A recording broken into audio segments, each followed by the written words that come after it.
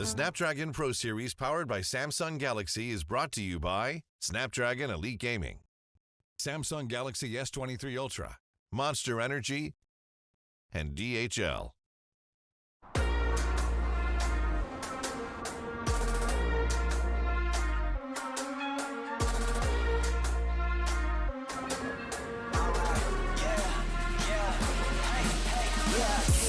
Won't stop going till a player on top know it. Rooftop, penthouse, sweet. If you really want it, gotta own it. Fight through it, we was at the lowest. Blood, sweat, tears, the components. Riding all year, now's the moment. We are not friends, we are opponents. Yeah, I'm coming for mine. Yeah, I'm making a play, the game on the line. Yeah, I've been on the grind. Yeah, I jump in the spot, I made it my time. Yeah, look in the sky. Yeah, the stars align, no shade to shine. Can't stop it already. Emotional work and devotion. We put in this time. Look,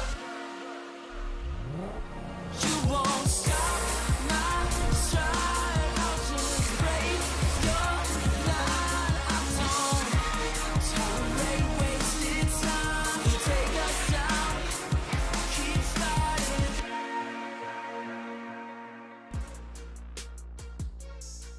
Welcome to the Snapdragon Pro Series powered by Samsung Galaxy. We're back once again. The same three of us as always with Stage 3 today. Stage 2 obviously being last week, but I am joined here today by Ark and Teddy. I'll start with you, Ark. How are you feeling today? Feeling great, honestly. What an exciting competition it's turned out to be. Last week I just had everything, didn't it? The underdogs really were thriving. This time round, though, it's going to be A&R Foot. Who is it going to be to get their all expenses paid trip to Japan? Yeah, and Teddy, with underdogs thriving, do you think they'll be able to pull through and take down our top dogs of Reply Totem and SK Gaming today? It's going to be a challenge, but so far, you know, if it's in line with what we've seen last week, I feel like they've got every chance to prove that to us, and I'm looking forward to seeing how that actually goes down. Yeah, definitely. So hoping to see a few upsets here and there. We'll take a quick look at what four teams we'll be seeing play today in our round robin, because it's an exciting competition. We'll be seeing the schedule just after this as well. A&R, Foot, Esports, Reply Totem, and SK Gaming will be joining us today. Ark, who do you think is coming in today as the favorite? Oh, I mean, you got to put it down to Reply Totem, in my opinion. Simply looking at the fact that, you know, they made the grand final last month in the BSC of the monthly finals. You know, Foot, though, had an immensely strong lower bracket round. A&R last week had a very strong upper bracket round. But SK Gaming, I've got to talk about the elephant in the room, because they haven't qualified for a second month now in the BSC. We haven't seen realistically much from them this year at all. And I'm kind of wondering how they're going to fare today, actually. It is a little bit scary. I'm sure you're going to say something very similar, Teddy, but I'll ask you anyway. Who do you think's the favorite coming into today? Well, I feel like Reply Totem, as Ark said, is kind of the easy answer, and I want to double down on that SK Gaming take, to be honest, because to me, if you asked me 2 months ago, they would be, you know, top 2 was Reply Totem. Right now, they might be the least favorite one to take it all today, and that is quite a scary thought when you think about it. It really is. SK Gaming, they've been pretty much not in any major competitions this year. They've been playing qualifiers, and obviously they qualified to this through their performances last year. With this brand new roster that we've seen, we haven't seen enough from them to be able to warrant this massive expectation that we had in the previous year of 2022, because in 2023, we haven't really seen a lot. We'll throw it to the schedule right now and see what teams are going to be playing against each other first, because honestly, it's going to be an absolutely incredible day no matter what. Reply Totem and Foot going to start things off, and then Ark, walk us through what's next. Well, SK Gaming versus A&R, which I think would be quite an interesting one, because considering that A&R were that victor team in the upper bracket last week, followed then by Reply Totem versus A&R as well. So back-to-back A&R there. SK Gaming versus Foot, of course, is match number 4. Very excited for that one in particular. Be very keen to see how both of those sides do fare. A&R versus Foot following that. And then to finalize the day, Reply Totem versus SK Gaming is match number 6. Yeah, it really is an exciting day that we have so far. And to be honest, you know, I thought coming into today, it was going to pretty much be between Foot and A&R. Whoever wins that match gets a better positioning. But as you say, SK Gaming have been looking a little bit sketchy. However, before we get into any of this, we do have a quick update on the roster mania with a quick update video for you guys. A foreign powerhouse enters the fray, old rivals join the same team, and rosters being changed left and right. A lot has happened during the last few months. Keep up as we go through this installment of Roster Mania.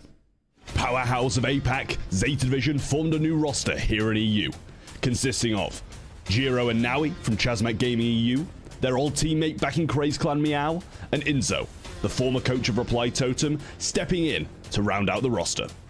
In his place, Roll takes up the role of new coach for Reply Totem, alongside Maru, Mori, and Joker. Rama and coach Philip47, former members of Chazmak Gaming EU, joined forces with former Navi player Alex and former FA Kazaki player Nob to form FA ANR. Amidst all this craziness, the new Craze clan picks up the roster of FA Siege, consisting of Arturo, Kevin, Evan, and Gugu. However, Gugu departed the team shortly after. On top of that, Dogs to Lobster, with the addition of Lukey, has rebranded into Now or Never Esports. As you may know, Tribe Gaming EU released the roster at the end of 2022. Tom has announced his retirement from competitive Brawl Stars, Lenane is up for grabs in the pool of free agents, Drage joins Foot Esports, and Yoshi joins SK Gaming. Wait a minute, SK Gaming with 4 players? Sadly no. In a bittersweet tweet, SK Gaming announced the departure of Semantic from their roster. Semantic then went on to join Foot Esports, alongside OPE and yes, Drage. It has been a whirlwind of an off-season with all these changes.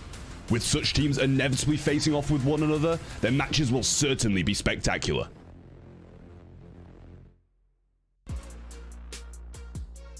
I mean, to be honest, I've kind of got to thank myself. I'd usually be thanking someone else for that incredible breakdown, but a massive thank you to the guys behind ESL as well for making that looking as beautiful as it did. Now we've got that out of the way, you're up to date with all the rosters, what's been going on in EU. We've got a few shout outs to give out before we get into the games. First of all, make sure to join the Discord, because that's where you're going to be able to find out what's going on in future seasons, and make sure to sign up as well, because we have some exciting things. Maybe you'll be able to fly out to the next Masters, get in a competition like this, or even qualify and play for yourself, so be sure to go and join the Discord to start with. After that as well, a massive thank you to our partners in Snapdragon Elite Gaming. As you can tell by the name of this competition, they're a pretty big help, Ark. Absolutely so. Would not be here without them for sure. So much support being provided to us, and not just in Brawl either, but to a multitude of titles across a multitude of regions. It really is making for such an enjoyable experience for us, certainly on the casting desk, as I'm sure it is as well, translating to the viewers at home. Yeah, definitely so. On top of that as well, we do have to give a massive thank you to Samsung Galaxy. I'm going to throw this one down to Teddy because I know how much he likes to hype up them, and they've obviously done a massive help in getting these competitions up and running.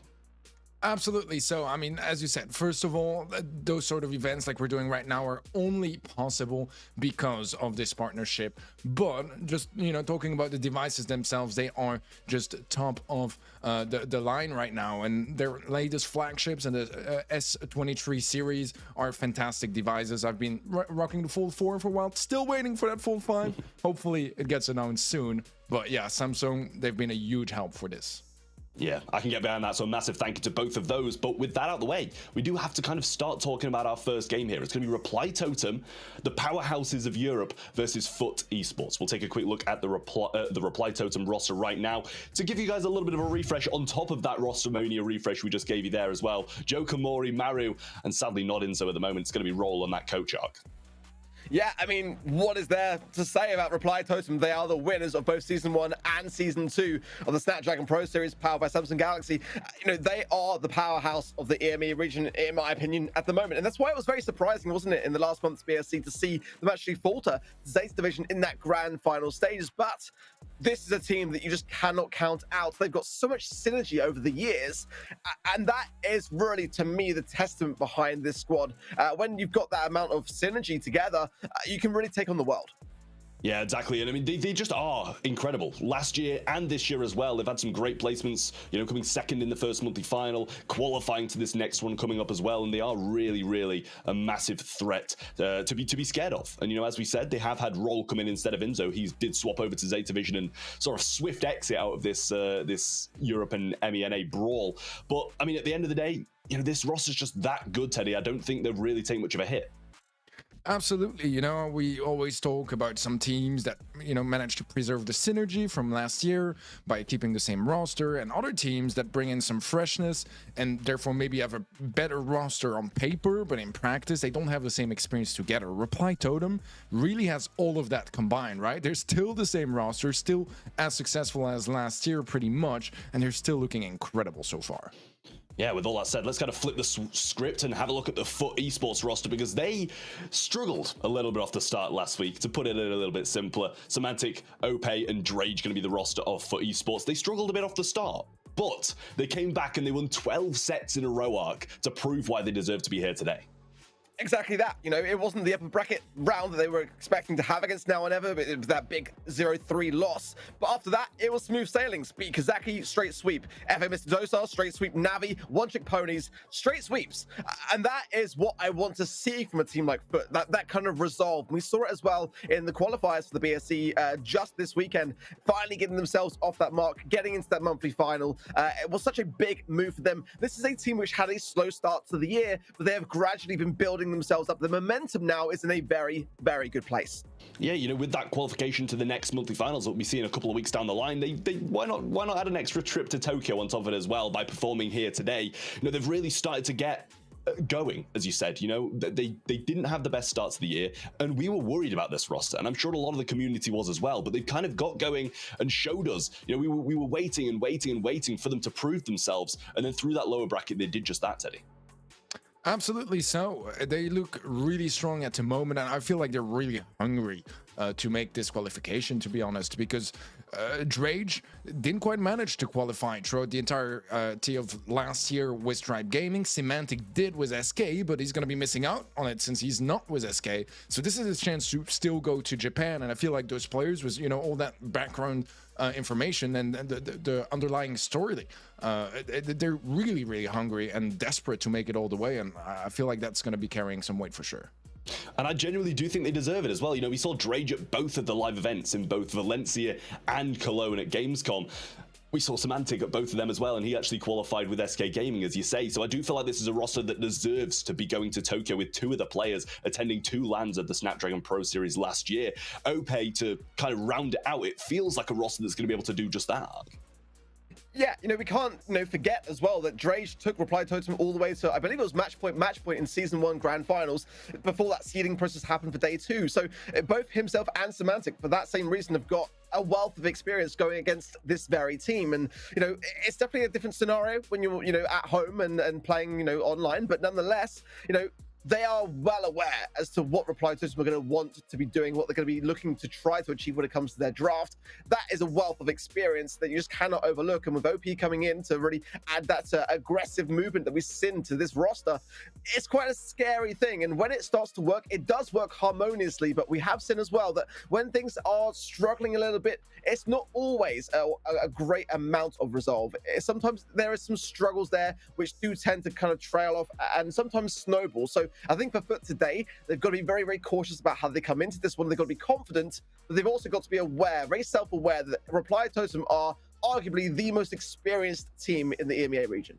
Yeah, and you know, I kind of want to just touch on something Teddy said a little bit earlier, and we've touched on it previous weeks as well, with this kind of Reply Totem roster sticking together into this new year and succeeding off the back of it. Whether or not that's going to, you know, kind of harm or kind of bring FUT up a bit. As you said, they might be able to know these tactics, know how to take Reply Totem to the late game, but there weren't really that many times where we saw Tribe and SK Gaming defeating Reply Totem. They'd been walking over them anyway and keeping this roster, keeping this synergy.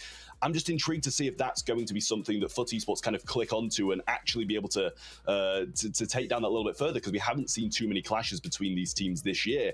I'm intrigued to see if FUT Esports have kind of got what it takes to be able to bring down Reply Totem off the back of their lack of synergy in comparison, Teddy.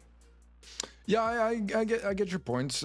To be fair, right now, I feel like with the last year of Reply Totem, ever since they made that top 3 placement at the World Finals in 2021, to be honest, they have been one of the teams that's been on the spotlight. And especially in the last year of the BSC, they're the team that every team studies.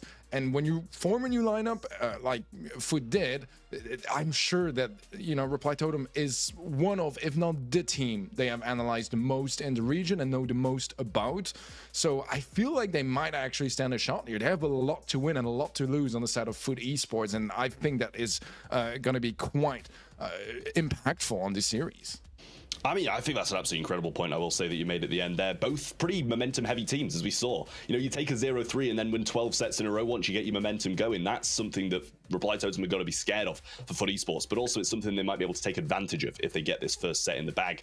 First set, obviously, going to be double swoosh. After that, shooting star, dueling beetles. And if we go the long haul, pinhole punt and safe zone to finish things off. And honestly, I think starting on double swoosh, it might not be the best of things for FUT Esports. We've seen them play it here before in that previous week, and I believe they did actually win this map, but it wasn't the most convincing thing in the world, Ark.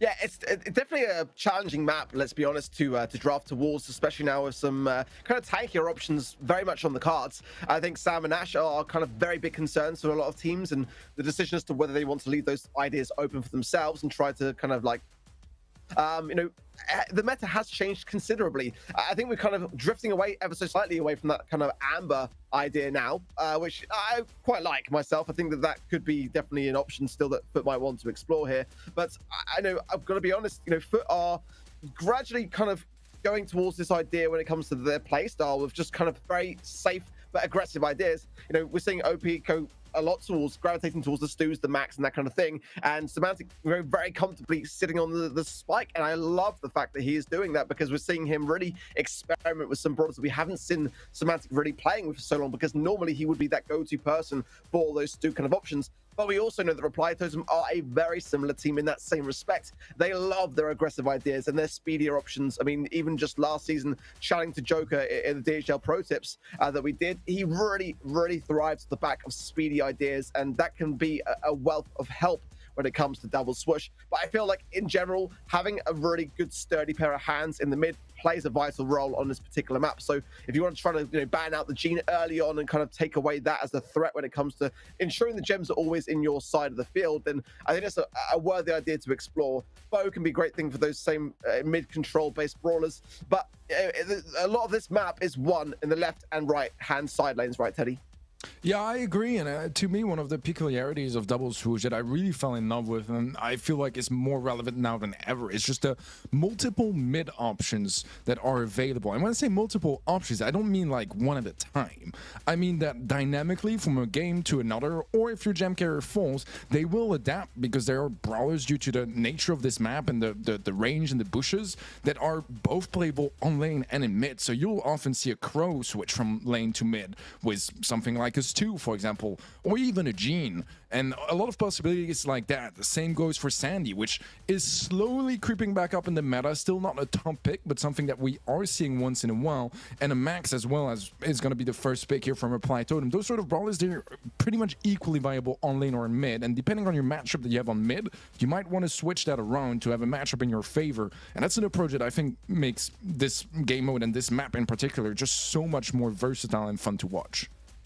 Yeah, I agree. That max pick, it's very versatile early on, and as you say, it can rotate, it can move about. They're going to take the Sandy. It's been kind of creeping back into the meta slowly but surely recently, and it pairs quite well with the Max, so why not take it off the table? Pair that with a Pam as well, going to have quite a lot of HP, and if they can establish this turret, it's going to be quite hard, even with a max speed, as long as she's got a bit of assistance to be able to kind of have this be broken down. And the Sandstorm's definitely going to be something that's quite dangerous, with that damage that comes along with it. Small as it is, it scouts out the bushes, it resets healing, and it's definitely something that they can use to their advantage. We're kind of throwing it back to Reply Totem now, and with this Sandy out the way, they've got to pair something that's going to synergize well with Max, and I think Ems does that pretty well, Ark.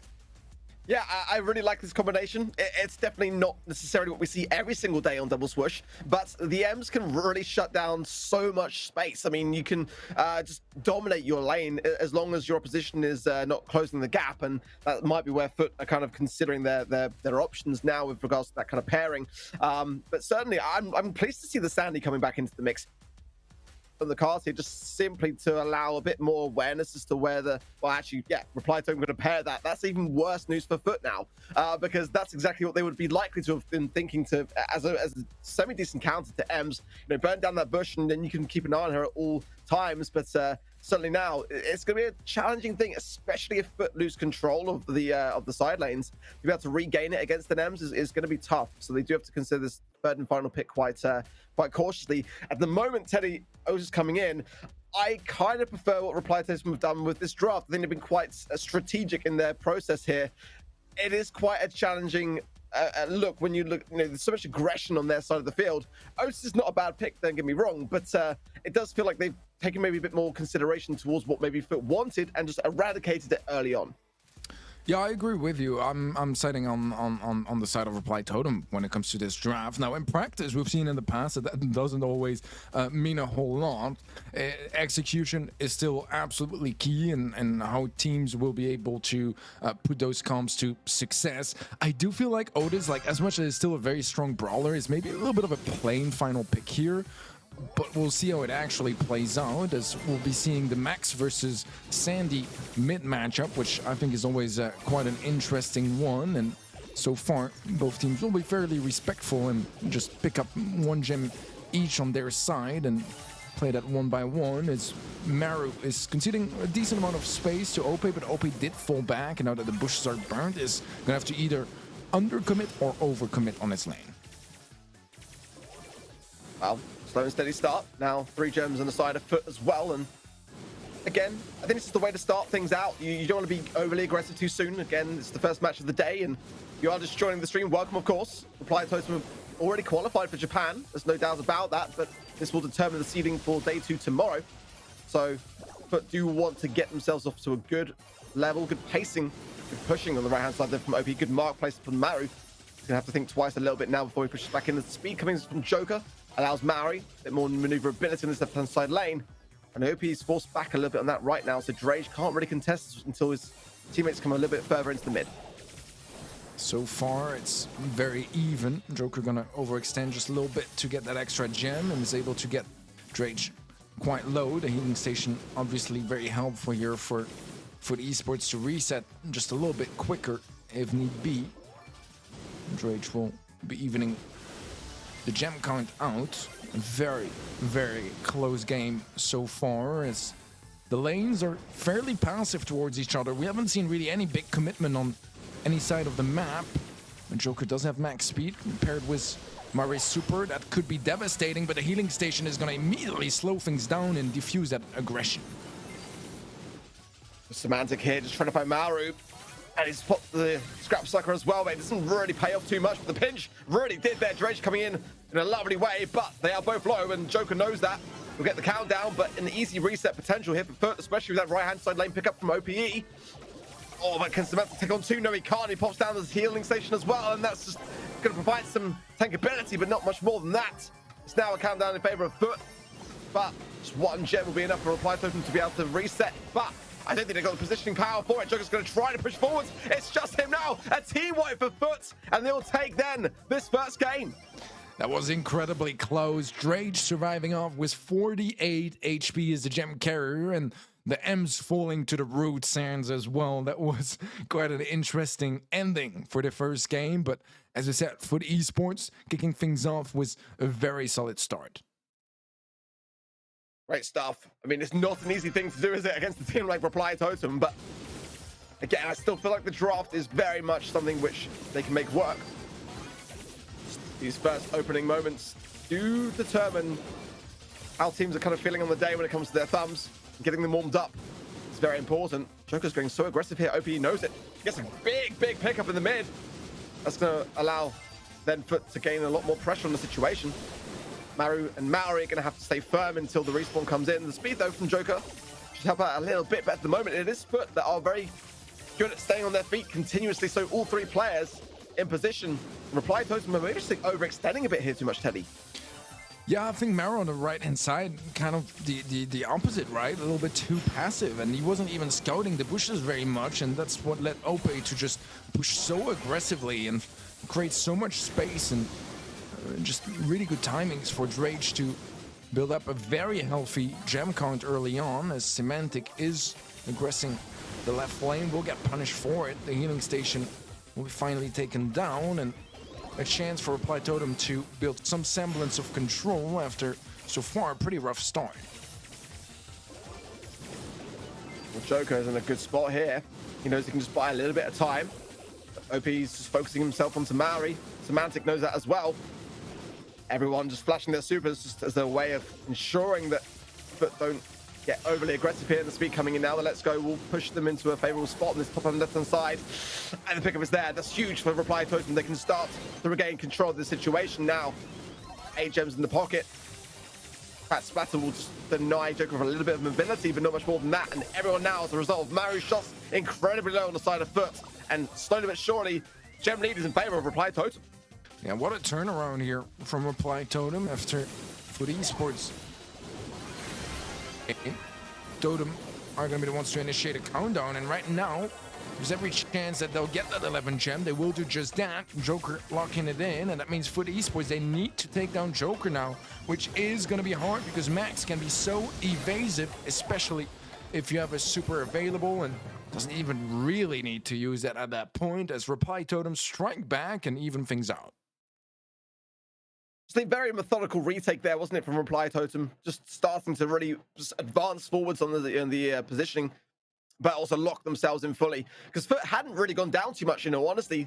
They were being pretty consistent in that respect for a long time throughout the game. But this is what we kind of expect from Reply Totem again. The champions of both Season 1 and 2, and really putting Foot to the test early on. That all-important seed going into tomorrow's bracket. Foot would love to be in that upper bracket. There's a huge opportunity for them, especially with how well they've been playing so far. To put them to the test today against Reply Totem really is the best way to start. Speed comes in, forcing Drake and Semantic a little bit further to the right. OP is going to be struggling a little bit here, land these shots, but Mari now sort of considers the fat spreader comes in. Yeah, very, very low there. That will allow a bit of breathing room on the left-hand side. But so far, it's 4 gems in the pocket of Reply Totem, now 5 to the 2 of Foot.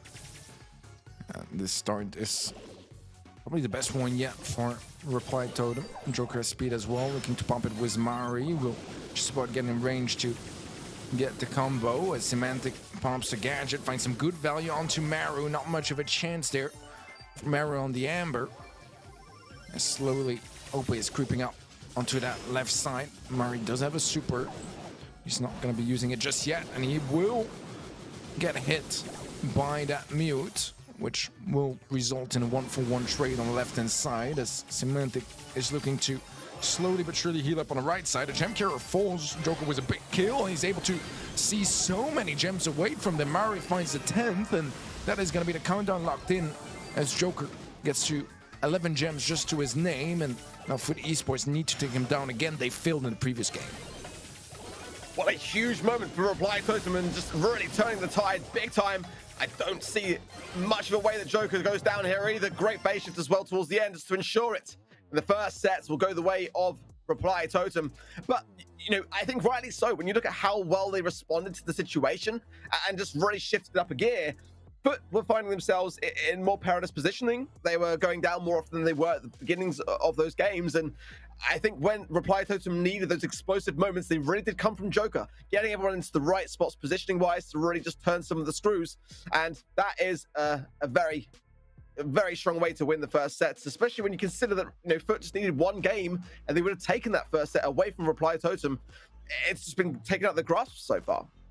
Very interesting stats all around. I mean, Foot Esports was double the damage, and yet Reply Totem has double the healing, considering the only healer here was the Pam that was on the side of Foot. So I don't really know how to read into those stats, but they're definitely interesting enough to point out. But as you said, I mean, Foot, they started off really well, and I was kind of worried because I did prefer Reply Totem's draft, and I felt like it was, you know, sizable enough that it should give them a pretty decent advantage. Although, as you did mention earlier, Foot Esports stood every chance with their own draft, and they proved that in Game 1 as well. But they couldn't quite hold it together all the way until the end, and Reply Totem, yeah, Joker just playing a phenomenal max all around, and slowly when they ironed out some of the mistakes, I think the biggest problem on the side of Reply Totem was the Amber on the side, just kind of giving away too much space at times and enabling and allowing Foot to just creep up and get so much value from the flank. And slowly they did manage to iron that out and make sure that that would be prevented from happening again. And as soon as that started really happening, and the Ems was quite dominant against the Pam on her lane as well, Max was kind of just, you know, running around mid, getting gem after gem. Suddenly all the problems seemed pretty much fixed for Reply Totem. But I really enjoyed the Amber pick. You know, we've seen it kind of just sliding off a little bit in terms of picks and win rates recently. Meta-wise, things have been shifting around, but, you know, Reply Totem there just really demonstrating that it's still really, really viable as an option, and just being able to eradicate a lot of that unknown territory. It can go such a long way. Max in the mid, especially, you know, draft-wise, I think Reply Totem gave themselves the best possible chances of being in a position to turn this sort of game around. For Foot, definitely an eye-opener to start things off today, because that first game looked very comfortable for them. I actually expected them to take the set just based upon how things looked to be going, but it got to a point where Reply Totem had enough and really started to maybe communicate a little bit better. There was definite signs of just their way of positioning themselves around the map. It became a lot more consistent and staying on their feet. I think that's something which is quite unsung when it comes to gem grab, is that just being in positioning as a 3 is far more in your advantage than being a 2 versus 3. Being on your feet is not necessarily the game mode that springs specifically to mind when it comes to that idea, but it does allow everyone to be able to do their jobs to their best possible availability. I think a lot of the Ems lane on the left-hand side for me was won really successfully so as well, and that speed allows the Ems to get into the positions that she needs to really cause a stir. Yeah, I love how you mentioned the positioning here as well, because I feel like the first game was so unlike Reply Totem, even the first half of the second game, where they were playing like just very passive and giving away so much space, which is not really the sort of strategies you usually see them employ. They are not really the pull and bait sort of a team like you'd see SK Gaming, for example, do quite often. Usually Reply Totem, they like to get those advanced positions that give them an advantage and just hold on to them and bully their opponents from those key strategic areas of the map. Looking at the stats when it comes to gems, well, I mean, it makes sense, right? A lot of gems did end up getting dropped, but Reply Totem, they were just more consistent at picking them back up and making sure they would lock in those countdown anyways. As for Esports, I feel like they made a couple less mistakes, but they were bigger mistakes, bigger blunders, which ultimately did end up costing them the set. Well, going into Shooting Star, and the bans are already in. Tick, Grom, and Sprout being banned by Reply Totem. Bonnie, Fang, and Max being banned by Foot. An early draft there of the Gene. But again, I think going back to that first set, we did kind of noticeably see just how well Reply Totem will fare as a unit that have been together for a very long time under pressure. They're still learning where they kind of fit amongst each other. Drafting in now on the side of Reply Totem, the Nanny and the Bell. Pretty kind of textbook ideas so far, but I think the Max ban was quite crucial there from Foot, and the Fang. Two very aggressive ideas are going to make this a bit more of a longer range affair so far. I would love to see Foot be disrespectful enough to go for Barley or Dynamite, considering Reply Totem just seemed to really have something against throwers in this particular draft. I don't. We'll see it happening. Although Dynamite, we've seen a couple times here, especially in the monthly qualifier, but they're going to go Byron. And I love the idea, because Byron, I think, has been quite underutilized. He got nerfed and pretty much taken out of competitive because of those nerfs, but he got pretty much buffed to his original state, if I remember correctly, and we haven't really seen him appear quite as much as I would have liked to see him, because he used to be just such a dominant force. The versatility of being a sharpshooter that can also heal your teammates, something that can be really valuable if utilized correctly. And if you mix that up with already a gene that offers some healing with the magic puffs, that seems like a comp that can have a whole lot of sustain. I just don't know whether I prefer it over a Piper or a Brock. I'm kind of surprised as well with the Leon following things up. I mean, that's something which the lollipop drop can be taken out quite quickly with the rocket fuel if they do go with the Brock idea for Reply Totem. I don't mind Byron. I think it can apply a lot of pressure, especially if you're ticking down and just finding yourself continuously getting pushed back into spawn. Then Leon can have those great assassination moments. Eve going to come in for Reply Totem now as well to finalize the comp. And I'm just kind of surprised. I mean, obviously Eve is one of those brawlers which would give Piper a very tough time, and that is therefore a consideration. But just some big ideas that I'm surprised that both teams didn't gravitate towards just a little bit. Leon is going to struggle for sure against this comp. I mean, it is greatly outranged in that respect. But if they're able to gain super off the back of things and gradually push their way forwards with the help of the magic puffs from the side of Gene, then it can work. I'm not saying it can't. It's just definitely much more challenging. And I just kind of feel like maybe Foot have given themselves a tougher time here when it comes to this draft.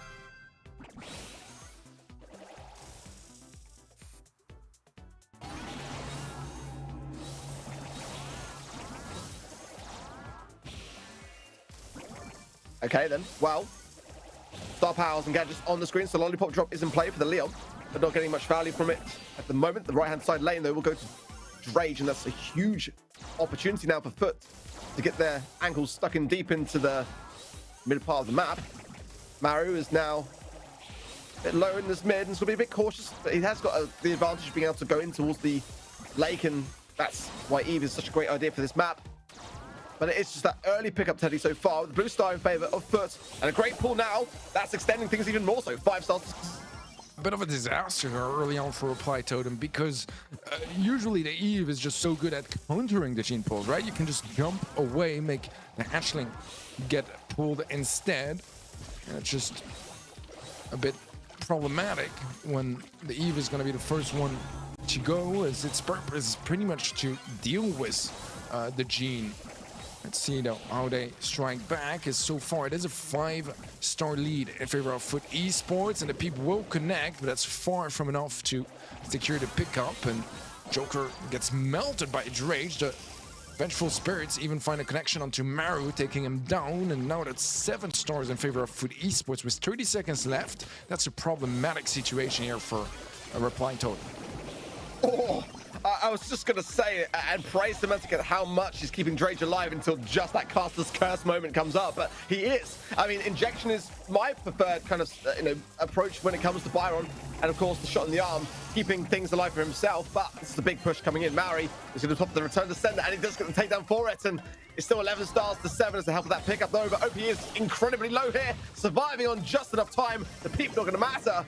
And Foot will take another game in this second set. They are behind still in sets, but that is a good way to turn things around. They looked much more comfortable, but my concern is still there. When it comes to how Reply Totem respond, they do respond aggressively when they are behind. And will this second set be the same as the first in that respect? Will they start to turn this around, or will Foot just start to even things out? Well, in the previous set, it was Foot that opened up the scoreboard, and at the end of the day, it was Reply Totem that took the set. So Foot better be careful and not get overconfident, as Joker will be able to pressure Drage into conceding that blue star. And a nice pickup from Murray that follows up as well. The peep also coming in play. Can't quite create enough space for Joker to find any connection, so peep will, even though it finds a connection, not quite result in a kill. Joker low, Semantic has got super as well, which is definitely a concern. But that return to sender is a big problem. Or just keeping himself alive there, as well as going over the hills to Drage. But that is a big team wipe. Mari, the last one standing for Reply Totem, but the stars are already handed over. Yeah, going down for Maru. Hatchling soon to come in, and that will be a chance for Reply Totem to try to push back with some force here. Another one for good measure from Maru. But we'll go back a little bit here and lose positioning power. In the meanwhile, Drage will get the pick up on Joker. The heals still coming in from Semantic, keeping everyone on their feet. This comp is actually working, Teddy. Yeah, it's doing quite phenomenally so far, as OP will be popping invis, and we will get caught by the trap. However, he's still able to find a kill to Joker, just enough range there to still deal a lot of damage with his spray. And the 7-star lead for Foot Esports is starting to look very rough for Reply Totem. They don't have a lot of time to work with, and they have so much catching up to do. Ready to do at this point. Semantic, though, will go for the Thorn. He will get it as well. I was expecting a gadget pop, but I wasn't sure that there was any left on the side of Reply Totem. But either way, this is a commanding lead. Peep going to come out, try to focus himself onto Drage. He'll stay alive, though. OP will fall, and this could be a pivotal moment here. Somehow defense is there, and it will be Foot that take a set just about, Teddy.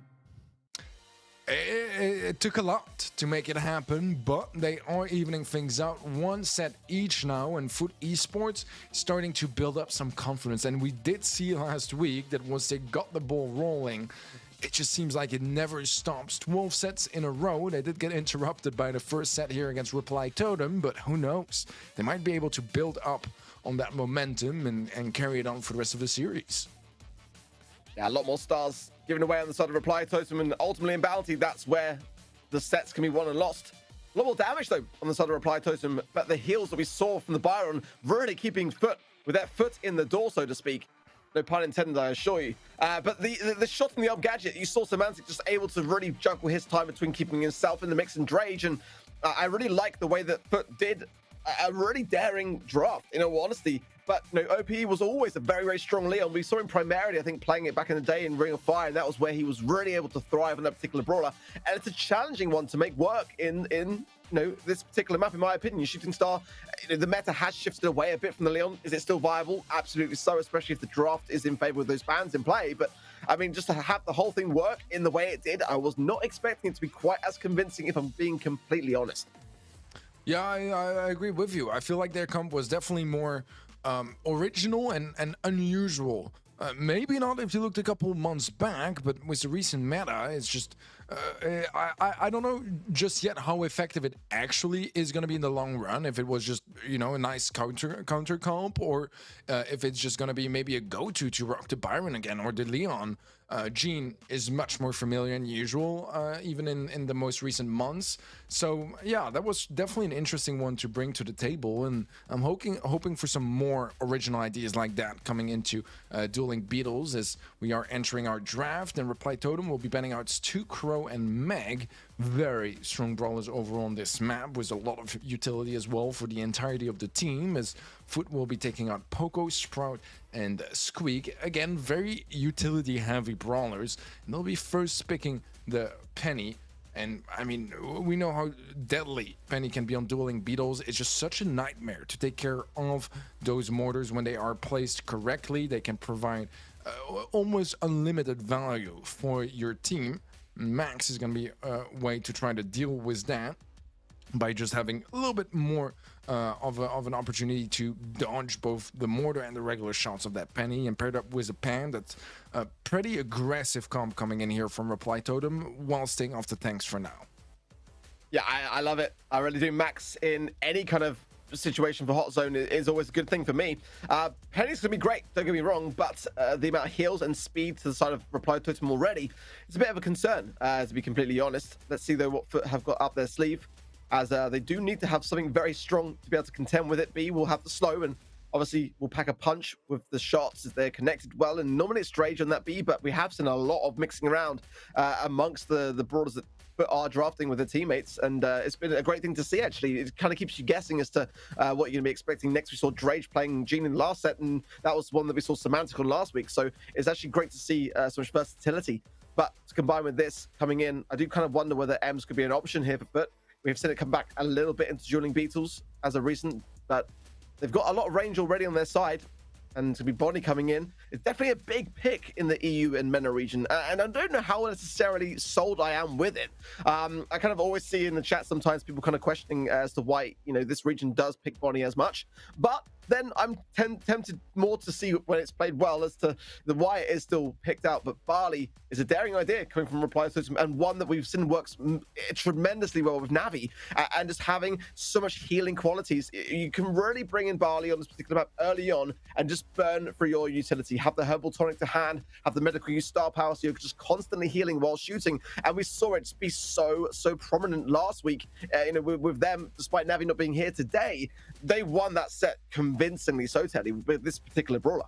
Yeah, that was one of my favorite moments from the last week, to be honest, with Navi rocking that Barley, not behind walls, just straight open in the mid with the herbal tonics, and still managing to dominate enough, burn through every single gadget until they locked in the mid and were able to play around the aggressive walls, right? The ones that are on the side of your position, the indestructible ones especially. So that is kind of what they're looking to replicate here, as Maro is going to be down in the mid, will take a lot of damage, but ultimately it's still going to be going the way of Reply Totem in that initial interaction. Until now, it's a 2-on-2, and Drage connects every single shot to find that pickup. Slow onto Mari as well. It's going to be free supercharge for Ope. Doesn't quite get all the way, but they still find a lot of value there on the side of Foot, enough to turn things around percentage-wise just a little bit and make things much more competitive. Now the turret will start to lock on to the healing station, and that will help out just a little bit. Now though, Mari trying to push his way forwards a bit on the left-hand side, but is forced back down to 156 HP. Joker will get the pickup, but it's ultimately a 2 versus 2 here. The jumping from OP is so strong, leaving Semantic, the last man standing in the mid, with another turret to hand, whilst this one starts to get itself stuck in as well. And so far, so good for Foot. Great to see Rattled Hive coming back in as well for Drage, who might choose to pop another one in the second here and keep the pressure on. The slow would go well with it. It synchronizes really quite well here, but Mario is struggling, and time is not on the side here of Reply Totem at all. Yeah, this is looking phenomenal so far for Foot Esports as Joker gets a nice pickup, but Semantic will do short work to trade him out. And even though the mortar has been taken out, Semantic will just place another one a little bit more centered this time around. Super from Maru to try to counter that will be just about enough to take it out as Joker hits a couple extra shots onto it. And Reply Totem are closing the gap just a little bit, a 1-for-1 trade, but Joker in an awkward position, getting tagged heavily as well. Non-required phase shifter, but better safe than sorry as speed is going to be popped, not on his teammates, however. Reply Totem are in the zone. They will lose Maru, and that might just be the opening Foot need to close this one out. It's great stuff. It really is. I am so incredibly impressed with how Foot are playing this at the moment, because for the majority of the times that they've won the set, I felt like Reply Totem had the stronger draft. And this exact same thing happened last week, didn't it? With Navi, I think it was. Every single draft that they had that I wasn't a fan of, they won with. And when they actually had a draft that I liked, they were not as quite fortunate enough to do so. But it's working, you know. OPE is jumping into the perfect times to make Bonnie viable. I mean, it is that perfect brawler to have to really ensure the takedowns, and survivability is such a key component to this particular game mode. It really is, and they're shutting the ideas down. The Penny's working out tremendously well to be able to get a lot of the splash against the healing station and Reply Totem in the process, but this is the first time that we've seen a start as early as this in favor of Reply Totem. Now they can start to burn through that utility and keep everyone at play. OP comes in with a takedown and actually does make it a 2 versus 2. Foot trying to contest that mid again, but every time Drage peaks or Semantic, it's a challenge for them to connect any shots. And even if they do connect 1 or 2, they always get tagged up a little bit by the sprays from Joker and Maru that keep them on their toes and keep them low HP. Reply Totem was just an incredibly dominant way of striking back in game 2 of Hot Zone, as they are near enough from taking this set, and there might be a bit of a turnaround here as we do end up on a 2-on-1. Drake with some good jukes, and yeah, he will stay up as well as Maru just can't find the connections just yet. Foot Esports at last with some mid control, but they just have absolutely no room for mistakes at this point, because 77% already locked in for Reply Totem means that one team wipe and it's GG's. This is a really tough spot now for Foot.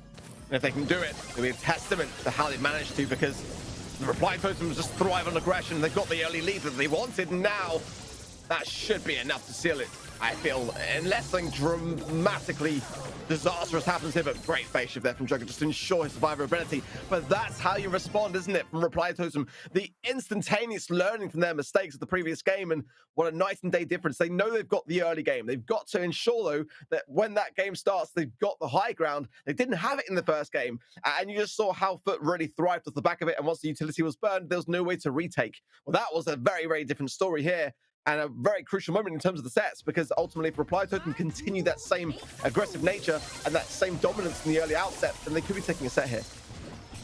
Yeah, what a turnaround here as both teams are looking to lock down a second set and are a game away from doing so. Joker was an early kill onto Drage, a follow-up onto Ope. Not the most brilliant start here from Foot Esports, as Semantic does find some really good connections. That's going to be feeding into that first mortar, and Joker is low, dashes straight into the chart shot from Drage, and at last Foot Esports take back control and prevent that horrible start they had in game 2.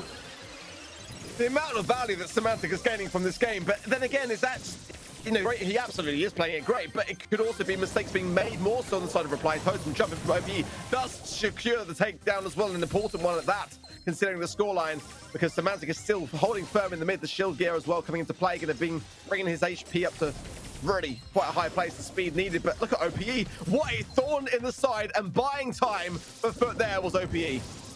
Yeah, kind of playing along the rules of the max speed, but without a max was this one. Beautiful jukes all around and wiggling incredibly smoothly across the map, and particularly into the enemy spawn, as right now Foot still have a pretty decent lead, but nothing they can really sit back and stay comfortable with, because Reply Totem We've seen earlier they are capable of turning things around quite quickly. A team wipe there for the Esports, however, is going to be proving the contrary, at least for now, as they are getting into that final quarter of percentages they need to cap in, and slowly but surely they seem to be taking this game away. I'm loving what this Bonnie pick was for. It's just to eradicate Maru, but now the retake is there. But it's going to be such a uphill struggle here for Reply Totem to be able to buy the time that they need. With only 6% needed, I mean, it's just like Bonnie jump away, isn't it, from the clutches of Foot, but they're going to try their best for it, and they're already at 75%. I mean, to see more here. Jumping from OP is good, but Maru stays alive, and is there enough there to be had? It's a 2 versus 1. I think actually Reply Totem might be doing the impossible here, Teddy. Wow, they are turning it around, but actually, that's the team wipe. And for the Esports, they'll take it anyways. What a ridiculous end to that set. How close was that? Unbelievable stuff, but the draft, it did make sense. What Foot are doing today is actually very, very clever.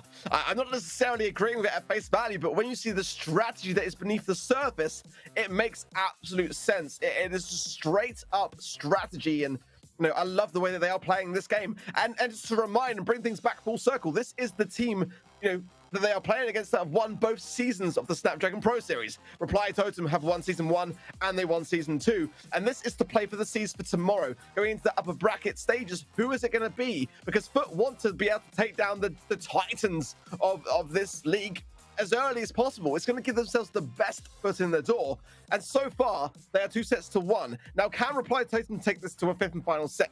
Absolutely. And can they go on to win this series? Yeah, of course they can. If any team can, it is them. But this is, at the moment, looking to me very, very favorably in favor of Foot. And it's very, very smart drafts. Yeah, and if you look realistically, Foot are going to be competing mostly against ANR, right? They are the ones actually playing for that all-expenses paid trip to Japan for Snapdragon Masters. But, you know, if they are able to win against Reply Totem, that could kind of give them quite the sizable advantage when it comes down to the bracket they'll be in for tomorrow, because this is a match that ANR are going to be, you know, fairly likely to lose. And I don't want to say that both teams almost assume they would lose this one, because we know in Brawl Stars any team can beat any team, but I feel like, you know, you have to kind of make your mind that it could just happen that you lose to Reply Totem, and the chances are both teams do. If they could actually close this one out, that would give them quite a sizable advantage, and ANR better be really prepared for the rest of the day. And the scary thing is, I don't think Reply Totem are playing this badly. I don't think that at all. I think they're playing great. I just feel like at the moment, Foot have just a little bit of an advantage in the draft. And you know, to my eye, they don't look like they're necessarily better at first glance. But then you actually see like the implementation of what they're doing and trying to achieve. And it does make a lot of sense. But this is still a team that, in my opinion, can falter and can fall. And Brawl Ball up next as a game mode, it is definitely a game mode where that can turn very, very quickly. You know, we could be seeing this go to a 5th and final set very, very, very swiftly if Reply Totem do pick up their pace here. They're going to be banning out the Bonnie, the B, as well as the Crow and the Poco, and the B ban as well on the side of Foot, as well as the M's and the Surge, and the Max going on the side this time of Foot, which I do like, but the Stu is still going to provide some speed on the side of Reply Totem. Yeah, I like the explosive nature already from both combos, whether it's going to be the max speed or a Stu dash in. A lot of potential to just quickly turn around the pacing and try to shift the momentum to your advantage. And Sandy is going to be the follow-up pick for the side of Reply Totem. And it's an interesting one here. It used to be a bit of a staple of Brawl Ball, right? Because you could just go for your shot, put your opponents to sleep, and the ball just slips through straight into the net and gives you those almost free goals, as we would used to also see with a brawler like Shelly, for example. You know, if you super into the goal after you go for your shot with the ball. So it's definitely an interesting way to go here. We've seen it happen a little bit more often again, as Sandy did get buffed, and Unbreakable Walls by nature will be buffing Sandy, but it is dangerous when you're facing tankier IDs, especially like Ash, that both have the range and the damage, and now have the spike on their side as well to just remove that counter. I love this from Foot. I mean, what's scarier than a Max and an Ash? Well, adding a spike to have that in your comp as opposed to on the other side of the field is very scary stuff. And Reply Totem now, we're going to have to greatly consider what they're going to be doing against this Ashe. I mean, Lou wouldn't be a bad shout as a counter against it, but they might want to go with the Sam and just try to take that lane onto its side. And I worry a bit here for Reply Totem or Primo. Yeah, I mean, sure, not my necessary go-to, but it can absolutely work. They needed something like that. But I feel like Foot here have got an absolute banger of a draft. And sure, Primo can be that turnaround key component. You know, the more you shoot it, the more you're feeding it super, and then, you know, you're able to get the moment, the breakthrough that you need to score. And it can be quite difficult to take down, but we saw Semantic playing Spike previously. I'm not sure who it is going to be today. I'm assuming OPE on the Max, probably Drage on the Ashe, but it could be maybe Semantic as well. Either way, when Semantic was playing that Spike, he played it absolutely phenomenally well last week. This is quite a close draft. I was not expecting the Primo to come in on the side of Maru. So let's see how they fare it. It is going to be Drake on the Ashe and Semantic with the Spike. So let's see how both sides approach this one. Well, it ends up in a one-on-one as it's only Semantic and Joker left alive. Joker kind of considering if there's a chance there to make a bit of a solo play, which is not quite going to happen as he does manage to find Semantic, and that means that the respawn cycling is going to be on the advantage of Reply Totem for now. But respawn comes through, and so all is good and well for Foot, at least for the time being. Mid concede a decent amount of mid control, and Cactus will be forced out by Semantic as Drage gets pushed by Maru. Maru gets in range, a beautiful super as well, destroys the robotic rats with it as well. Maru trying to go for the goal, but just not quite able to make that happen just yet. And Foot Esports, they're still alright, but so far the fights do seem to be leaning in favor of Reply Totem. Yeah, a little bit. And these that Primo pick was great to really shred through the rats. And now, great time there from Drage to be able to take on the 2 versus 1. He'll take down Maru as well for his trouble, allowing his teammates time to come back in. But OP as well on defense, phenomenal on the Max. And it is just allowing a bit more time to burn as Maru will pop the sweet dreams. But actually, Maru was already in the process of swinging punches, and it's just kind of eradicating the effectiveness of the gadget. How is he still alive? He gets the takedown in the process. I don't understand how that was even possible, but nonetheless, Reply Totem while making it work. Great super there from Semantic. Just going to keep Maru suppressed and Joker low. And it's the first time we've really seen Reply Totem on the ropes here. So let's see if they can get out of this spawn trap. Yeah, and with 45 seconds left, one push might be all it takes here for Foot to lock in that goal and then play defensively, as they have shown how strong their defense was in the first minute and a half of this game. Joker is low. Drake just can't quite find the range to lock in that kill. Let's see if they're able to just open things up a bit on the side of Foot. They have them trapped in a corner. Mary did respawn full HP, a jump out from the Primo, but not really one that results into anything here for Reply Totem besides creating a little bit of space. Mari is pushing up. Drage does go down. Mari is low. Sandstorm plays down, and as overtime kicks in, Reply Totem seem to just have a tiny little bit of an advantage when it comes down to positioning. I think to recover from that position was great work from Reply Totem. Honestly, that felt like a matter of time for me for Foot to be able to secure it. But now they're closing in. Big time speed coming in. OPE doing wondrous things on the left-hand side. The pass through is there, and surely it will be scored. Foot now moving on to match point, and what a way to do so. Fantastic stuff from Foot Esports, and I do want to commend as well, to be honest, how Reply Totem have been playing in this game as well, because they were quite dominant. They just weren't able to close out any goals, and I do feel like they had the most opportunities in that game. So if they're able to kind of keep it up like that and just cycle through the respawns a little bit better and find some slightly better timings, they might just be able to turn things around and bring us to a 5th set. Maru looking to go for a play there, nearly slots it in as well as he goes for a nice little cheeky gadget. Just not quite able to close it out again. Bull is gonna be a little bit all around as they're passing it between both teams, and Maru is too low HP to really continue fighting and forced to fall back and heal back up. Big jump in from Maru. Pass the point. Oh my goodness me! What beautiful, impeccable timing from Reply Totem. My word, what a photo finish goal. Triple stun. They're not done yet. They're on an absolute roll, Teddy. Wow, what a way to strike back there as Reply Totem. It seemed like they were starting to struggle a bit, and to be fair, they are still facing a match point. Even if they win this game, they'll still be facing a match point, but they might not even win this game. Oh, nice gadget pop, still not quite enough, as Rage gets the timing just about right with that shot, and with Esports even things up, now a goal away from taking down Reply Totem. What a game. What an absolute banger of a game, and a great way to counter the suplex there. Great takedown from OPE. But Mari there is trying to keep the whole thing alive, and he's doing so great work from him just to keep positioning power and just to have everyone on the side of foot just not able to push this one forwards. Robotic Rats coming out, and it will be a slow one to take care of for Joker.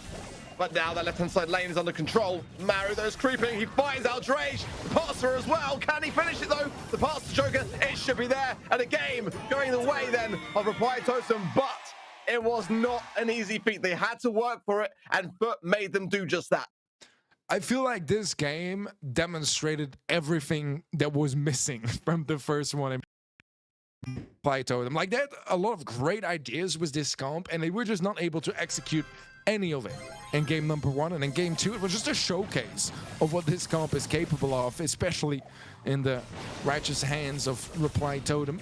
Let's see if they can replicate that success in game number 3. As so far, that's an explosive start if I've ever seen one, and Joker might not even be able to score this one in. It felt like a chance for Reply Totem to get a goal 20 seconds in, but they fumble it just a little bit, and Foot Esports are able to push them back and get the upper hand now when it comes to positioning. Great shutdown there from Semantic. Just buying time for his team. Joker pushes through, though, and Drage does get the pickup, but Tony just allowing then the heals to come in, but both sides just showing a caution this time round. We saw before how Joker just decided to play it safe and steady, but Maru is the problem in my opinion here. The more that they feed shots into him, the more aggressive he becomes. The speed zone allowing Joker to push forwards now as well. Mari, the ball, passing it back actually, and trying to juke things around. Oh my word, the Sweet Dreams as well. Keeps everything going though, somehow on the side of Foot, and I just don't know how they're hanging on. Ever so barely, Mark, ever so barely.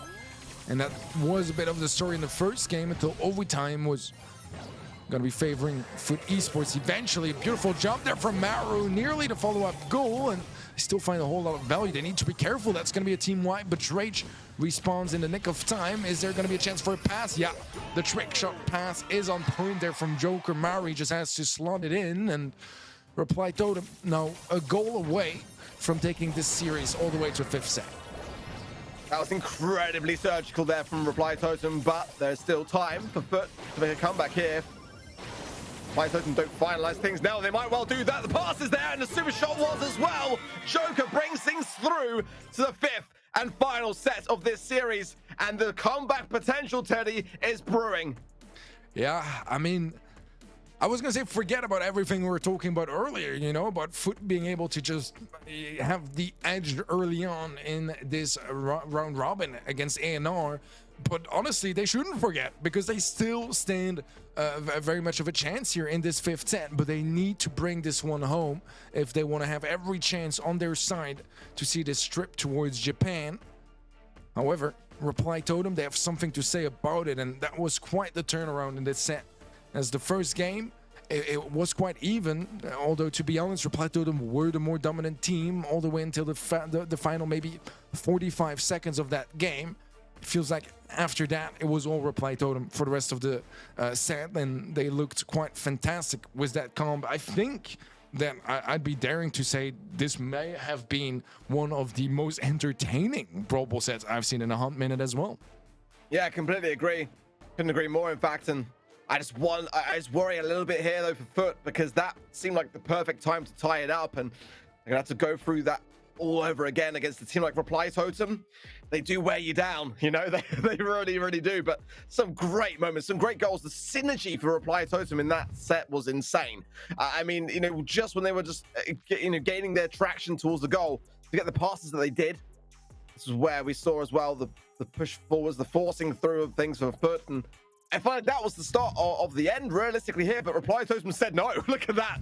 The timing, impeccably done. And, you know, despite trying to bring things back, and they did do it pretty well there. I mean, look at that. What an insane moment of synergy. And again, from the other side of the field from Reply Totem, just back and forth all the way through. So enjoyable to watch.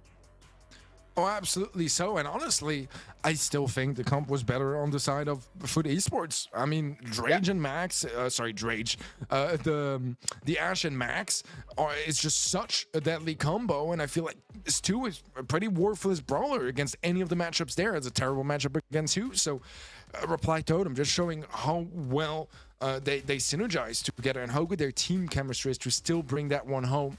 But now it's going to be the turn for set 5, and that's going to be Safe Zone and Heist, with already draft quite deep in, as we only have one pick left. That's on the side of Foot. Reply Totem already locked in Daryl, Colette, and Grom, as Foot have a B and a Brock on their side. Much more sharpshooter heavy on their end, but they still have a final brawler to try to either balance things out or go even more extreme in their approach. Yeah, the Colette, I mean, is a dangerous one on the side of Reply Totem. Normally Joker on it, but the Grom as well. I cannot stand going against Grom, but there is the side of range to Foot, and that's a saving grace in this situation here. But Safe Zone has definitely changed a lot, substantially. So pretty arguably, in my opinion, the map that's changed the most with the introduction of indestructible walls. Otis going to coming in their Foot. It's a big counter to Daryl for obvious reasons. But it's definitely changed the way that this map plays out. The chokehold being much more on that one side lane than the mid now. But I mean, they're both strong comps. I mean, you know, Foot have gone with the Otis to be able to really stay on that Daryl. But if that Daryl breaks through and the Colette behind it and the Grom, this could go from you know, a very, very close affair to a very one-sided one here. And Foot have got to be very, very careful to not give up that kind of control and to keep things under wraps as they go. Early break there we saw with the Brock on the rocket fuel for OP, just to allow a bit more space to maneuver for both Drage and Semantic on that left-hand side. But so far so good. Look at the entirety of the map open now in favor of Foot, and that will allow them to hopefully land some more of these shots. Yeah, that's going to be the danger of that Brock pick, the ground pick coming in, that the walls might just not really last for very long because they have a Brock to try to deal with just that idea. But so far, his Reply Totem was a very explosive start. 52% on early on into this game, and usually it is probably one of the most still-matey maps, especially right now with those unbreakable walls on the bottom right of the mid and the top left. However, slowly but surely, Foot Esports have been building up some sort of mid control and some nice connections all around here to try to extend that further more. It's just not nearly as explosive as Reply Totem's ideas, as Maru goes for a roll, will get slowed and should get taken out. The mute will ensure that. The Semantic is low himself, but Maru, a bit of an awkward matchup against him, is just gonna opt in for some more damage on safe, and honestly, I don't mind that idea either. Yeah, Foot have got to hold firm now because Reply Totem are just cycling in Maru, and it's really hard thing to defend when you got the Daryl going in and the Grom behind it and the Colette, so they can't afford to lose much more damage. And the explosivity of that early outset, getting 50% damage in the first couple of seconds is not an easy thing, but they have gained back a bit of time here. Joker goes in, they're not going to land the save, of course, just trying to go in aggressively on the opposition there, and that's not really ideal. The perfectly placed there from Semantic, allowing for a swift takedown, and this is the time for Foot to really make a comeback here. Great connection from OP into the save of the Rocket Rain, and Semantic will have to heal up a little bit before being relevant again, and it's got to be cautious because Maru is a problem here. Right now, it's not undoable for Foot Esports, but they need to win this final fight here with 20 seconds left. There's not really going to be any more opportunities in this game, and they come off the bat of 2 match points. No, they might be giving 2 away to Reply Totem as OP goes down, and he was the best damage on safe of the team. Surely that should settle it here for Reply Totem, locking in not 1 but 2 match points in a row. 2 chances to close out this series against Foot Esports. A great time there for Maru just to go in, be a worthy distraction for Foot to have to deal with, and just Drage was the only one there. The best that Drage could do was try to juggle his tasks between gaining the amplified shot and then placing it upon the safe. But you need to have that final push in those final moments when you are behind as a full 3-piece, and that was not the case as a result of that distraction. So I think this time round, Foot have just got to ensure that they don't give up that much control early on. That's what we saw last time, which just gave Reply Totem that really huge early advantage. They're holding a bit better now as the takedown was there from OP onto Joker. Much better start, but will they continue this one forwards? I think they can do it. They started to really gain some traction towards the end. It's just a little bit too late in the last game, but this time around, look at Joker still alive here. And that's brought the whole thing back. The swift roll in from Maru is now a problem. Just a 3% early damage, and now Foot have actually got the damage advantage for the first time. Yeah, and I feel like draft-wise, honestly, would not even have it that badly. Now, they're struggling against Daryl quite massively when he rolls in because, I mean, the mute is just not quite consistent enough at shutting him down, especially if he just gets a little bit too far away from the action. Semantic looking to make that happen anyways, and there's going to be ever so slight damage on save, but nothing uncontrollable all around. I feel like Foot, they do hold the cards here as well to make this one work. It's just got to make sure that they find the value they need, especially against matchups like that Drum, and disable him from popping off. Joker, for me, has been also one of those key factors at holding it together on the side of Reply Totem, and right now he has been taken out, and again, a big chance for Foot to just get some free connections on that safe. Whenever that Brock gets a connection, that's just so much damage that tinkles down on that safe. I'm a big fan of this draft, by the way. I think the Otis is working out so successfully that it's shutting down Maru this time round, now that are much more consciously aware of the power that Reply Totem yield. Gosh, Gadget just keeping Joker still alive here, despite the amount of shots. Finally goes down, but that early control and damage really is in favor of Foot now. But one big push, as we've already seen, can turn the tides here for Reply Totem to start to gain more control, but shut down yet again. It's really a testament to Foot here. They've learned so well from their mistakes, and surely now match point inbound, and yet no one's even moving out of the Reply Totem spawn except for a roller from Maru. But it's going to be short-lived. Now we really do have a set to win. Is it going to be Reply Totem? Is it going to be Foot? In my opinion, if Foot do manage to get this next game, I feel it's going to send more shockwaves, arguably, than if it were to be Reply Totem, actually. Yeah, I agree with you. And looking at the draft, I really genuinely think they're holding every card because they have B and Otis, which are fantastic counters to Daryl. If the Bragg is a really good counter to the Grom, I feel like they really have this in their hands, but they do need to make it work again. And we know Reply Totem, whatever draft you give them, they'll still be a threat, and they showed that in game 1. Let's see if Foot Esports can find the confidence and focus to close the series out. But so far the start is absolutely in their favor, as again they win every matchup on the map, and Maru passively gets his super, and he needs to be incredibly impactful here to open things up for Reply Totem. That's a huge way to start, but Foot have shown that they do drop the ball sometimes here. The rolling from Maru, shut down, beautifully done by Semantic there, allowing him to get quickly back into the mid and cycle a mute onto Maori, and just look at how well they handled that situation. A night and day difference. Now the rocket fuel combined with consecutive shots down the right hand side by OPE in a lovely manner will bring the safe down below 50%. Slow will connect as well from Drage onto Maru, but no follow-up shots there. This is a time for Reply Totem to push, and they can get this deficit. Yeah, Joker is low, he goes down, the concha gadget is not quite enough, and Ope is just free to deal damage on safe. Maru is going for safe as well. He's not really able to find any value. The defense is just too strong. Deod is shutting him down consistently, and that's also the big difference since that first game where he wasn't quite finding as much value, and it felt like Maru was still able to create so much space for Reply Totem. It's just not the case this time around, and Ope just a couple shots away from closing out this game set and match, and that is in favor of Foot Esports. Just that 15% left now for Foot, and they'll be on top of the world. But connections are there.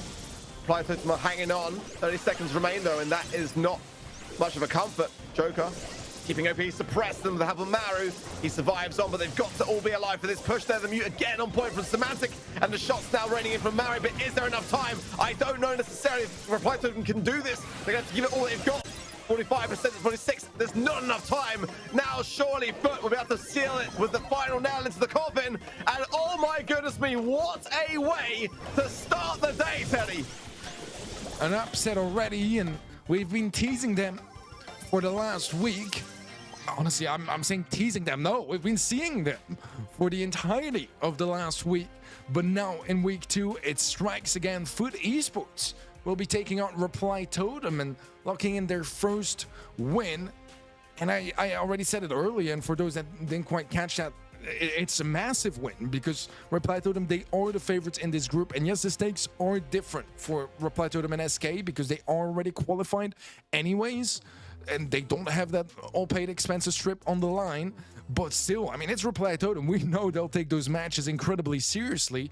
And Foot Esports, they just won perhaps one of the most meaningful matches of today, because if A&R don't win this one, that's already a win they have over them, and that, when it comes down to seeding, can be just such a big difference maker. A crucial game, a crucial set.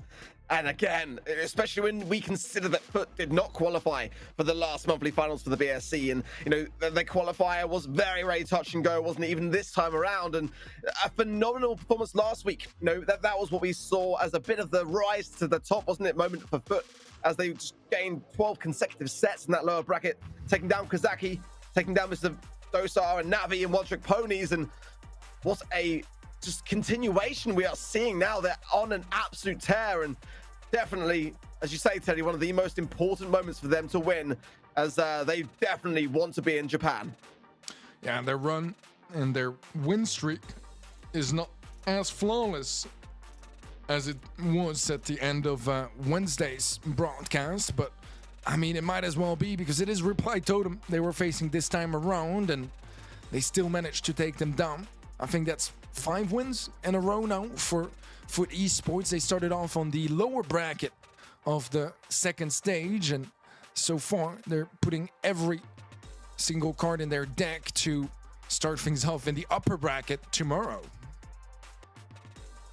Wow, what a way to get things kicked off. As we saw last week, wasn't it? It was really all out from the get-go. Trav, are you jealous from the sidelines on that one? Because I'm sure you are, right? Yeah, no, that was incredible. There's so many moments I was kind of like jumping out my seat, wishing I was casting it, and honestly, it was an absolutely incredible game. And you know, for Esports, they thoroughly deserved it. They had some incredible team play. They were synergizing together better than we've ever seen them do before.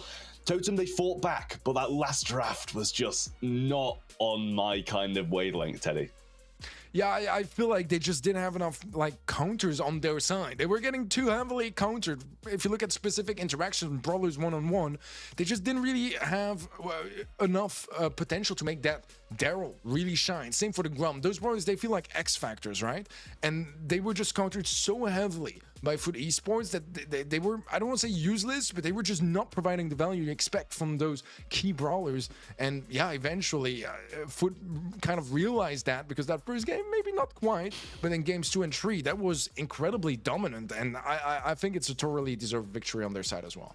Yeah, such a meaningful one as well, and you know, that draft really just didn't help Reply Totem out in the end. But as I said, I think Foot Esports just genuinely deserve it anyway. We've got a few more games coming up. That's only the first one, but before we get into any of that, we do have to give a massive shout out to our partner at DHL, because you know, without them we wouldn't even be able to see any of these games, never mind one starting off as incredibly as that. So yet again, a massive thank you to DHL and all of our other partners at the Snapdragon Pro Series powered by Samsung Galaxy, because you know, you get to see 5-set games, we get to commentate over 5-set games, and sadly I wasn't able to that time. But with that said, we are going to be moving on to a short break, because it has really been incredible today. Don't go anywhere, 5 more games coming up after this.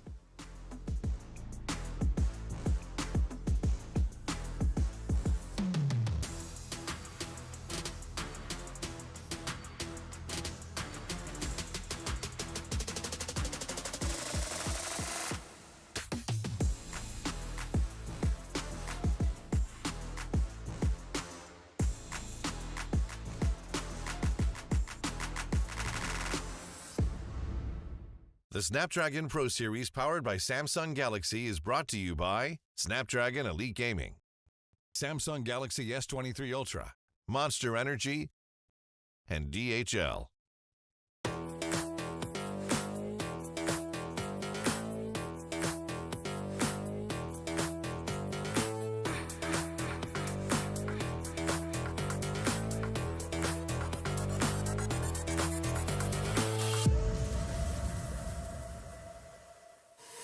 Confidence is key, and my keys all jangling. I can open any door, serving body, face, and more.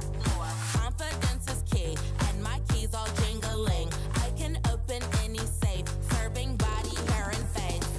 Confidence is key, and my keys all jingling. I can open any door, serving body, face, and more. Confidence is key, and my keys all jingling. I can open any safe, serving body, hair, and face.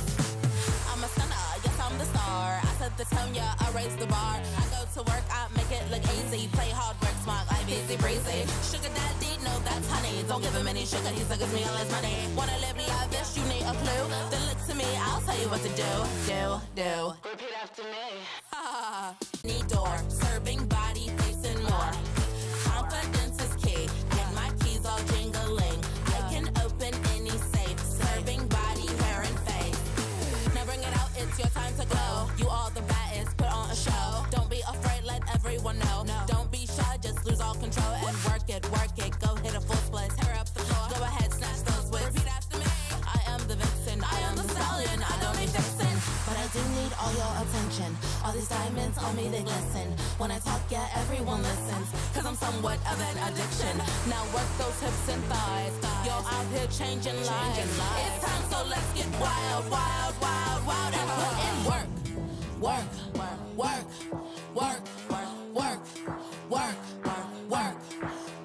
Put in work. Work, okay. Work today. Work today. Work.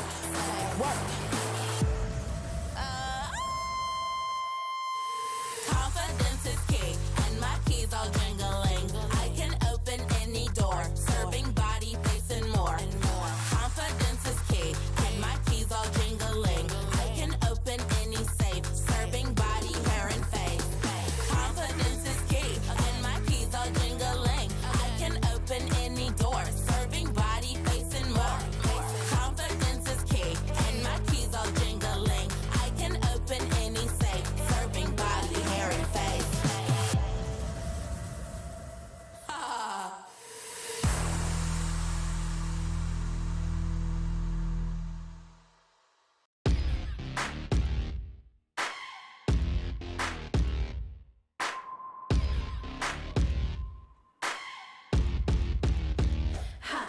I'm a punk chick, and I make you wanna ride around town with my own clique. I'm a bad girl, and I make you wanna see you in the club when I'm getting lit. What's your number? I'ma call you. Brand new whip, I'm a baller. Got my own money, I don't need you. I'm out here with my girls, that's how we do. That's how we do. Welcome back to the Snapdragon process, it's the Samsung Galaxy process, but we're powered by Samsung Galaxy, don't forget that. A little jumble of words there, but after such an incredible first game, 3-2 to FUT Esports, and a massively meaningful one as well, Ark, how do you feel we're going to go forward and progress? Do you think now they've got what it takes to kind of take down their biggest opponent in ANR? Obviously, after a few games, they've got to face SK Gaming first, but what a start for FUT. Yeah, it really was. Throwing down the gauntlet from the first available moment, isn't it, really? Because now the heat is on ANR. They've got to perform now. Can they absolutely turn this around? I mean, they haven't started yet, so they absolutely can. Coming strong today. I think they surprised a lot of people last week. Many of us didn't expect them to get as far as they did, let alone remain in the upper bracket throughout the entire duration of last week's qualifying stages. So I think that they are a team that do continue to surprise many people. But, I mean, that is the way you want to start if you're FUT. Definitely so, and I will say, SK Gaming are kind of coming into this one as the biggest underdog. It is weird to say that, but in my eyes, they definitely are. And ANR, they're going to need to take down SK Gaming right now, even if they want a chance, in my eyes, at being able to, go further down the line and qualify and get those tickets to Tokyo, Teddy. Yeah, absolutely so. We had this discussion, in the pre-show. SK Gaming, they've been looking fairly miserable, and I feel bad using those sort of words to describe SK Gaming because they have been just such a consistent team. If you look at the last couple of years, and even in particular the duo of Gia and iChaos, they've been so solid, and just throughout the last 2 years they were always some of the top players, one of the top teams, and it feels like right now it's kind of in question whether they still have that in them. And this is their chance as well to prove everyone wrong and regain some confidence. They don't have as much to lose today, but I think they still got a lot to win when it comes to, their self-worth and how they feel about themselves, and kind of get the ball rolling, not just for now, but also, for the BSC and everything that comes after. Yeah, well, I mean, with that said, before we get into SK Gaming versus ANR, I do want to give a massive shout out to Monster Energy as well, because not only do they power this competition, they power us here and today, as I've had a few swigs on one, but they also power our players. When we're at those events, they like to be able to pick up those monsters and get re-energized, ready to go on stage and perform at their best arc.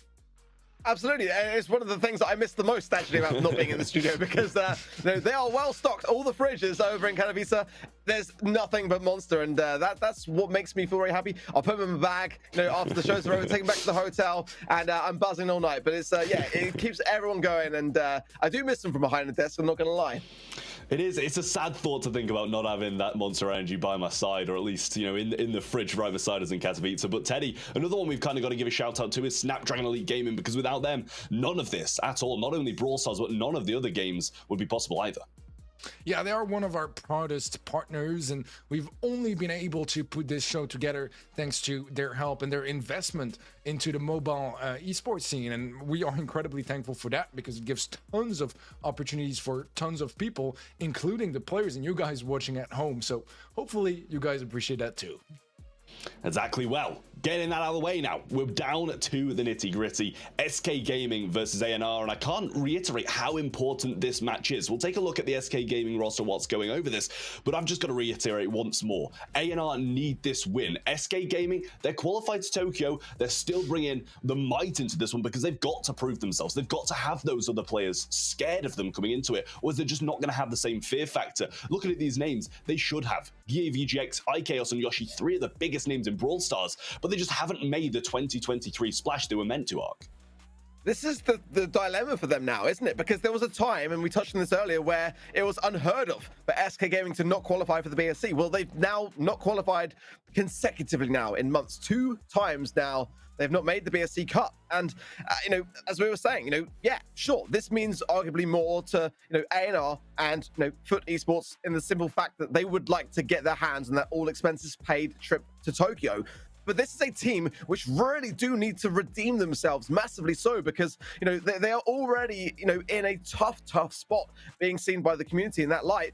If they don't win this game, then, it's going to put some, further question marks on their ability to handle themselves going into that event. Yeah, and I mean, looking at the ANR roster now, it's hard to argue that SK Gaming shouldn't be the ones coming in as the big favorites. But, I mean, to put it simply, Cyclone, Mebius, Rama, and Alex are incredible players as well. And with their recent performances, BSC, and this qualifying stage as well, it's kind of hard to argue against them, Teddy. Yeah, I feel like this ANR roster kind of consists of some of the best players from their old teams that just didn't quite get the chance to pop off to the level we were extending. A lot of people were talking about Mebius when he was playing for Kuzaki. Tons of people were talking about Cyclone when he had experiences with a bunch of different teams throughout the last year as well. Same for Rama when he was with Chatsmack, Craze, and Alex and Navi. So all those names, I feel like, they're not really players that were left out of their rosters. They were players where people had so many expectations. They've just not been able to really meet them until now, because so far ANR, they've been one of the most successful EMEA rosters of this year. Yeah, and we did see Cyclone subbing in last week, and we were kind of questioning whether or not that was going to, hurt them or bring them up that little bit more. And it seemed like it was kind of that driving force in their ability on that second day to be able to take down one-trick ponies and, kind of go that little bit further forward in the competition and sweep pretty much all the way through the upper bracket. They're a scary team, and getting into the draft now, we'll be on the same maps once again by the looks of things. Bans coming in from SK Gaming, got the Gene, the Penny, and the Otis. I like what I'm seeing. And on the other side of things, ANR going to ban out the Pam, the Crow, and the B. First pick of Max Arc. Yeah, Max is definitely a brawler which is showing its face more often than not at the moment in the current meta, allowing a lot of others to be able to position themselves effectively with indestructible walls now. It has seemed to have just shot Max even further forwards into the forefront of the meta. Bans, I do quite like for the most part. I think the Gene ban is always a key one, realistically, to eradicate the gem carrier, but side lanes are, again, very important to consider. Stu going to come in for SK Gaming, and it's always something of the aggressor on those side lanes, but gem carrier potentially as well. I mean, I would imagine that's where SK are going to be leading with this, as Stu is quite viable in that respect. We've said it a couple of times now, but I mean, it's still early days in the draft for them to go too invested with the big tankier option, because just simply the fact that they could really double down on the counter for A&R, but maybe a spike for that same reason wouldn't be a bad idea for them to consider as the second pick, just to scare things off. Amber, though, going to do similar ideas of just kind of eradicating a lot of the bush. And again, we've seen it already today, played on the sides of Reply Totem. Can really turn the tides when it's needed, Teddy. Yeah, I like where this draft is going so far. A lot of similar ideas to what we did see in our previous match.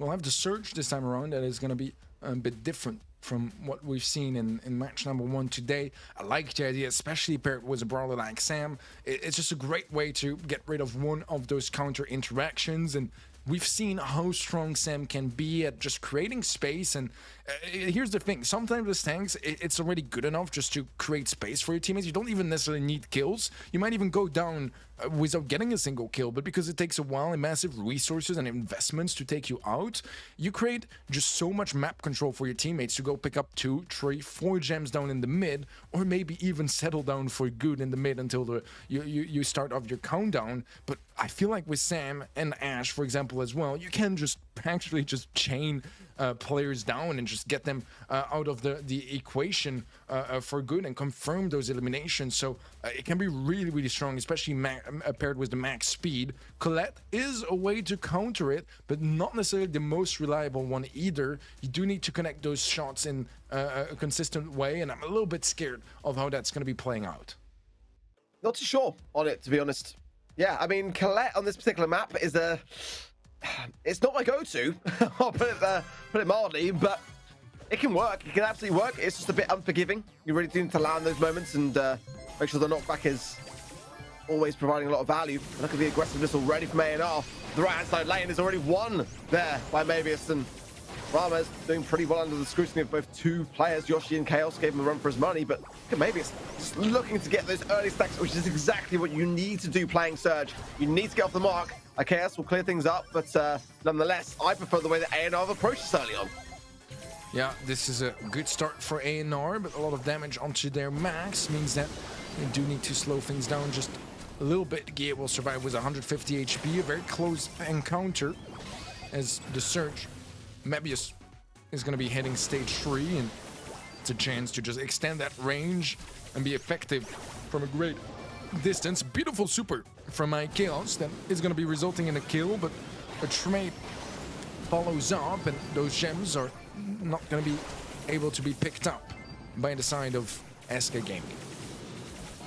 Well, I love the fact that Mavius has gone now to the left-hand side lane, but that is also a concern for him potentially, because if SK can take him down and eradicate those stacks, then it'd be much harder for him to be able to keep the lane under control. He's already lost position though, allowing Gear to come back into the middle, but there's 8 gems in the pocket from A&R, and that is only 2 away from a countdown here. Not just trying to push his way forwards, but he is going to struggle here very slightly as both Gear and Yoshi double stacking. The left-hand side, the Chaos goes down, and now everyone is crumbling, and it's going to be countdown in favor of A&R, and SK are in a world of hurt. Gems are split across 2 players, so SK might have an opportunity there. However, oh, the super will connect. That's going to be the kill. It's not quite enough, actually, as Rama did manage to pick up 2 more gems. I think they left them on their spawn or something. But either way, it is going to be a first game for A&R, and so far kind of confirming what we were a little bit scared about earlier, that SK Gaming, well, we're just going to be struggling again, and A&R in game 1 here looking pretty dominant. Yeah, SK needs to be very careful of their early game here. You know, yes, they want to be able to try to get the amber to burn things up, but you also need to deprive the Surge. You need to make sure that you're not feeding into Mabius. He's running again the power Surge gadget, which allows him those early stacks, pushing his way forwards, taking the early death. It's not a bad thing to do as a Surge player on the early outset, because you really do need to get off the mark, and going in with that aggressive nature, despite whether you stay on your feet or not, it doesn't really matter, because he's now able to do so with more speed and agility on that left-hand side lane.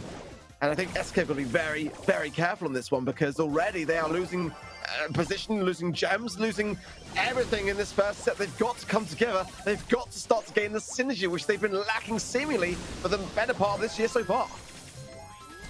7 gems already locked in for ANR, and things are looking quite nice for them. Not might end up going down. Is still able to find some value with that super onto Yashi. Eventually the kill does come true, but Mebius finds one of his own on the south part of the map, and another pickup from Mebius. He's been instrumental to ANR's success in this game, as Mebius finds yet another more connection onto Gia as well, and Nob is going to be the one to confirm that kill. Another gem picked up, but Nob is low, and that is going to be countdown now. Secured by ANR. 13 seconds for SK to interrupt. Yeah, this is a big moment here. Can they hold on as everyone from SK is still standing? Nob goes down, resets things, and Chaos pick up the gem. That is exactly what SK needed under a lot of stress, no doubt, around the situation. Chaos, though, is on his own here. Double team is going to be dropping that gem in immediate fashion. I'm not sure what SK were realistically doing there. I mean, that was the gem that they took so much time to carefully retake, and now they just kind of hand it over willy-nilly. I don't kind of understand that play, to be honest. I have one word to say, Ark, and it's Mebius. That is the word of this set, because he's been incredible on that search. Just the value on that left lane was incredibly impressive, especially considering that half the reason you pick him is just so you don't face him as a Sam, right? And yet, to me, he was the most influential player on the entire server right there. Wow, that was such an incredible performance from him. And I mean, we talked earlier about, how skilled every single one of ANR's players are, and right there, that was a perfect demonstration from Mebius of how much value he can provide for his team, and that was one impressive Surge pick that they brought into this opening set. I mean, I just don't understand SK's approach at the moment. It's just, there's just not much connecting everyone together, and they're lacking the aggressiveness that we've seen time and time again from them. Picking up the 22 gems to 35 of ANR, dropping 17 to the 11 of ANR. I mean, statistically, the damage was more in their favor, but it just didn't look like it at all from kind of an outsider's perspective. Everything just didn't seem like it was fitting and working, and I think it's a testament realistically of what ANR were putting together, because they were much more in the moment when it came to winning those side lanes, being like I said, Mebius. I mean, he was really going in early to pop the gadget to get the stacks that he needed, and then swapping lane. I think it's exactly what you have to do, and time again he was winning it. But when that reset happened, I just don't know why SK didn't just come back and reset themselves. There was no need to kind of like be out of position there to a 2 versus 1 and just kind of wait the moment out, in my opinion. But nonetheless, maybe these will be moments that SK learn from. But at the moment, I think ANR are looking to slow things down. I think very much the opposite will happen. As already getting that first set, it's just going to be feeding the momentum here going into Shooting Star. The bans are already in. SK are going to be banning out the Nanny, the Mandy, as well as the Piper on the side of ANR, the Fang, the Max, and the Bonnie. Shooting Star is going to be a very different affair to Double Swoosh, much more range, and an opening tick pick, which it's quite a contrast. I believe in our previous match on Shooting Star, we had 3 throwers banned out. Tick is going to be open this time around, and I think it's a strong opening pick, because you still have a lot of options to kind of deal with any sort of tanky ideas or assassins that might try to get Tick out of position.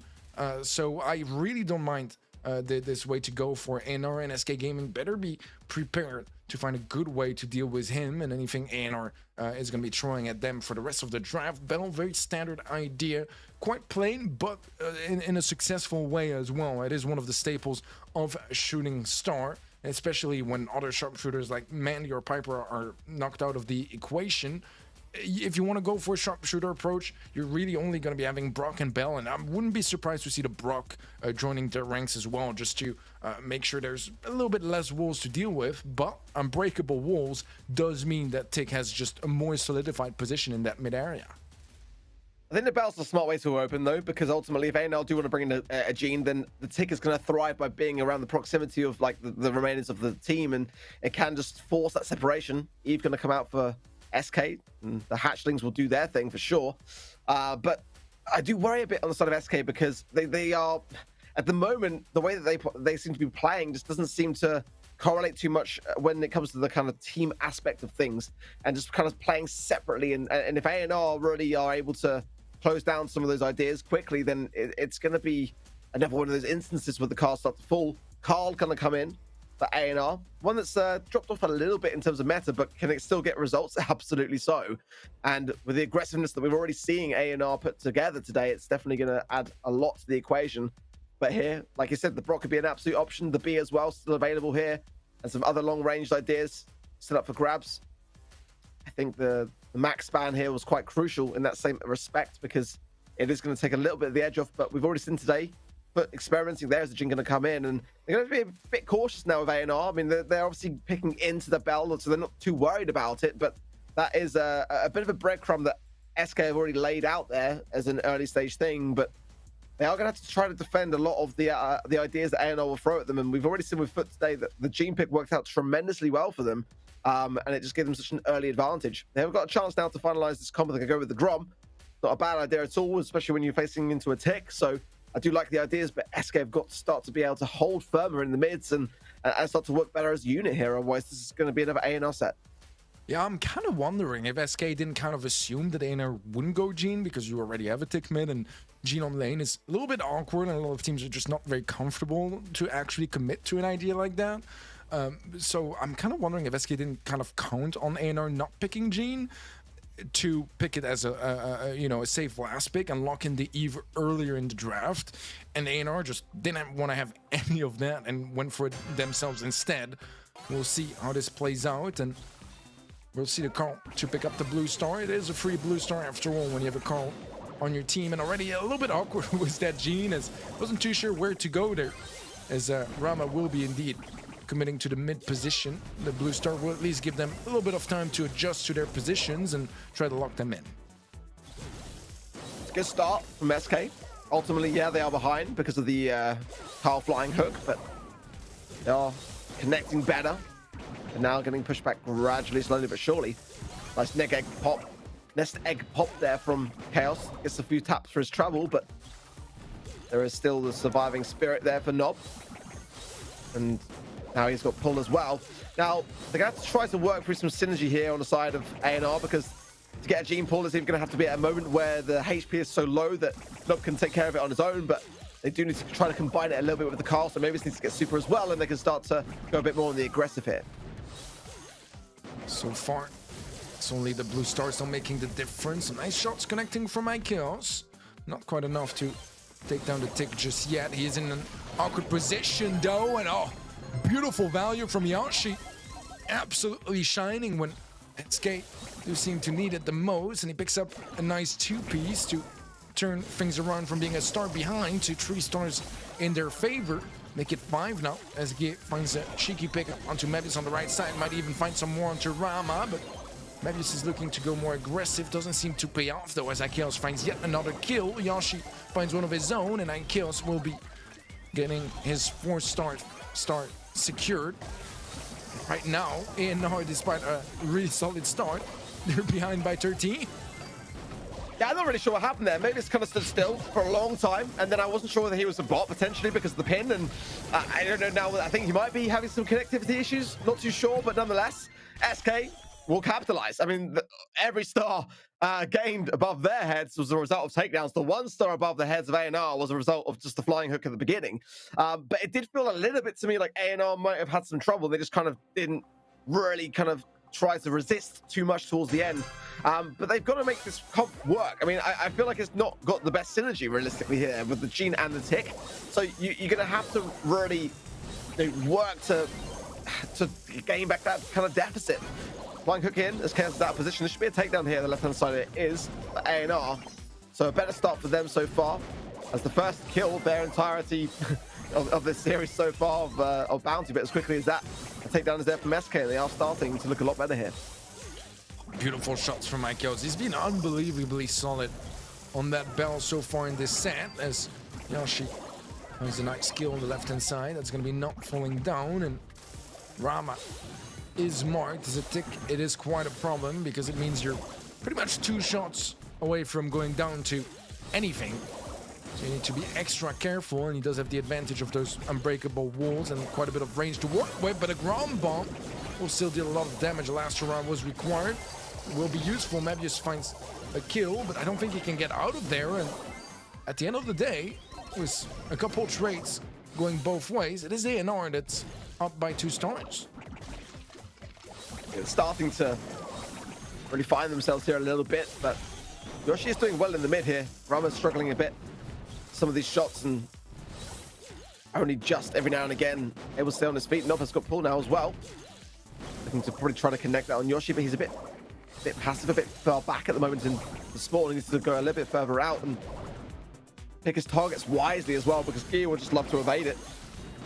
SK are pushing forward. They just need singular takedown and that blue star, so 2 ideally or not. They can just secure him. He's definitely the prime target as the 10-second mark approaches. That's 1 down. Maybe it's falters to iChaos, and ANR still have the lead at the moment. Ticket coming out. Yoshi's going to be low as a result of that, but Rama's going very aggressively here. The pull had to be on point there from Nob, and it was. 14 to 10, 17 now to 10, and ANR will bring back a game, but only just. Wow, that was quite a messy fight all around, but seems like ANR are able to shine through the chaos and even things out here on Shooting Star. And this is quite a big game for them to pick up, because they don't want to give away the early lead they bailed up by picking up Gem Grab. Let's see if they can double down on that lead and be up by 2, or if SK Gaming even things out and force at least this series to a 4th set. Good jukes there from Nob, because iChaos would love to connect it, but there he does follow up with the help of Yoshi to secure the left-hand side lane. The pressure definitely on now. Rama has forced himself back, and last hurrah just to try to assert the lane. Does connect from Chaos. He's doing a great job on this left-hand side lane. I think, to be honest, if I had to pick up anyone of SK, it's probably Gear that's struggling the most here, but maybe it's not an easy lane to win, especially when he's on that Carl pick. Nob's gonna be so cautious now, that result of that mark, keeping him very precarious. What a flying hook in from Mavis, who's super aggressive and comes out with the goods. Tick head as well for good measure. What a way to keep the lead in your favor there as ANR. 4 stars to 2, and of course that blue star. Yeah, that was incredibly smooth. Like, he had so much, like, you know, still room for getting hit a couple times. He ended up leaving that area of the map with still 4,500 HP, so definitely comfortable with that aggression. Very well timed, but right now, positioning-wise, SK, they are getting closer to them, and that's a nice pickup. Some poor dodges from Rama. He will be getting punished for that, as Yoshi now has a super as well to work with. There's 30 seconds left, and only the blue star making the difference between both teams' score lines. SK Gaming, they have a lot of utility to work with.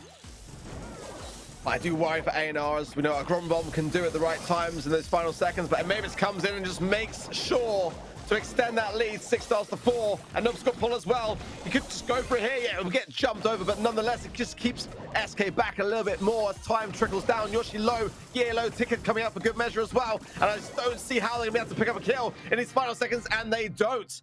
What a disastrous game, because that brings ANR to 2 sets up, and despite that moment of comeback potential for SK, they blew it all away. Impressive mental fortitude on the side of ANR after losing that first game of Shooting Star without getting a single kill either. They were, what, 15 stars behind or something like that?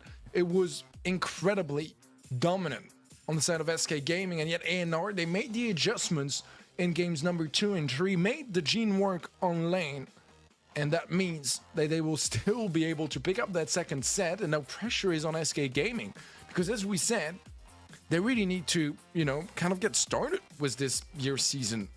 And I'm not just talking about here the Snapdragon Pro Series, I'm talking about just Brawl Esports in general, because they have been absent and they have been missed.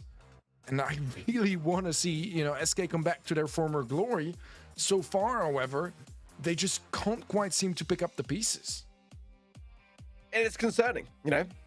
And we're gonna lie, if this were maybe last year towards the end of the year, it wouldn't be such a big deal for them to be 2 sets behind. And more often than not, you know, if you had to pick any team in the EU and MENA region that were able to reverse sweep, it was SK, you know, but it just hasn't been seemingly the same squad without Semantic. It just hasn't. And, you know, this should be a match that they should be winning. And, you know, this next set now is going to put a tremendous amount of pressure on them because they are 2 sets down to a team where realistically it should be a lot closer than we're seeing happen. And it's not as if SK haven't had moments. I mean, that was the prime time to bring things back to a 1 set each moment, and they were not able to secure it. And it's, you know, look at that. I mean, 20 stars to 1, not a single takedown on the side of A&R, and that's got to take you into the next game in a way that's going to be fulfilling you with confidence. But I mean, again, I'm not sure whether it was maybe it's disconnecting towards the end of that game or whether it was maybe just a bit of BM. I'm not entirely certain as to what happened there, but the response is what I am sure of, and it was a strong response from A&R. I mean, you can't fault the plays that they were able to implement following that disastrous first game. They deserve to be 2 sets ahead right now. And to be honest, Hot Zone is not where you want to be going if you're SK, because it's very, very difficult once you lose control to retake it on a map like Dueling Beetles. And when you've already got the weight of 2 sets looming over your heads, I worry for them here. I really do. But the draft now inbound and the bans are in. The Barley, Squeak, and Sprout bans for SK, and the B, Penny, and Poco bans for A&R. They must be really worried about Sprout to ban it because they've got Yoshi on their squad. That's a very good point. That's a very good point. One of the most well-known Sprouts in the world. But yeah, dude, I'm really worried because SK Gaming, man, they've fallen from a very high place. And, you know, it is a testament of how successful they've been in the last 2 years as well. But they got to pick up the pieces at some point, and this would be as good a moment as ever. But I'm worrying. I'm genuinely worried about them. Stu is going to be their first pick in this one, and not one I particularly mind. You can get some nice value, and also it is versatile in the loadouts you could bring in. Break is not going to be as useful as it once was here. The Speed Zone is going to be the more meta option in general, but if you were to face something like a thrower, you might want to switch that over. With the bans of Barley and Sprout, there's not a whole lot of throwers that I would be comfortable bringing into Dueling Beetles anyways, and Crow as a reaction from A&R, I think is a fairly strong one as well. If you can get the slow to connect on 1 player, that's pretty much a confirmed kill at a pro level. But if you get 2, I mean, you pretty much have the entirety of the mid under your control, and the value it can bring can be really, really strong, and pairing it up with a Pam can be quite fantastic as well to just have that solid presence in the mid.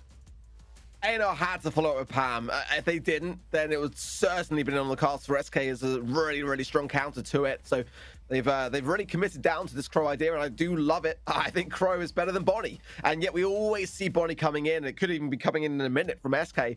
We saw it pay off really well earlier today with Foot, but they were, you know, focusing their attention on the Barley. It was a very strategic draft in that respect.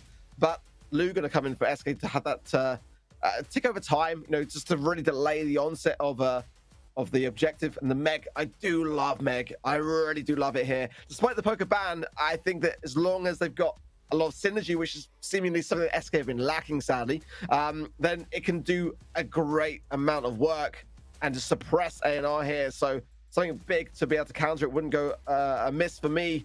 I mean, even a spike would be a pretty decent shout, considering that they've already banned the B against their own ideas here. So they do have to take care of the Meg. I mean, the Pam might be able to scrap some out some of the shots that Meg would bring to the table here, but the Crow's not going to do much. Lola going to come in. I don't mind it. I think Lola's very underrated actually in the current meta, and we've seen it kind of coming back a little bit more and more. Certainly with the Ego, you can do a tremendous amount of spray damage and the freeze frame as well to just keep a lot of awareness when it comes to the bushy areas. But I don't know. For me, SK have got a very, very strong comp here, to be completely honest, on Dueling Beetles. There's no wall break on the side of A&R either. So if there's any time to turn this one around, Teddy, I feel like it's now. I think they have the draft. But to be fair, we've seen in the past.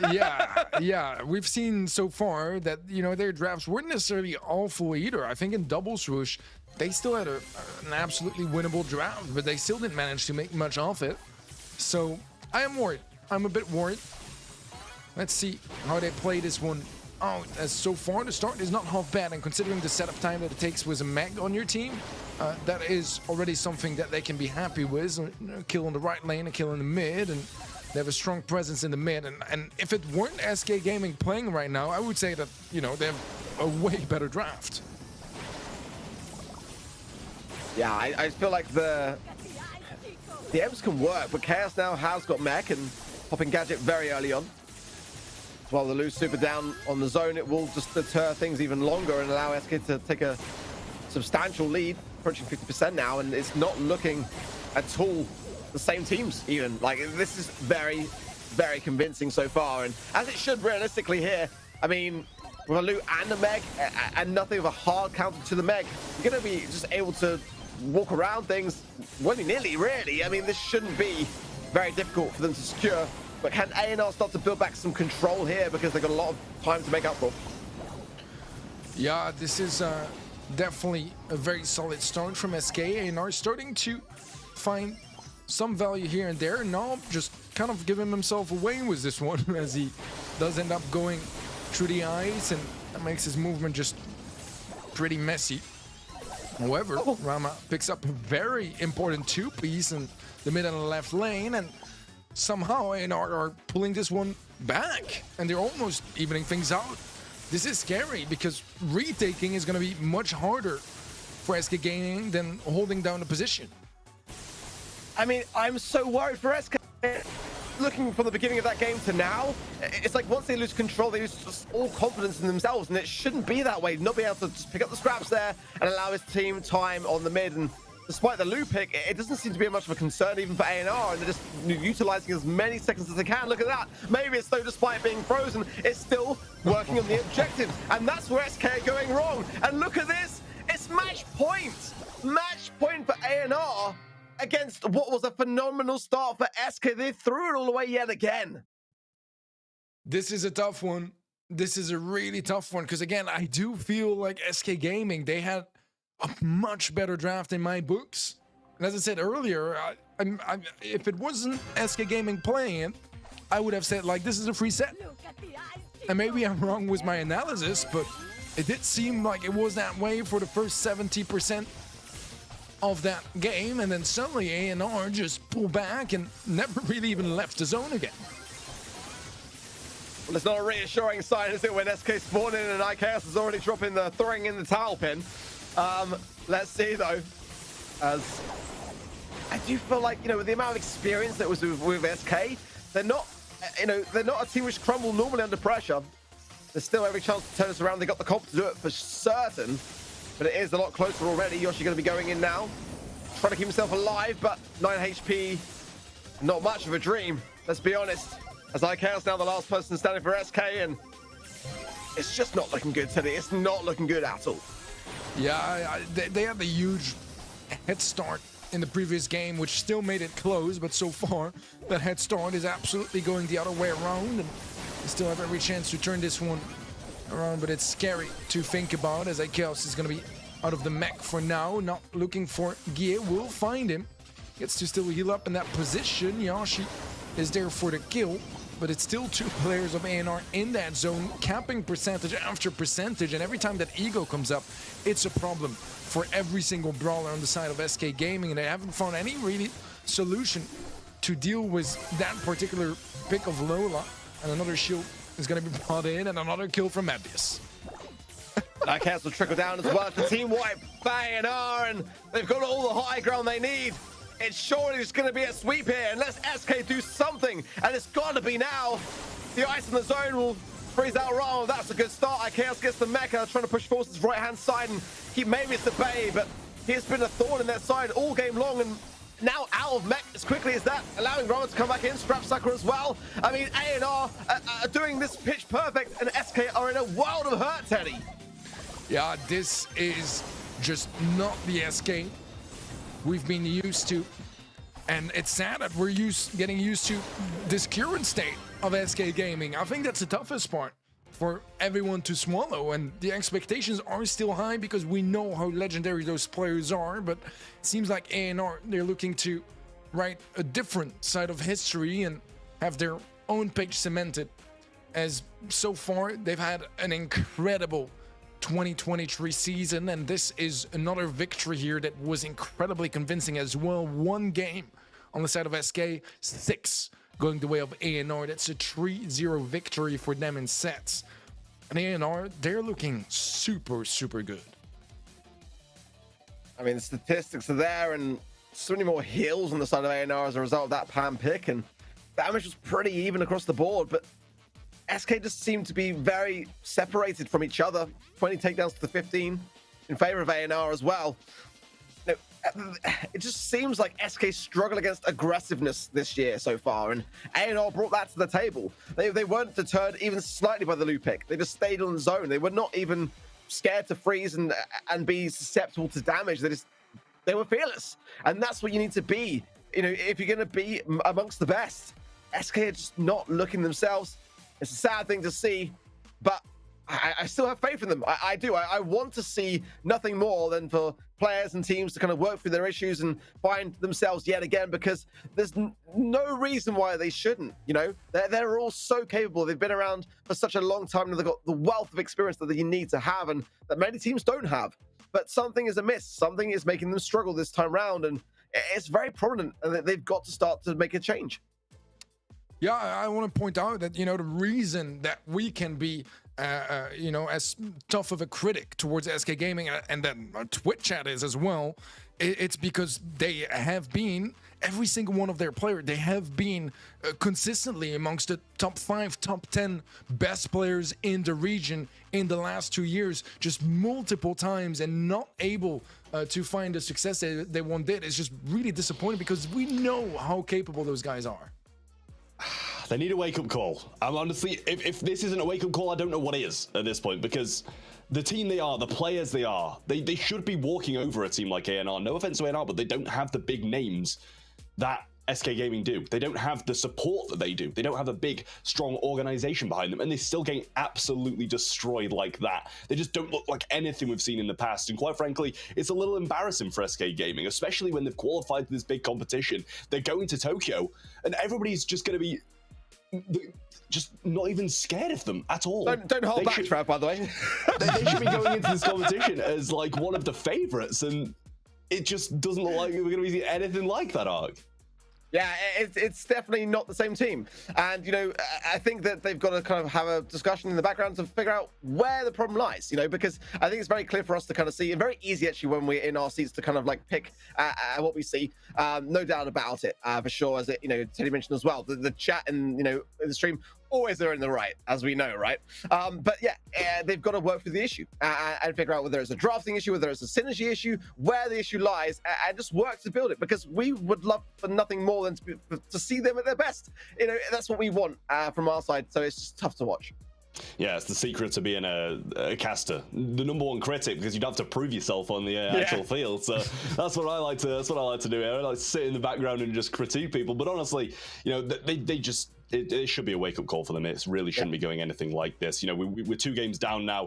A little bit sad for SK Gaming there, but a thoroughly deserved win for A&R. I do have to give a couple of shout-outs just before we go to that break for the next 4 games. Starting off with DHL, absolutely incredible partner that we've had here for a couple of seasons now. We're in season 2.5. It's been a long road, and they've been here with us all the time, and not only that, but other games as well. So a massive thank you to DHL to start things off, and on top of that as well, give a massive thank you to Samsung Galaxy. I'd usually throw this one down to Teddy, but I'll reel it off myself today. I'm feeling a bit confident with this one. Samsung Galaxy, you know, they're incredible. The S23, amazing phone, flagship.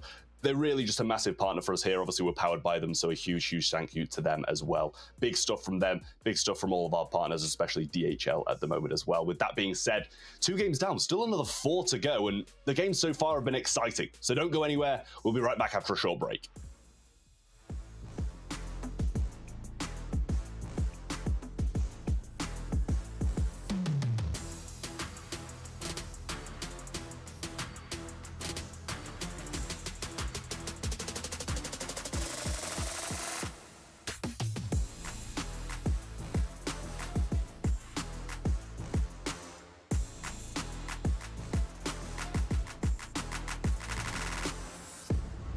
The Snapdragon Pro Series powered by Samsung Galaxy is brought to you by Snapdragon Elite Gaming, Samsung Galaxy S23 Ultra, Monster Energy, and DHL.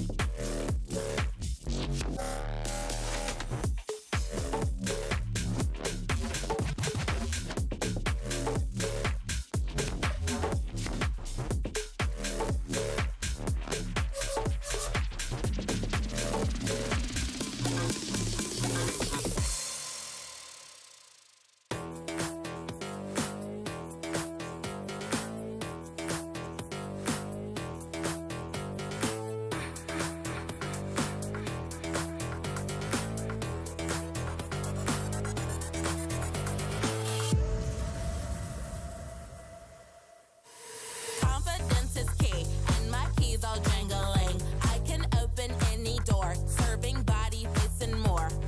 Confidence is key, and my keys all jingling. I can open any safe, serving body, hair, and face.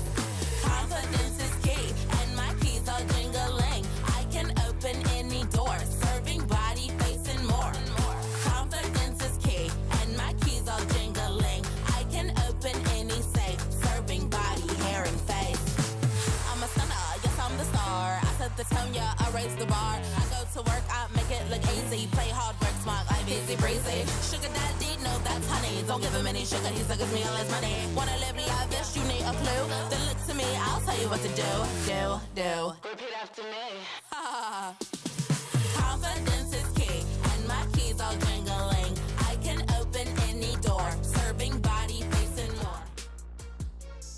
Welcome back to the Snapdragon Pro Series powered by Samsung Galaxy, where we are 2 games down, 4 still to come today, and it's already been very, very eventful here. If you are just joining the stream, of course, welcome. We are in the EU and MENA region here today, and we've already had VUT Esports versus Reply Totem, and we just witnessed SK Gaming versus ANR.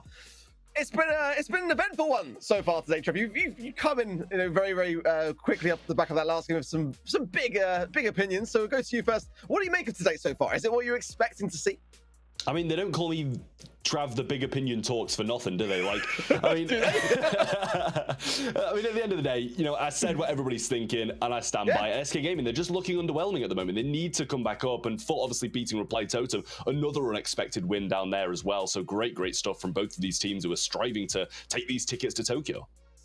Yeah, it has been turned on its head a little bit here, Teddy, right? Because I'm sure, like many coming back fresh after Season 2, are expecting SK to be right up there, but they are struggling. But ANR, as we were saying amongst ourselves in the break, they are playing so well at the minute.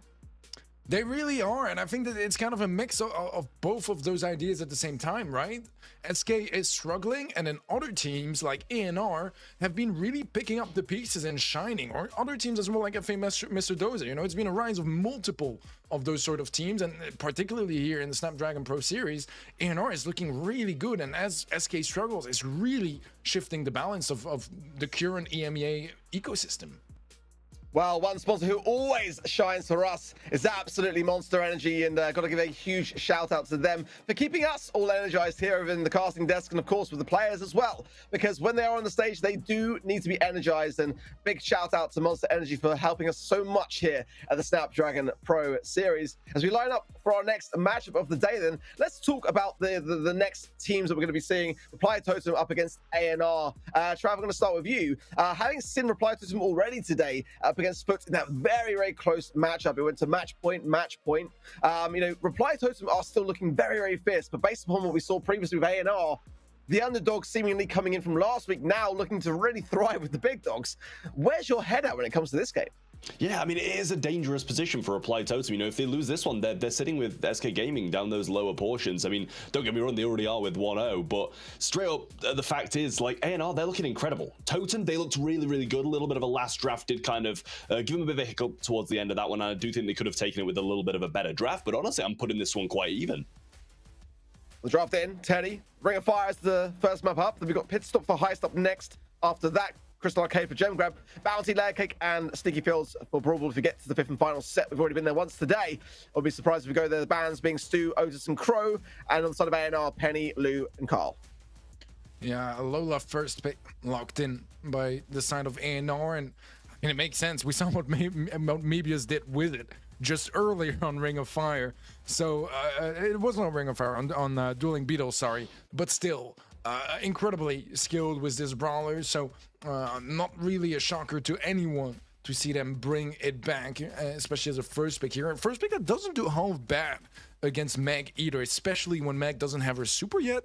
It's a little bit hard for her to get there, because if there is a shield on that ego, it's impossible for Meg to take it down. B will potentially help a little bit with that process. Those are going to be the two follow-up picks by Reply Totem.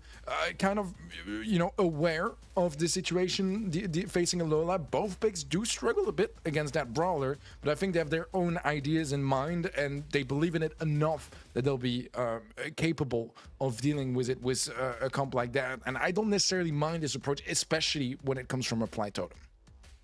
Yeah, I mean, from my point of view, with Penny banned out, there's really not much except for maybe if they bring in a Bell or something like that can do a massive amount against Lola. As you said, they've got two picks there that aren't the best against it. Obviously, they'll be able to do a pretty decent amount of work before she gets that ego and freeze frame. But until then, it's going to be difficult. Gus to add on to the ANR roster as well. I like that pick, providing shields to that Lola and mid. It's going to be able to allow it to last that a little bit longer. But don't get me wrong, as soon as a Meg starts hitting, as soon as she gets that mech, it's going to be devastating for you no matter what brawler you're really playing, unless this Lola plays so passively when it does. But Sam, going to be the brawler going along with ANR, and you're against a B. It's quite surprising to see you go in that, especially when they've still got this last pick of something like a Surge that could be picked up. Yeah, I do worry here for ANR, but again, I was kind of considering how the Lola was going to fare in the previous matchup with SK against the Meg, and they did make it work. There is obviously a lot more space, though, to consider in Ring of Fire, and less obstacles, so that is also a consideration. But Sam into the depths of whatever's coming next is a scary prospect here, and it does go to show that ANR are clearly feeling very confident about their comp. I mean, Gus, I do feel has dropped off a little bit, to be honest, and yeah, this is the Surge coming in, Trav, you're absolutely right.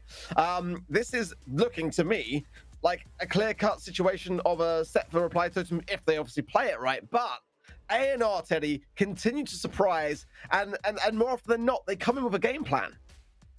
Yeah, no, you're making a very good point, and we have to keep it to account as well, because we've been talking a lot when it comes to win streaks about Foot's win streak in the lower bracket yesterday and earlier today, but ANR, they didn't need to go to the lower bracket. They made it all the way through the upper bracket, so they've been on a win streak of their own, now claiming victory against SK Gaming as well. There's one more top dog for them to take down, and that's Reply Totem. Let's see how they deal with that. Well, shots coming through from Maru early on, making some connections, but instantly kind of knocked back by Rama on the other side of things still. Joker's going to be sitting at level 1 and not going to be able to get too much done until then, so heavily relying on his teammates, and I guess it's still fairly kind of similar with Nob. He tries to go aggressive and gets shut down immediately, feeding Joker instantly, and at this point, that's not the start they want. They got a little bit of percentage on, and they're still sitting there as well, but Mech there already, and a level 2 Joker's not the right start for them. And Nob gonna push and flank through the left side, but he's taking so much damage, and Joker lands onto his face, able to claim the kill there very nicely as well, and making sure that that left side is covered and just clear of any annoying tanks. Another jump from Joker nearly gets that kill as well. Mari will be there for the trade. He had a supercharged shot ready, so that will nicely help with that. So far, not all bad from ANR. It is Reply Totem in the driver's seat, but just by a little bit. As the Ego gets dispatched by Joker. Nope. Scarily up close. Creates some space. It's going to be a 1-for-1 trade, and there's only Mara left alive. Mari will take a second to respawn and get back into the action, but he does so wonderfully well with an immediate pickup onto Rama. Yeah, just 10% in it, but we see a Nob come around the side, baits out that jump from Joker, who's level 3, now gets the shots off, takes one down, brings Maru and Joker very low on top of that as well, so really nice stuff from him as his teammates reclaim this mid as a thank you for that, but still got this super, he's level 3 already as well, so this is a worrying situation for Nob, who's just gonna continuously run at him down this left-hand side and just try tank it all down. Level 4 now, and his super's thrown quite far away, but baits out a shot. Coming up behind all of these tank killers now, gets the shots through, no finishes off yet, and I think it's just Lola staying alive, so Reply Totem surely going to run away with this one now. Yeah, Mari is low, so is Maru. No mech available either. There might be a chance here to make something happen, but no gadget anymore for Nob, as he did use a couple of them in vain. 2%, the Meg will secure that with the ton of HP at her disposal. Reply Totem to take game number 1, and even though they did definitely look better, I think a lot of encounters, especially between the Surge and the Sam, they came down to just a sliver of HP remaining on Joker. So if some of those interactions go just a little bit differently, I could see ANR turning it around. Yeah, I mean, to be honest, it went the wrong way a lot of the time. Like, Joker's supposed to win that matchup like 9 times out of 10, but Nob was actually kind of walking away with a few of them, and it kind of did help out ANR quite a lot, but maybe it's just trying to start off down here, get some shots in without receiving too many. Now we're seeing Rama pinch across, getting hit pretty hard, feeding that 3k, and Mech already there as well from Maru. They've got a little bit of a lead, close to 15%, but that's nothing that Totem can't quickly take down with this Mech in hand. Yeah, now pushing forwards though, finding a lot of value, and it's a nice 2-piece to secure the mid, as Maru is going to be flanked by all sides, and Nob now has some more aggressive positioning to work with. He does get scouted out. Is he able to reset? Should be able to, as it's pretty much what Sam is known for. Joker's still on stage 1, but he did unlock stage 2, waiting patiently in case Nob decides to go aggressively to punish him. Yeah, he's just looking for that jump now. Nob going to try and avoid it as well as he can. Does actually do a really nice job of it, but gives him all that ammo back thanks to that gadget that he's using. Jump straight on his face, and level 3 from basically level 1 in the matter of seconds there. Maru getting the flank on now. A little bit of a percentage lead. We're looking at about 20% for ANR at the moment, but that can quickly be shut down by Reply Totem with all this control. And Maru's going to clean up the left-hand side. Nob is going to fall down, and Maru's pretty dominant over this mid. Double flank on the left from Reply Totem, and Maru is pretty much unchallenged in the mid because he does have that super. However, a nice connection from Rama will enable him to just stay a little bit longer in the mid. Eventually, a 2-for-1 trade here, as Maru will fall and give Nob the opportunity to go for a flank of his own. We've seen how successful he could be just moments ago, as Nob is very low HP, does manage to take one with him. And for now, ANR with a little bit of a lead, but for how long can they keep this one up? Yeah, that's the question. Sam coming back up now, and just have a bit of time to burn before he can get that aggressive. A Joker with a vertical jump, and he's taken down with all those stacks. Shots coming through from Gus as well, connecting nicely, but Maru survives. Mori's going to be able to heal up a little bit off the back of that now as well. Maybe is finally getting that ego down, but no freeze frames left, and he's still low. Nob just going to try and take the fire, take the shots, and he did take a lot of them, but Mech is there again, and he's pushing forward. Maru around this round side is pretty much neck and neck. The swing's going to be missed. Maybe it's trying to find these finish off on Maru. Joker's low as well. They're pushing onto the mid, but now they are at a deficit. B's going to go down, and they're starting to push up, but Joker with the jukes. He's finding his way forward, gets the takedown, gets the jump, but A&R say no. They're going to bring this one back and tie out this hot zone set. Incredibly close. Incredibly close. And as we were talking about in the previous one as well, there were so many close encounters between that Sam and the Surge. And this time around, they were going just a little bit more often on the side of the Surge, and that made, on the side of the Sam, and that made such a big difference here in favor of A&R this time around. Let's see if they can keep that up, or if Reply Totem can prevent that from happening again. A very, very tight opening set here between Reply Totem and A&R. Yeah, I mean, A&R are genuinely looking really, really strong right now, and it's another worrying circumstance for Totem, considering they are at that 0-1 thanks to FUT at the moment, but getting a good foothold in mid at the moment. Gonna see Gus go even lower, and Mebius take some fire. Maru early mech, and they don't even seem to be minding to be giving him this mech, as they do quite often take it down rather quickly. Super there, freeze frame, not really going to get a lot done, and they're going to be able to sit on this mid quite nicely now and extend this lead even further. 40% now. Locked in by Reply Totem. It's their best start yet. Joker against Nob, and it's going to be Joker that wins it this time around, which relieves a lot of pressure from the left lane. Nob has super. He's low HP. Joker popped the gadget and easily dispatches of Nob this time around. Not even close. Maru just holding down that position. He knows that one swipe is going to lock in a kill, and he does just that as Mebius is going to be falling, and Reply Totem was a near flawless game so far. Going to be passing that 90% threshold, and even though Mari gets pulled, he's still going to get the kill into Nob with that supercharged shot. Rama pops shield, but it's not really going to matter much. Reply Totem, they absolutely annihilate them in this final game, and they'll pick up the first set. I mean, that's the answer that Reply Totem needed. After pretty disappointing game against them, they bounced back and they took the win once more. Of momentum, and Reply Totem, they looked really, really strong all the way through that. More damage, a little bit less heals, but honestly that doesn't really matter that much when you got another 30,000 damage on your side, as you're clearly dealing a lot more than your opponents are. Kills on their side as well by 11, which is quite a substantial amount, and in that last game they just had so much control. We barely saw any of A&R, as both Joker was pushed up, Maru was pushed up, and Mori was just holding that mid so comfortably.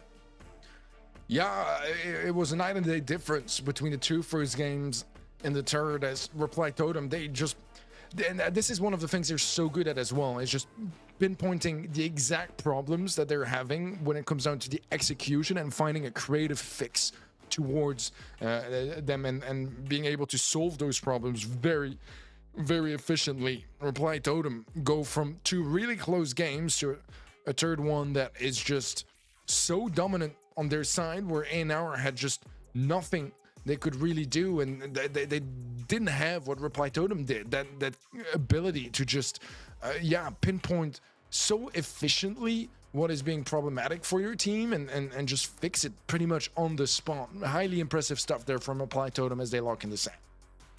And not only is this good for Reply Totem here, it's also good from FUT Esports looking on the sidelines. They've already beaten Reply Totem. That game's behind them. Their game against A&R and this kind of head-to-head matchup we're going to be seeing is still ahead of them. And with A&R, if they take a loss against Reply Totem here, FUT have got to be feeling pretty good about themselves. But there's still a long way to go before that. 2 sets required still for Reply Totem, and this is just the first, but the momentum's on their side and they're looking strong. Pit Stop going to be up next, and clearly don't want to be seeing many throwers from the side of Reply Totem. We've got the Barley band out, the Dynamite band out, Spike along with that, and tanks are what A&R are wanting to get rid of, the Primo and Bull along with the M's there as well. Max going to be the first pick from Reply Totem, and I like it. You know, you can pair it with those remaining tanks, the Buzz and the stuff like that, or you can just pair it with some more control brawlers and be able to take down those tanks.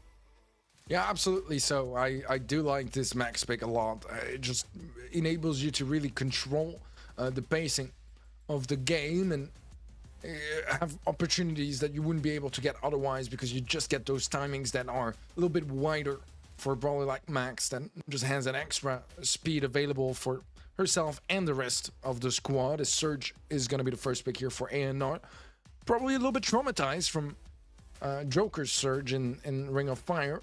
A&R looking to show them how much value they can find with that brawler pick, as They will be combining it with a Daryl, which makes sense. Just take the counter out and pick that Surge in to make sure that Daryl is not going to be facing that on lane, not going to be feeding so many supers, and pretty much destroy that brawler the way Surge destroyed Sam in Ring of Fire. So I like this approach from A&R, kind of adapting on the spot, and Daryl is a brawler that can provide a lot of value, another brawler that can easily feed from those tankier units. That is going to be Nita, and those Nita bears, if you have too many of them to deal with, I mean, that can be quite a nightmare of its own.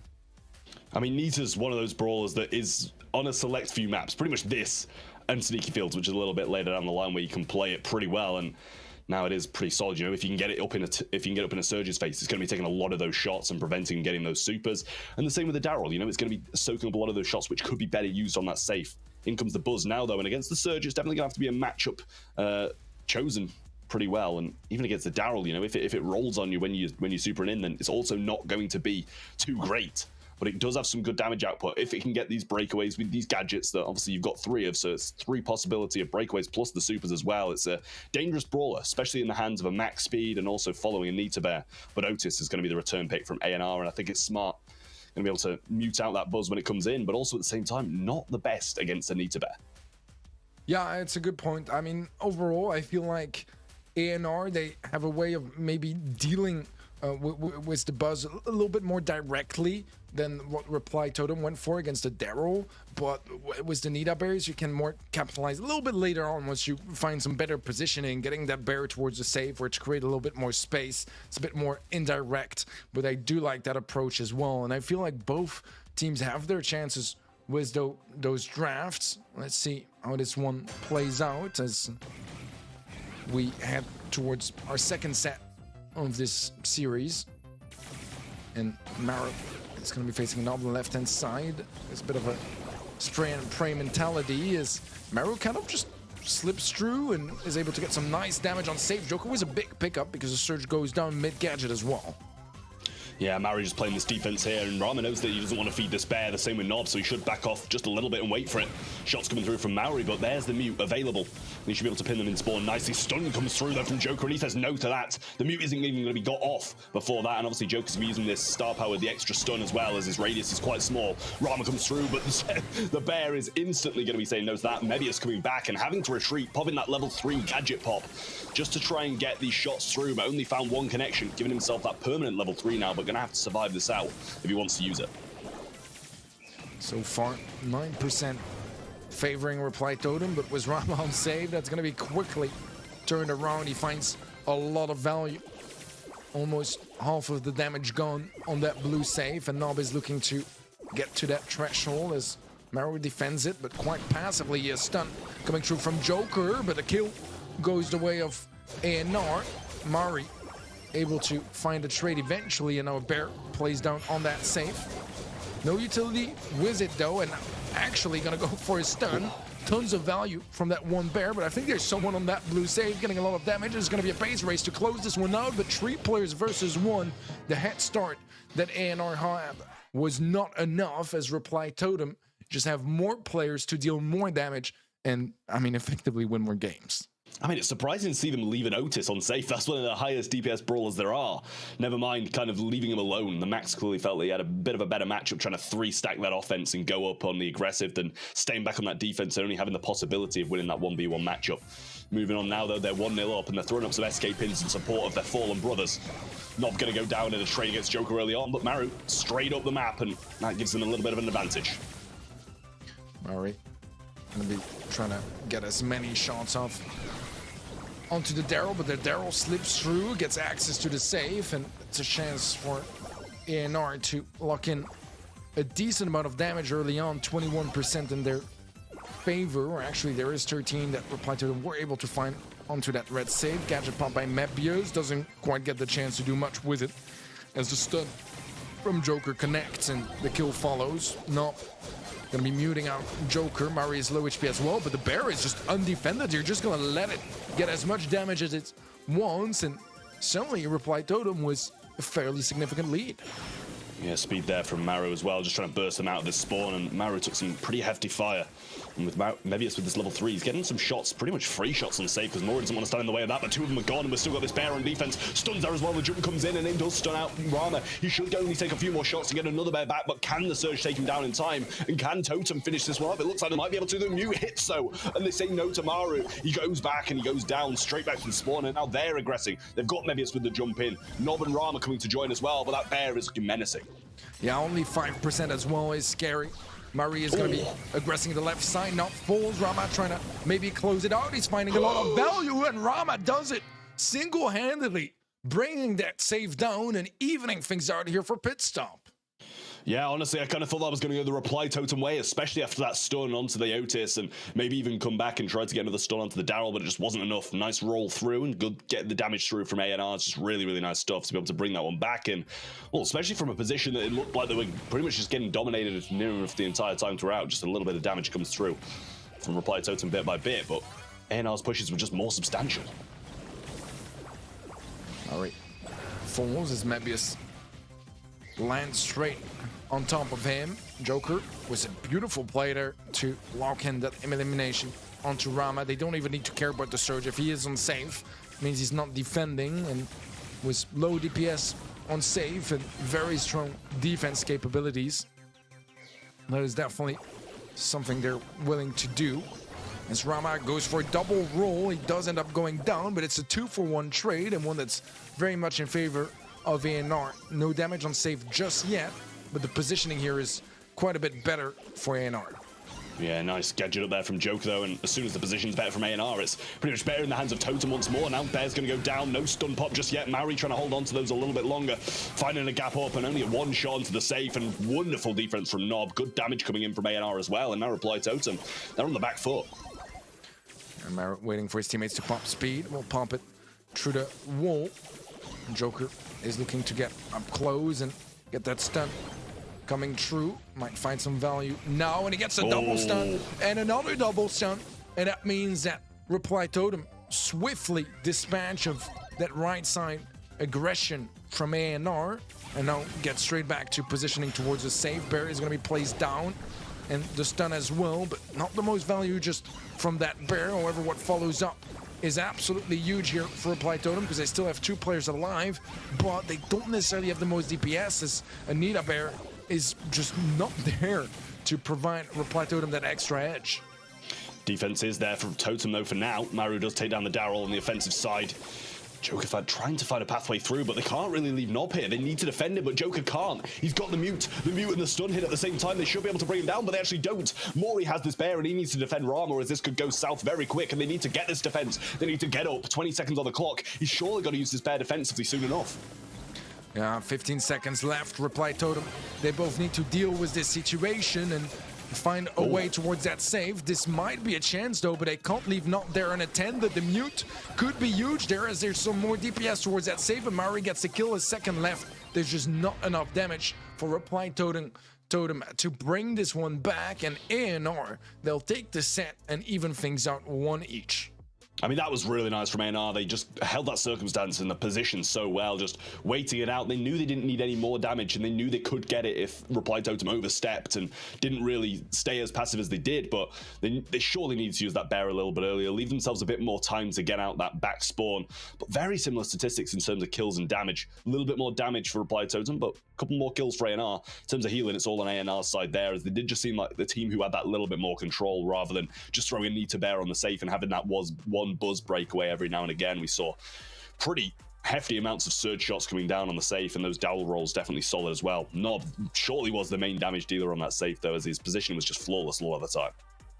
Yeah, absolutely so, and a lot of decisions to make. It's kind of the game mode, I feel like, where you need to make very quick decisions and bring some mathematics to the table as well, and estimating how worth it, it is to defend against a certain brawler in a certain situation. And there's a lot to it. Reply Totem made a lot of good decisions. That's what won them the first game as well, but they weren't really able to bring that back in the 2 follow-ups, and it is ANR that will be taking the set in the end. Rama was a huge play there as well, single-handedly locking in that second game and making sure that A&R stay in the mix in the first place, because a couple seconds more, if he ended up going down, Reply Totem, they would have won the set right there. Yeah, I mean, to be honest, I don't think it's Reply Totem playing bad at all. Like, look at these kind of plays that were coming out of Joker, that were coming out of Mori. A&R are just playing very, very well to be able to compete with a team like Reply Totem. And, you know, we might just be saying this because of last year's results that they managed to get. But A&R, they're playing very well. And it's been so even so far. Very even in Ring of Fire, which Reply Totem took. Very even in Pit Stop, which A&R took. We might be seeing a set 5 game here. Drav coming in thick and fast, though. Got the Crow, the Ruffs, and the Penny. You're going to see the first picks of that Spike and Gene down the bottom side. We've got the Ruffs, Stu, and Crow bands. So pretty similar bands across the way, but that Max was the first pick from Crystal Arcade by A&R. Yeah, I like the Max for sure on Crystal Arcade, but personally, I am still a big Gene advocate, and locking it in with a Spike as well will prevent any Cactus plays to try to lure in those bait in rather those Gene pools. So I don't mind that synergy. I like the idea of Janet as well. It's probably I feel like has been slowly fading away from the meta just a little bit, but not because it's bad, just because it's not as incredible as it was for a very long time. And this is one of the maps where we do still see it fairly consistently. Can be played both as a mid or as a lane depending on the situation, and I don't mind that approach at all from A&R. Yeah, Otis going to be coming in as the last pick from A&R, and honestly, I really do like it. They've got such a versatile comp here. Big DPS can come out of this as well, but Reply Totem, they've got a very, very solid lane in that Spike. You can hold it a lot of the time. We saw it last week from Semantic, which is absolutely beautiful, the Spike gameplay that he was bringing out. Gene as well, it can turn the game with just one super, one magic hand, and the game's flipped on its head, and they've only really got to drop the base, which can tank it. Yes, they can phase shift away from it, but if they count for that, then it's going to be dangerous. Ash going to be coming as the last pick from Reply Totem, and this is either going to be one of those really, really lovely picks or something that's going to go very bad against this Otis. Yeah, I will struggle against Otis. Again, I feel like Ash is like that particularity that it has a lot of range for a tank and still deals mag damage as range as well compared to a Daryl or a Bull that just don't quite have that. It can still be able to win matchups against tank counters. It plays well around those walls, so that is going to be keys. And considering there's no destruction either, left and right walls, they are just going to be static. They'll be there until the end of the game, and that is a dangerous stop for the side of A&R. Let's see in practice if that's quite going to be the case. Joker facing 2 players on his lane, which does mean that Maru is free to roam all around the right side by himself. And so far, Maru able to extend quite extensively in the mid to grab the 2 first gems, but Mebius will be evening things out by getting the 2 following up. Yeah, maybe it's just finding those connecting shots on Mori. Really nice stuff from him, and the help from Rama as well. Great stuff. Drop the base can be placed to keep Joker low, and Nob should be able to clean this one up. Joker went for a shot on that drop the base as well. Did get it down, but it's going to cost him his life. Mari throwing out some shots as well. The fly's there, and Mebius just can't quite push for those gems. That gadget, I mean the gear from Maru just really taking effect and slowing him down massively there, but 6-0 now. Extended even further by Rama picking that one up from mid, and A&R, they're looking strong. Now, this is a massive start for A&R. 6 gems in their favor now, and they still have a mute as well in case Joker decides to aggress. It's gonna make it a whole lot more challenging.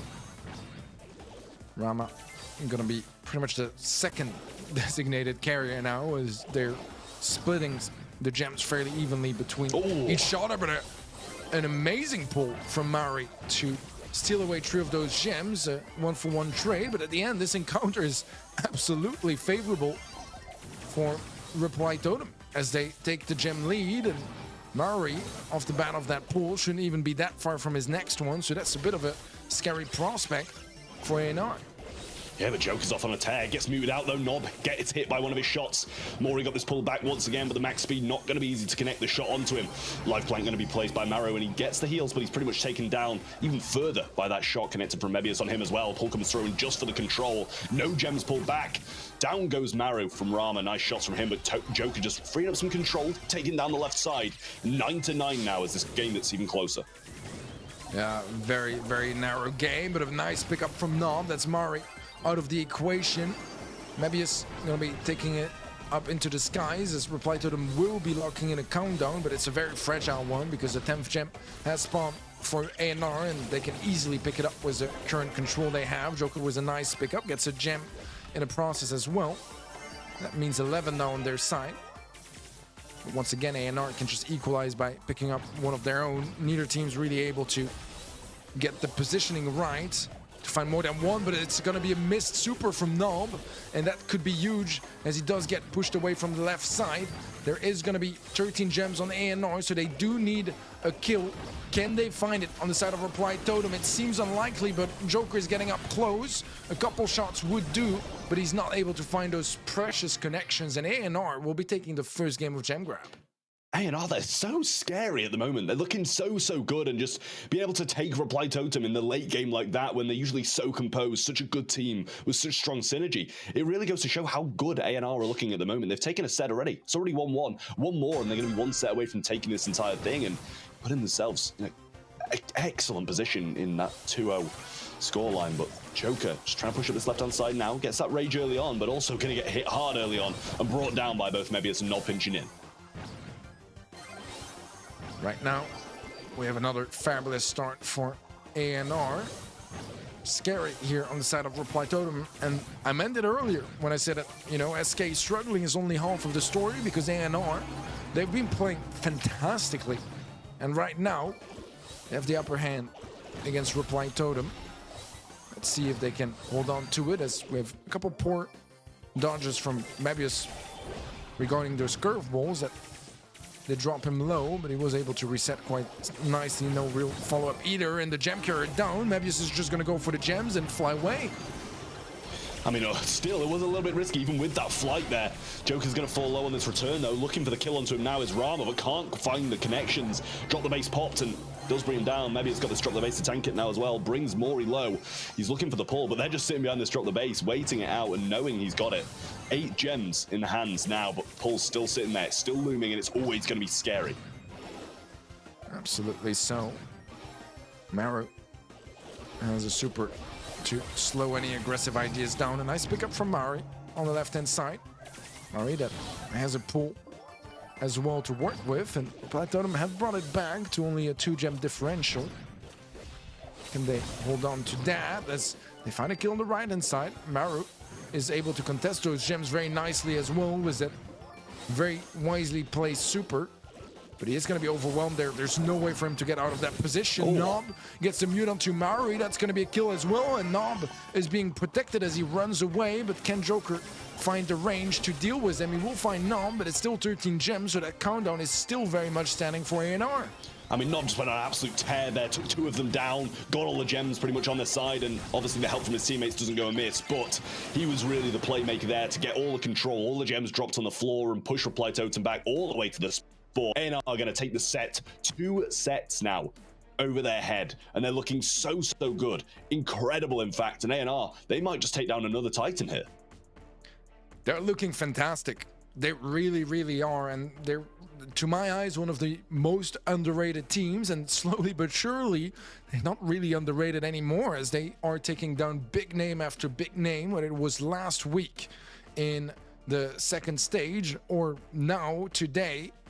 They still need a set to do just that against Reply Totem, but the ball is very much in their court, and ANR is looking deadlier than ever. Look at that, 47 out of 49 gems dropped for Reply Totem. That's a big contrast compared to the 7 gems that ANR dropped. Yeah, I mean, the statistics, you know, they're backing them up, and ANR just really are a scary team for anybody to face at the moment, and FUT was looking the same. It's so close. Between today and tomorrow, the games we're going to be seeing are just absolutely incredible, and, you know, you can't fault ANR throughout the entire set. They kept up, as I said, after that first game with Reply Totem. They kept their composure, and that's something that Reply Totem are really good at, you know, cracking other teams, being good in those late games when the composure's needed.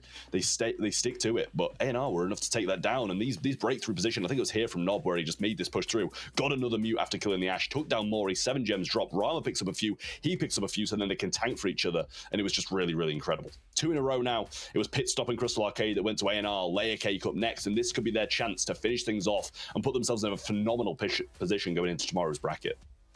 Our draft is coming true as the bans for Reply Totem will be Crow, Otis, and Penny. ANR banning out Tick, Max, and Gene. Don't mind the bans here on both sides. It does leave some openings for some risky ideas with maybe some tanks brought into the mix. However, the first pick is going to be a Janet. It's good first pick material. It's very versatile, can be combined with nearly anything, and doesn't really have any hard counters. However, I mean, we already know it's going to be Maru rocking that one, as it is one of his go-to brawlers, and he's been pretty much the designated Janet for Reply Totem. Yeah, and I mean, it usually works. It's usually one of those versatile picks that if it's pulled out, it usually does incredibly well, but in that last game, it did just even better. Seeing the call coming in from Layer Cake now, and it's a solid pick. You know, you're going to get that first one. It's a first blue star, but then it does become a little bit worrying until you get that super, and then you can start to go aggressive, or at least get close to that super. That's what it really means. You flying hook in, get the shots, and they don't expect the super to come through, and then you follow it with that, and it's a dangerous prospect for Reply Totem now, as I think it's a very, very solid first pickup. Gus going to come in after that to provide the shield and kind of even further back up this aggression that Carl's going to be able to go for. Yeah, I like it. It enables you to just ensure your Carl pulls out of those really tricky positions and is able to get back to safety whenever he goes for a flying hook compared with a super, or just, you know, a super or just a flying hook, really. It gives you just a couple more possibilities to work with and ensure that your pushes are going to be safe. Let's see, though, what the reaction is going to be, and it's going to be a Daryl. That's a strong one, strong counter to the Carl. Not necessarily the easiest to play, and making me question as well what the plan is going to be, because I said surely Maru is going to be on the Janet, but he's also known quite a bit for his tank plays, so there's quite a chance that might be the case as well. That is one of the strengths as well of Reply Totem. The versatility of each player's brawler pool is just so wide that they can have a lot of possible combinations.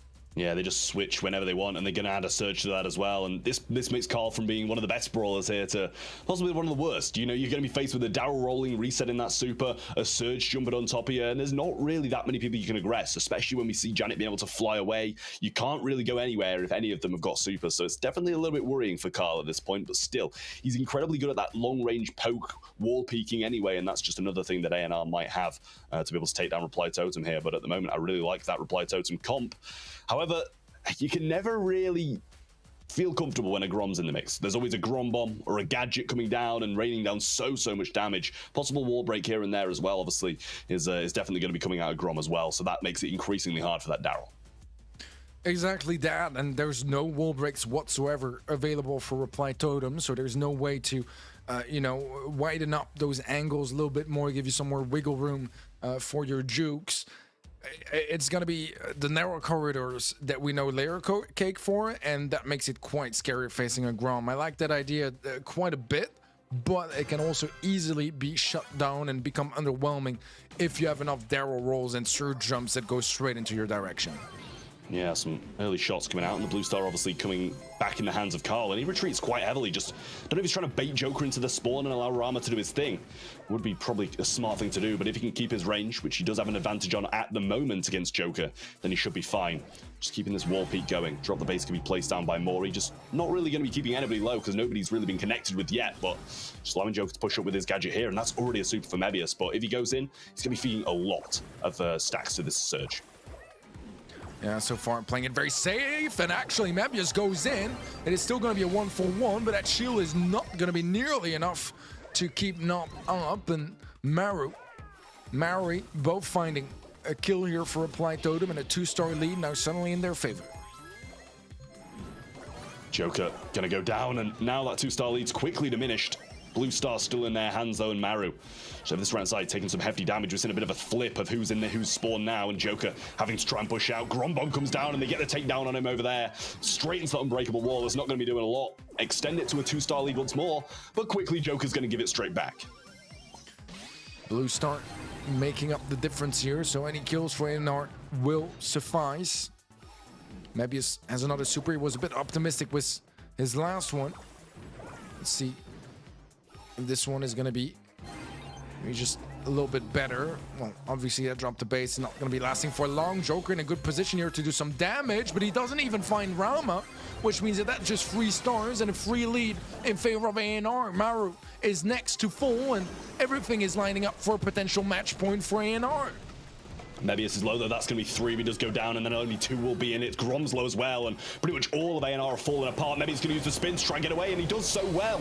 Grombomb going to be there as well. Nob doesn't fall, and he only had another 1 to the star count as well. Nice stuff from ANR, and that's going to be a match point now as they get that defense off perfectly, and Reply Totem are just left watching.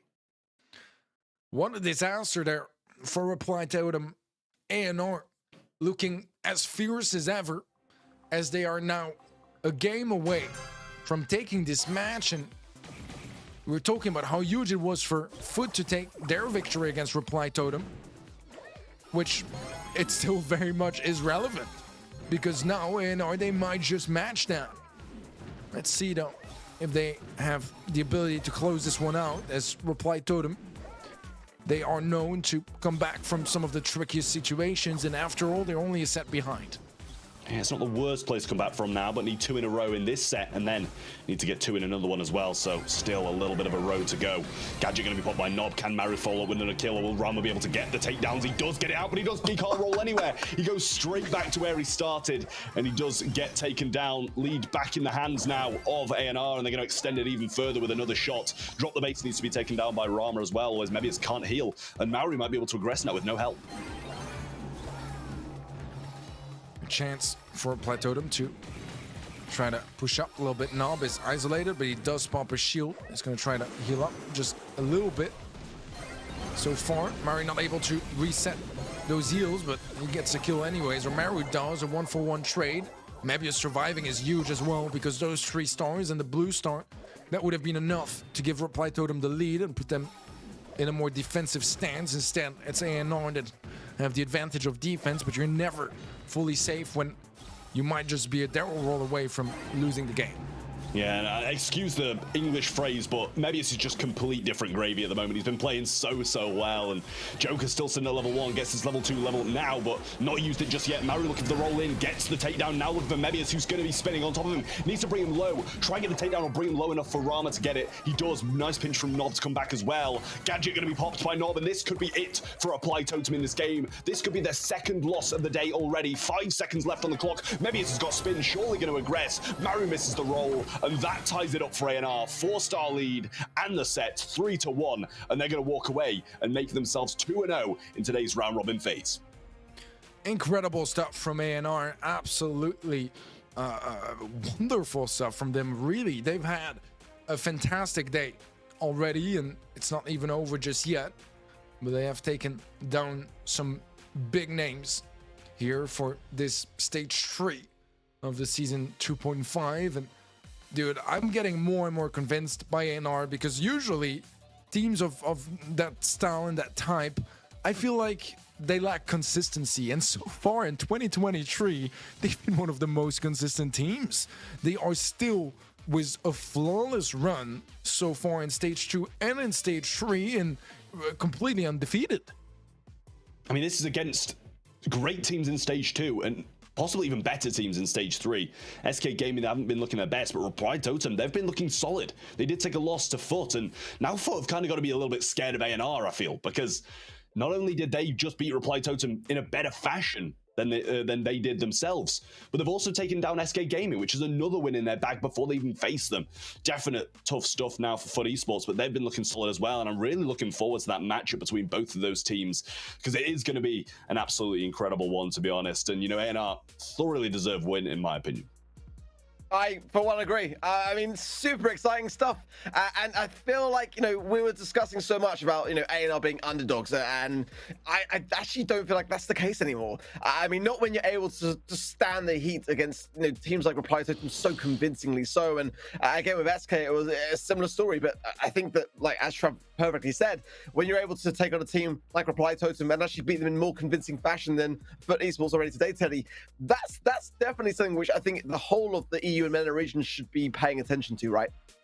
I agree with you, and honestly, I'm starting to think that ANR might be my favorite to take it all here and make it to Japan, which sounds crazy, especially, you know, if you look a week back, there were so many massive names that didn't make it all the way here, but partly because they were losing to ANR. So I think they have very high chances of making it here. I mean, it's 50-50 anyways, right? Because there's only 2 teams left to qualify. But I would put them maybe on a slightly higher pedestal than I would Foot. Yeah, and that's kind of insane when you think about the fact they have not got a representing organization yet. And, you know, it's just kind of like, you know, it's one of those things where I just kind of feel like the competition has been blown wide open.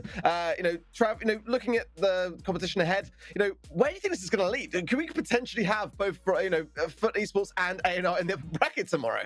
I mean, it looks like it might be going that way, because in my eyes, Reply Totem are looking stronger than SK Gaming, and Foot have already taken them down.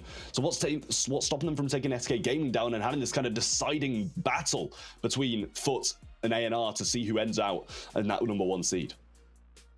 So much to come, guys. We are about through the midway mark now. Next up after the break, though, SK Gaming versus Foot Esports, and that is going to be a very, very interesting one to see what and how this is going to go down, because honestly, I think neck and neck, very much so.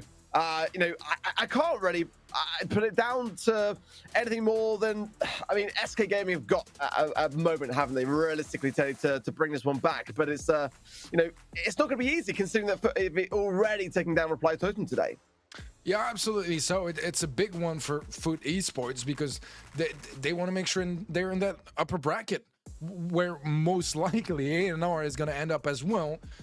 But here's the thing, you know, I can see how some people might think it's only about seeding. Yes, it's seeding, but in a double elimination bracket, it's an extra life, because if you end up in the bottom 2, you're in the lower bracket. And for teams like Foot and A&R, that means the world. And Foot, right now, they still need one more win just to match the amount of wins that A&R has. And I think they have their chances in this one, and I think they know how important this one is.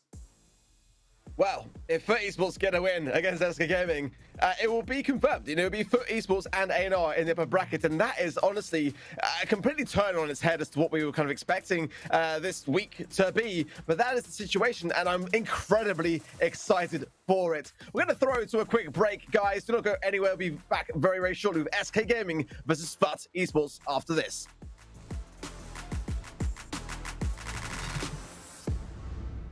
The Snapdragon Pro Series powered by Samsung Galaxy is brought to you by Snapdragon Elite Gaming, Samsung Galaxy S23 Ultra, Monster Energy, and DHL.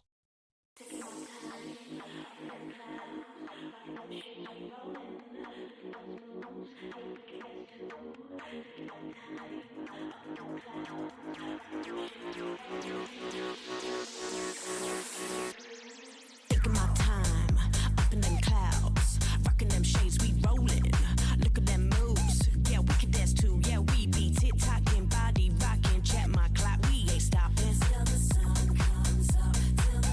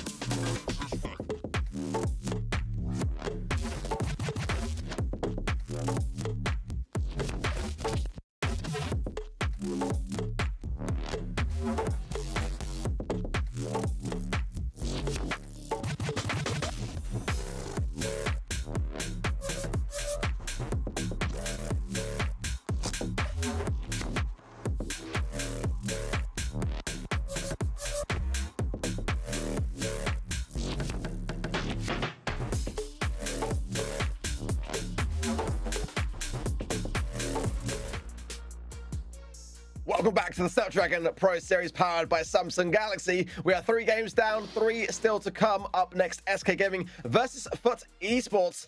I'm very excited to see whether we might see some resolve coming up, Teddy, because for SK Gaming, they've got to start to get some points on the board here. They've got to start winning to achieve that, and so far it hasn't been a whole lot of that for them in 2023. It's been a disappointing start of the year for them, but it's as good as a time as ever to get started and really show up on the scoreboard. But yeah, as I said, they got to change something, and so far I can't help them with that, because otherwise SK would have hired me as their coach.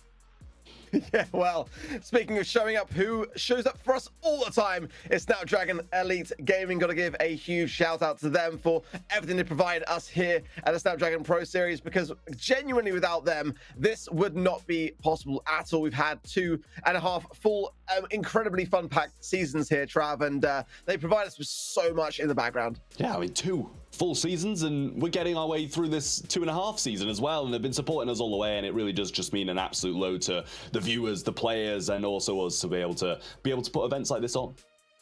Yeah, keeps mobile gaming really in the forefront, and that is meaning the world to everyone here. So thank you once again to them. Let's bring things back around to SK Gaming versus Foot, Teddy. You know, we've seen SK struggling. There's no secret there. But Foot have been on a really great trajectory recently. You know, they're having come off the back of last week and also in the qualifying stages of the BSC. They've now got themselves into their first monthly finals, whereas SK is still 2 times, you know, not able to do so. But, you know, so far, coming from last week's qualifiers, Foot have been on an absolute tear, taking down Reply Totem, admittedly not as convincingly as A&R, but seemingly the favorite coming into this one, right? Things should be lining up quite nicely here for Foot in this matchup. You know, just considering the current form of SK and the current form of Foot, and the stakes here as well are just so much higher for Foot. They should be able to pull through and make this one happen, and I think they got what it takes. But looking at this draft throwing of fire, we got our bands lined up, and Bonnie, Belle, and Meg will be unseen for this opening set as SK bans them out and Foot bans out the Pam, the Squeak, and the Penny. Okay, well, it's an early draft here of the Stu coming in for Foot Esports, which I quite rate here, but it's definitely going to be more of a side lane action brawler, but I guess they don't want to show the cards too much too soon. Pro going to come in. Ultimately, one that makes a lot of sense with the Pam being banned out and the bees shortly to follow. Well, I like where SK are going with this. This is quite, you know, standard SK stuff here, Trev. It does seem that way, a bit more controlling than that kind of aggressive approach that Foot have kind of gone towards, which, you know, I thought SK Gamer were trying to go for a bit more of an aggressive approach this year themselves, so surprising to, you know, not see them go towards that a little bit more than what they have just done now, as, you know, you kind of expect that kind of long-range approach from B, and, you know, they're kind of the same with Crow on this one as well, with those slows coming out. But Stu, you're just really phenomenal at the moment, especially with either Drage or Semantic playing it. You're really never going to be able to get away from it, but Bell going to be that answer from Foot to kind of play that long range game in mid, and especially with Loader out of the way, it does kind of amplify how good B is just that little bit more. Last pick going to be the Otis, and honestly the Otis is very, very solid. You see a lot of DPS, you see the mute, and it's going to be able to cover a lot of those last picks as well. Yeah, I don't mind a drafter from Foot. I do like the idea of B and Crow combined. Maybe just a little bit more, and Stu, as much as I do think it's a really relevant brawler to the current meta, I do feel like the lack of range here on Ring on Fire can be a little bit more felt than, say, on a hot zone map like Dueling Beetles, where I do prefer it quite a bit more. But it can work. It can certainly work. Right now, though, with not the most AoE damage, Ruffs is a pretty nice pick to add to the lineup here for SK Gaming. A brawler that has been falling off a little bit of the meta, a bit more situational than it once was, and obviously Unbreakable Walls have a big part to do for that, but I don't mind it per se. I would say that personally I actually like the draft from SK just a little bit more, but we've seen that the execution can be quite a problem for their current roster. To be honest, I do kind of think that if they can get the matchups right. And I know I always say this, if SK can get the matchups right, then it is their draft to win. But, you know, I don't hate Foots. Even if with bad matchups, once they've burned down these gadgets and stuff coming out of SK, then they're going to be able to thrive that a little bit more. Fat splatter straight down the mid, which gives Rage that early control and gives him a solid 10% early on with really no repercussions. OP versus Chaos down the left-hand side, and that's already 1 sandbags burnt through. Dredge needs to be careful now because that crow slow can be brutal, but just a little bit poorly timed. And again, synergy problem there, as he should have had the call out earlier, been ready for that 3K shot. That should have been a free kill onto Drage, but it wasn't, and does mean that SK weren't able to really capitalize as much from that gadget, although they did manage to take control at last. And finally some nice connections there from SK Gaming to lock in control of the mid, pop that nest egg whilst no one is there to capitalize. And so far, SK was the lead. Yeah, OP finding some shots through. Last gadget coming out of Chaos now, and it should become that a little bit more difficult for him to get the job done over that left-hand side. But jump comes in from Yoshi, trying to go aggressive, gets muted out, and walks over a nest egg as well. Everything kind of collapsed down on him there, and Chaos did have to retreat, as he knows that he can't hold this lane against OP just as well anymore. You're going to see that speed zone placed down. Slowly going to be burning, but it got a bit of a lifespan on it yet. A little bit of an advantage for SK, but short-lived as Foot have just a little bit more presence in the mid and are able to take over the percentage lead. Walls will be broken open by IKL. Some nice connections onto OP, which he's trying to manage, but just doesn't quite have the range to do so. IKL's just gonna have a very nice ability to scout that bush with those bouncing shots and finds the position of OP again as Guy is able to win that fight in the mid thanks to his gadget to tank just an extra shot and make sure that he claims that kill. Brings SK back in a good position as they are now overtaking the lead once again. Yeah, Drage trying to find these connecting shots, and the 3K hits, but a return from him as well. Nice stuff, OP trying to make the breakthrough, but he just can't do anything. Mute's going to be there from Semantic, but what's that really doing? Not much, as he's just pushing him off for a little bit of time. Pretty much taken down instantly as soon as he comes back up. Drage not finding any shots, feeding the 3K yet again, and a jump comes in from Yoshi, getting the damage through, and this should be pretty much tied up for SK Gaming now as they take the first game, which is a very underwhelming mid-game from Foot Esports. They started well, and they had a little bit of pushback, but overall SK Gaming were the ones in control. Still think this too is a problem to my eyes, especially that early into the draft, which Stu usually is quite an early draft sort of pick, but on a map like Ring of Fire, I just don't really like it all that much, and I was concerned as soon as I saw it. And so far, especially facing a Ruffs, obviously, is a bit of a nightmare. They'll be switching Semantic over to the left side, so that is going to be the solution here for Foot Esports. I'm hoping to see OP shine just a little bit more on that emblematic brawler pick when it comes to the second game. And so far, the early start is even better than the previous one, as Drage is just dodging wonderfully well until he does get tagged up, and he does have to respect that 3K shot that could come in. A nice opening, but again, the team fight does seem to give the advantage to SK Gaming, and it brings them back into the zone and the ability to just catch up quite nicely percentage-wise. Yeah, nice mark from Drage as well, making the A2 shot there. Follow-up shots coming in once more again, but slow from Yoshi, just so good. And his aggression's really been unmatched this game from anything that Foot Esports have kind of brought to the table. Eventually pushing him back, and it is very even, but Drake just can't find these shots onto Yoshi. Eventually does now, and Yi just been sitting on this mid the whole time, extending that to 10%, and really no fight back from Foot, and they just don't seem to have the same bounciness as they did. Eventually getting some stuff done now, and now this is where they start to make the breakthrough as OP gets this right-hand side, and they too also get the mid.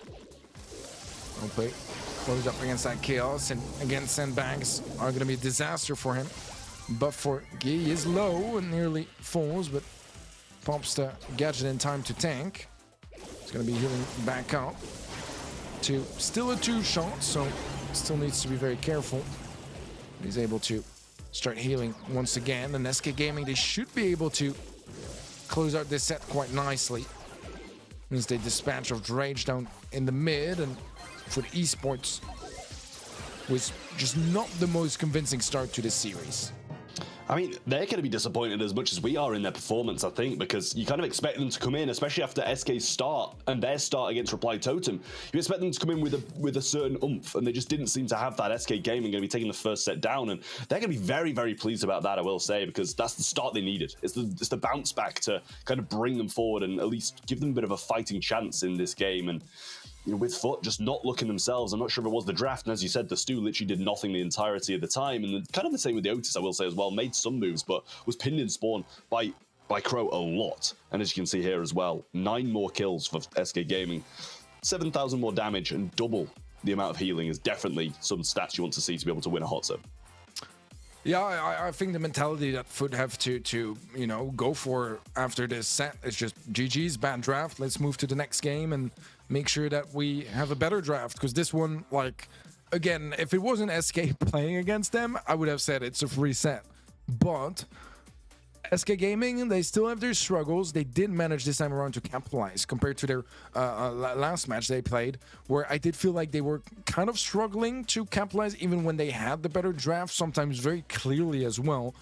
I think this was probably their best draft so far, and they did manage to make it quite a bit more convincing than what we've seen so far from them in this season 2.5. So I'm happy about that, and hopefully that kicks in just a little bit of momentum for them to thrive upon and start really getting their stuff back together and slowly but surely go back to their former glory. Yeah, I want to see them be able to rival some of these teams as well as they have done in the past, because they are a big team, they're big names, and they should be able to do just that. Pit stop going to be the map up next, and should be seeing the bans come in shortly. But in my eyes, this has got to be SK make or break here, because if Foot start to get a bit of a foothold back in this game and bring it back bit by bit, and even one set can be the start of a huge momentum boost for them, and they thrive so heavily off that. If SK manage to win this one, then I'm pretty sure it'll kill off Foot for the Crystal Arcade set, and they should be able to close it out. But we shouldn't really know for a fact that they're going to want to fight. They're going to want these tickets to Tokyo, and they're going to have a little bit more fight in the tank left than SK. Oh, a dynamite ban. I like that from Foot Esports. I don't know if I consider him as like a major threat myself, but it can be problematic in the right hands and in the right situation.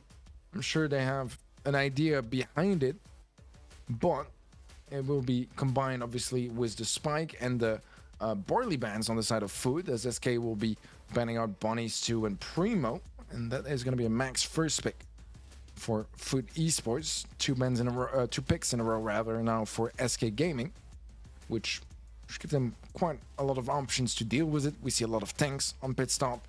And, I mean, as I say the word tank, well, Daryl appears, and he's been one of the most big tanks on pit stop for sure. Yeah, I mean, it worked in the previous one. We saw him pretty much win a game single-handedly towards the end of it, and it was really, really nice stuff. But there are quite a lot of counters still left on the board. If we manage to pick up that Otis, we might be able to see Samantha give the same treatment he gave Reply Totem with that in that heist game on Safe Zone. But Max is solid, It's one of those versatile brawls you can pair with a lot of other things. We're going to see that Otis coming out of SK now and kind of denying Foot Esports from being able to pick up that main counter to Daryl on a map like this. Otis is a pretty standard approach at the moment. Just deals well with tanks, deals well with pretty much anything. Doesn't have a whole lot of super strong counters. Most of his counters are going to be mainly because of his mute or because of outrange. Outrange, not too much of an issue on a map like Pit Stop, and obviously, if you have something that can tank the mute, like a Nida Bear, that can be quite nice, but usually you're quite wise as an Otis, and you're not very often going to be hitting a Nida Bear with your mute anyways.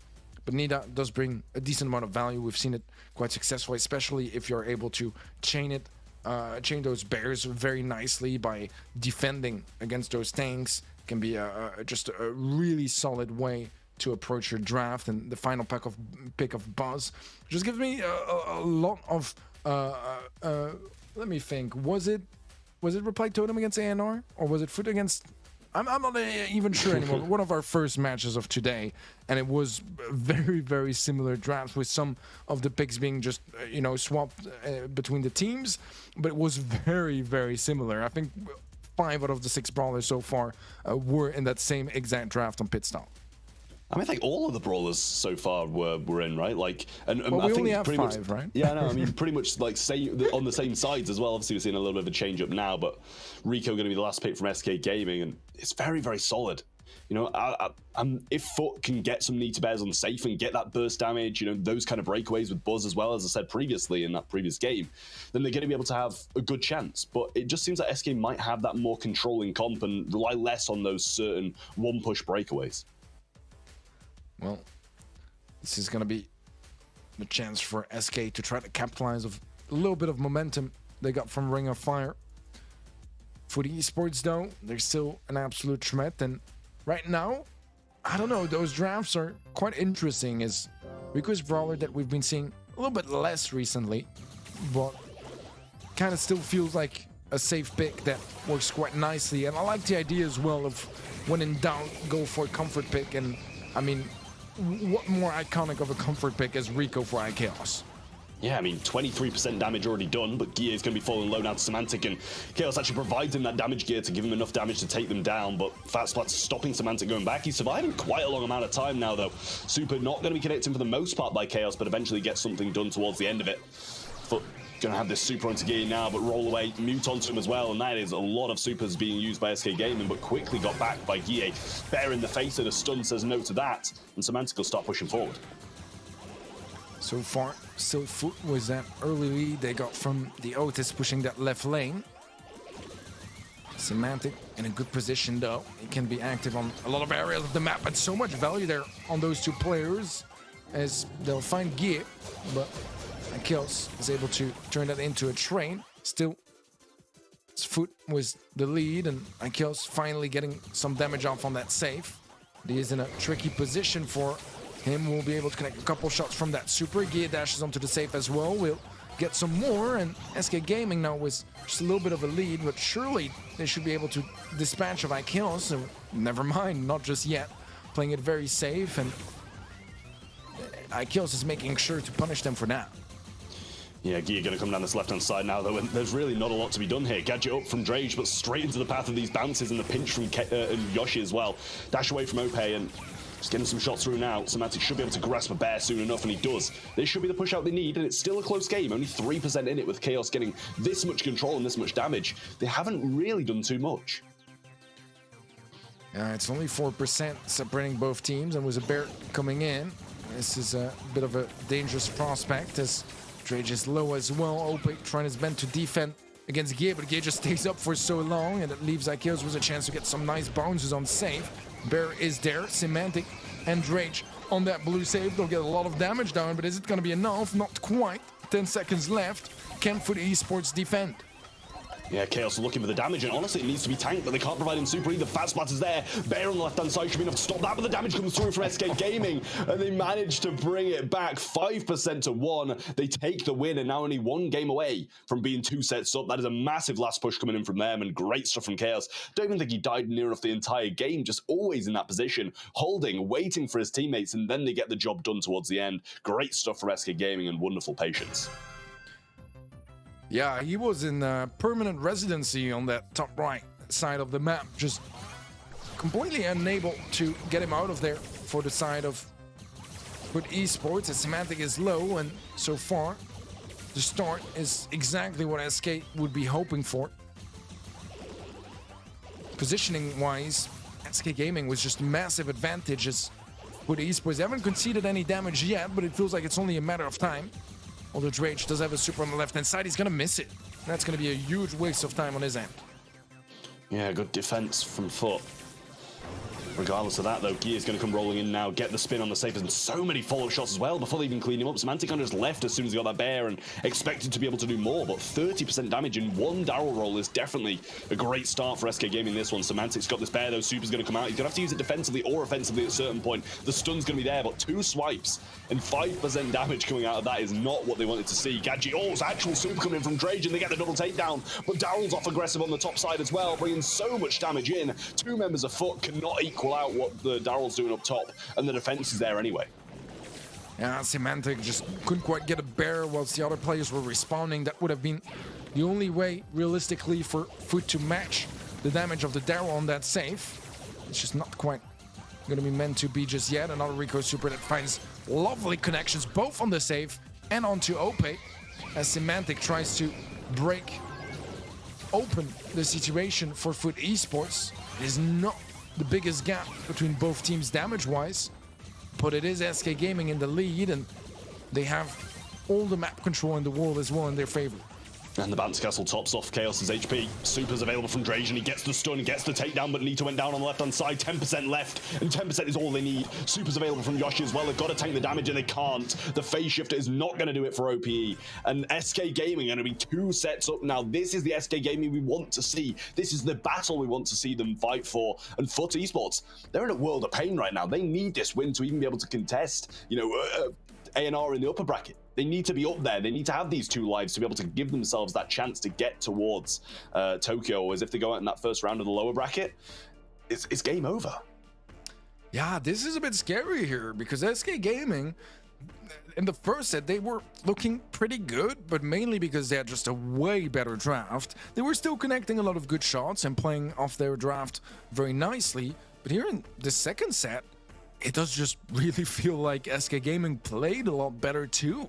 And I've been improving slowly but surely, and I want to come back against those comfort picks, and going for brawlers that you're very familiar with. Bringing back the IKEOS Rico seem to have done wonders here for SK Gaming. 2 sets up now, and both sets fairly comfortably so as well. I believe it's 4-0 in game so far for SK Gaming, if I'm right, and for the Esports, they've yet to really show up in this match.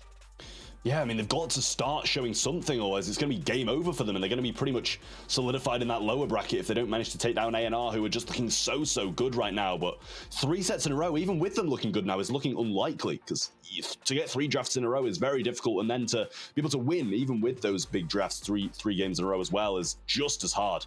So SK Gaming, they're in a position of power right now, and it feels weird to say that, but they're definitely looking a lot better than Foot are right now. Even after being able to take down Reply Totem in that first game, they're just not looking the same, and SK are looking not the same either, but in the right way.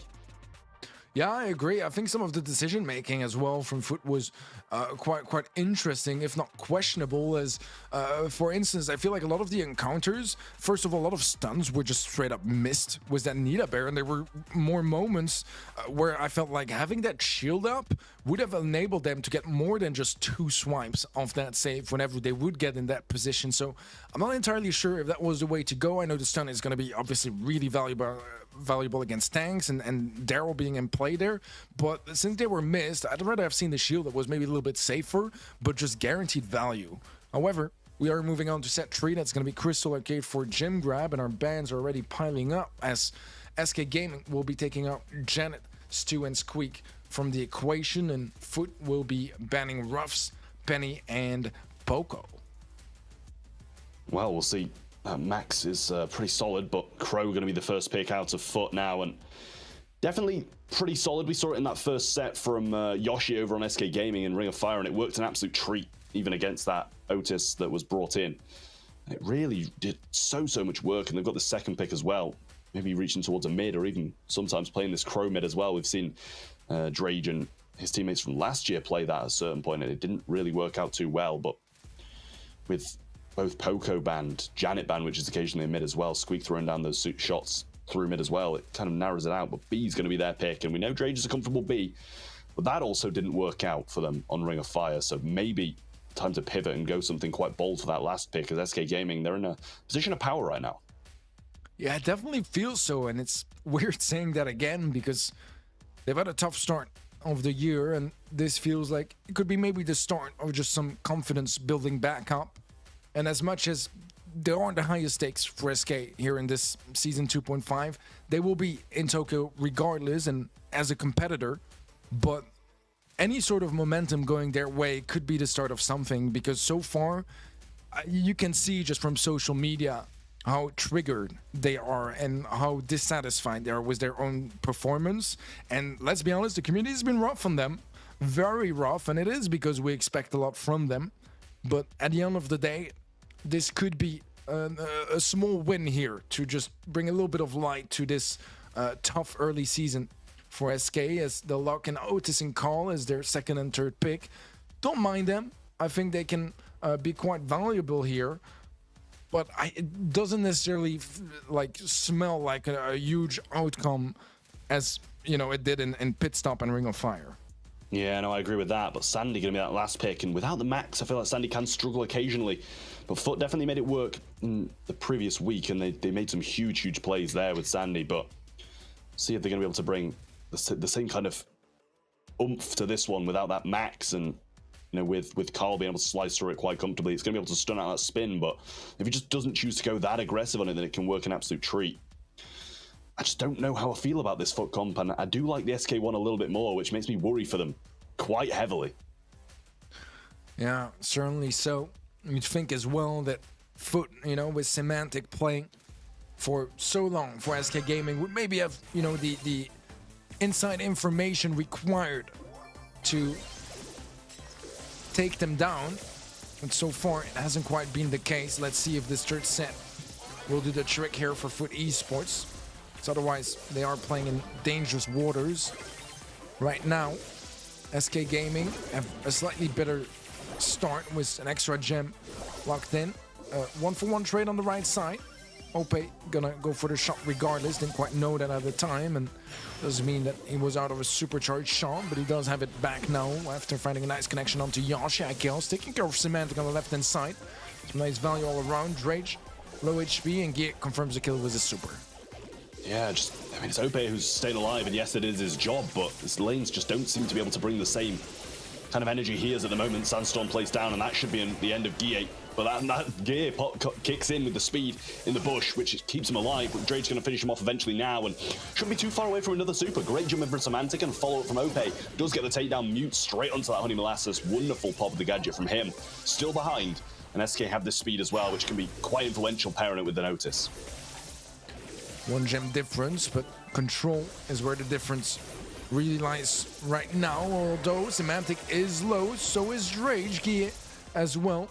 Might be a chance here for SK to strike where it hurts, but they're just not really able to find the angles on that right lane, and Drage will win it against Gear. Akios also low himself, and a jump now unlocked by Semantic could prove to be really capital for Foot's success, as they do have so much mid control. And final gem will be picked up by Ope. That's a countdown locked in.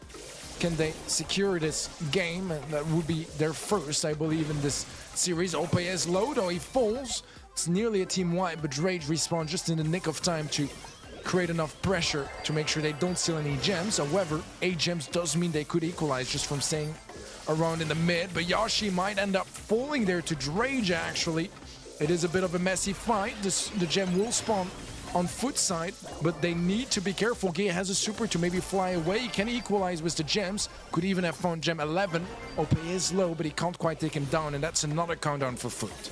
Yeah, risky stuff. We're still seeing a stun available from Drage, and he's got surely fairly close to a Sandstorm as well. Gear is pretty low, having to back off here. And Yoshi knows he needs this last gem, and he's not even going for it. He gets stunned out. Gear needs to rush for it now. Speed available. They got 12, and actually they need the takedowns. They're not going to be able to do it, and Semantic cleans up the bottom side as well, dropping all the gems to the floor. Nice stuff from Foot to get a win on the board, but it's not done yet. They have this kind of lifeline now and need another 2 sets on top of this one, but another game to be able to secure this set, and SK only need 2 in a row. Yeah, this is looking better for Foot, but it was still incredibly close. A couple interactions going ever so slightly differently, and this would have been match point for SK. Foot, however, finally on the scoreboard, and now a game away from cementing their position just a little bit more, as Semantic will win the fight on that left lane. Ikos will win the right side. Gem-wise, there's just a pile of them down in the mid, and Yoshi seems to be the one capitalizing just a little bit more as he base shifts away from that shot from Semantic, and kills will fall. The mute is huge because that is going to enable Yoshi to pick up the elimination on the right hand side. Yeah, great stuff, but Honeyco available from Ope now, and Yoshi has the speed, but Semantic got such a grip on this right hand side lane. Same with Gear on the left though in return. Still stun available from Drage, but even that might not be enough to take down Guille here. He gets the pinch in nicely. OP's there with him, and he does get the takedown. But this time it's iChaos who picks up the right-hand side, and it's kind of just like a back and forward. Super thrown down, and Chaos just evades it. Guille's going to come forward, though, and he baits out Drage to pick up all those gems. Lovely stuff. Great play from him. Almost falls down once more, but Samantha's going to jump in on the return from Foot. Getting the shots through, and the pinch should be there from OP. What a phase shifter, and it's speed from Yoshi to keep all the gems in the hand and gives him a lifeline in this game. That was quite an impressive play on his hand, but it really just keeps SK in as Foot still have a massive gem lead. However, that's a big pickup from Yoshi. He's able to steal every single one of the gems, and that means the countdown is locked in for SK Gaming. Semantic will get a shot to connect as he lands, but that's about all. As we head in the final 6 seconds, OP will fall to Yoshi and the previous mute from iChaos, and that means that now SK Gaming, they are holding a match point in their hands. I mean, SK Gaming, they're in a great position now. Pretty much an entire reverse sweep needed from Foot Esports, and it's just not looking likely. Even if they do lose this game, I feel like SK might be able to take this one home, and they're showing some great signs of life here. Winning that one down, and even being under pressure, Yoshi saw some incredible plays to keep a hold of those 4 gems that he had and not provide Foot Esports with that earlier countdown. Fast splats are going to be used, and pretty sure Drage threw out a gadget there as well and didn't get anything back from it, and he's going to fall as well early on. Guille is shot towards the mid and gets OP just a little bit lower, and Semantic over the left-hand side not looking too healthy either. Yeah, nice tag there from OP as well. Yoshi's going to have to respect that super and the supercharged shot. Guille falls again on that left side. This time around to Drage, and not Semantic, but same result really. Semantic low will go down to iChaos. Drage has a sandstorm. He's waiting patiently before using it, but when he does, it better be impactful. I think there was a mismute, perhaps, and maybe I just didn't see that quite correctly. But either way, Semantic jumps in, finds a kill. That's a chance for SK to find a couple gems. They'll take down the gem carrier, but it's so far deep into Foot's Esports side of the map that they'll easily be able to pick them back up, as Drage does exactly that. Yeah, but at least for the sake of SK Gaming, it's not OP who has those gems. 3K going to be missed. Stun comes in over the left-hand side, and he's slowed, he's stunned, he's everything right now. Flank coming in from Guille, though, and he does get the takedown. OP is going to have the pretty much free gem count here. Guille in a 1v3 pinch, and he's going to go down as well. Foot Esports now looking really solid and being able to take this set with 13 seconds on the clock. Surely there's no sign of SK Gaming. Yeah, what a tough game here for SK. Not much of anything to work with, and Sandstorm as well to end things here. I hope he does get muted, but it's not going to be enough damage to take him down. Foot Esports, they strike back, grab their first set of the series, and maybe the start of a comeback here. I mean, they definitely need it to be, because this is a game that they really can't afford to lose if they want that good seeding for tomorrow, and especially for what we've seen from ANR, they're not looking like a favorite coming into that game against ANR whatsoever.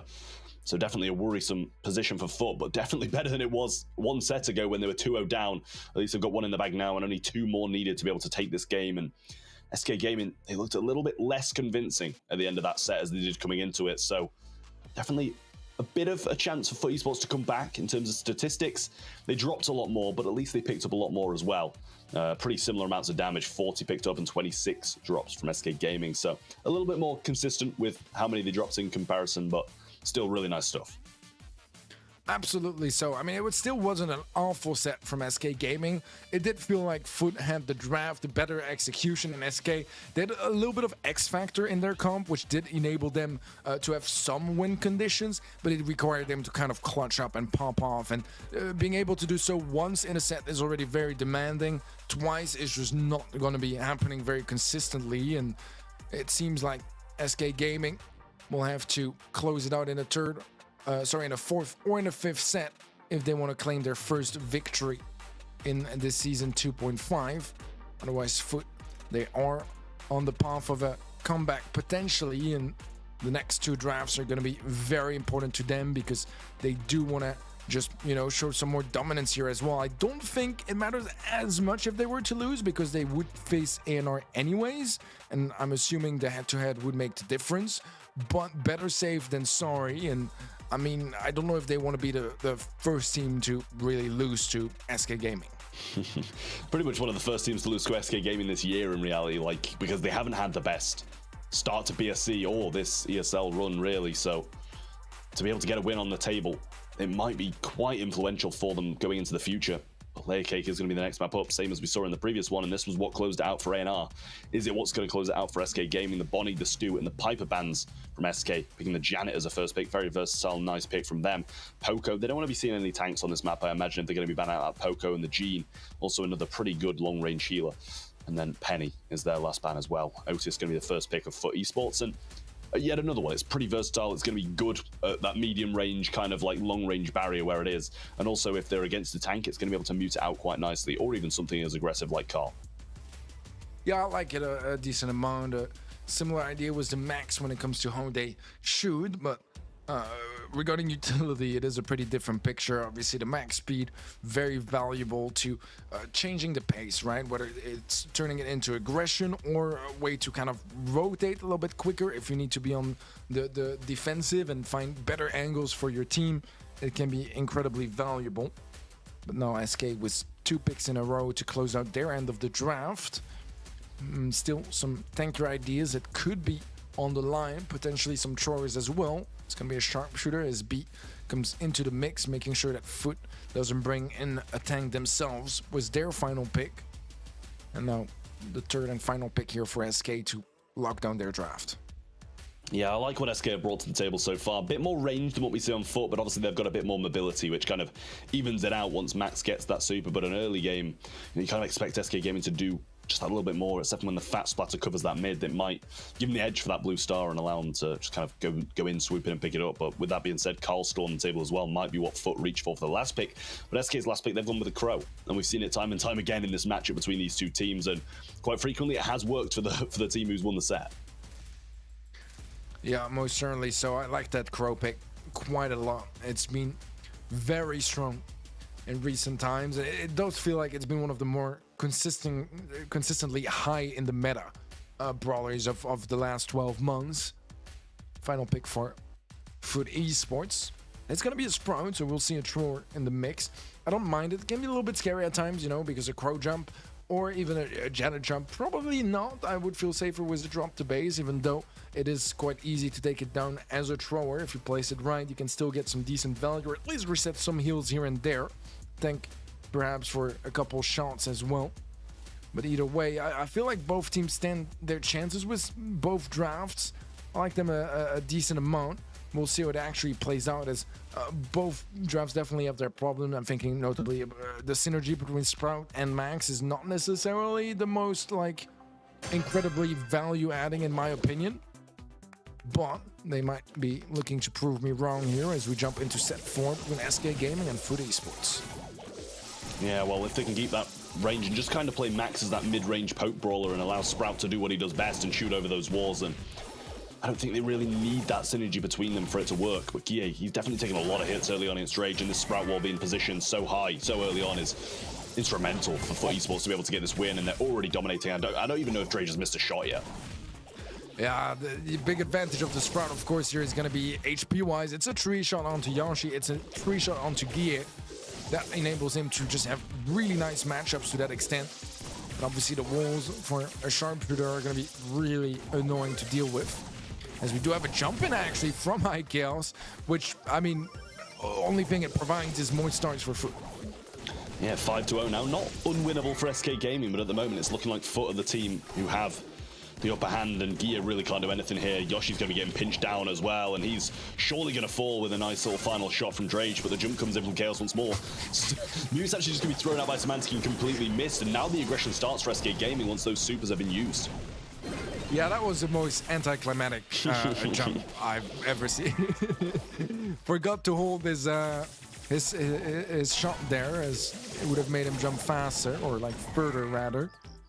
Either way, still 5 stars favoring FUT Esports. It's not over yet, but FUT Esports should be feeling pretty good about their current situation, as Drage has another super and I believe still another spare gadget too, so they have just a lot of utility left to work with, as Akios is very low, not able to really commit to a fight here, and it seems like this should be FUT Esports winning yet another game. iKOS will jump in, but I don't think it's going to be any better than his previous 2 jumps. And indeed, Foot Esports was a 9-0 victory here to take that game. And now suddenly, it's looking very likely that we're going all the way to set 5.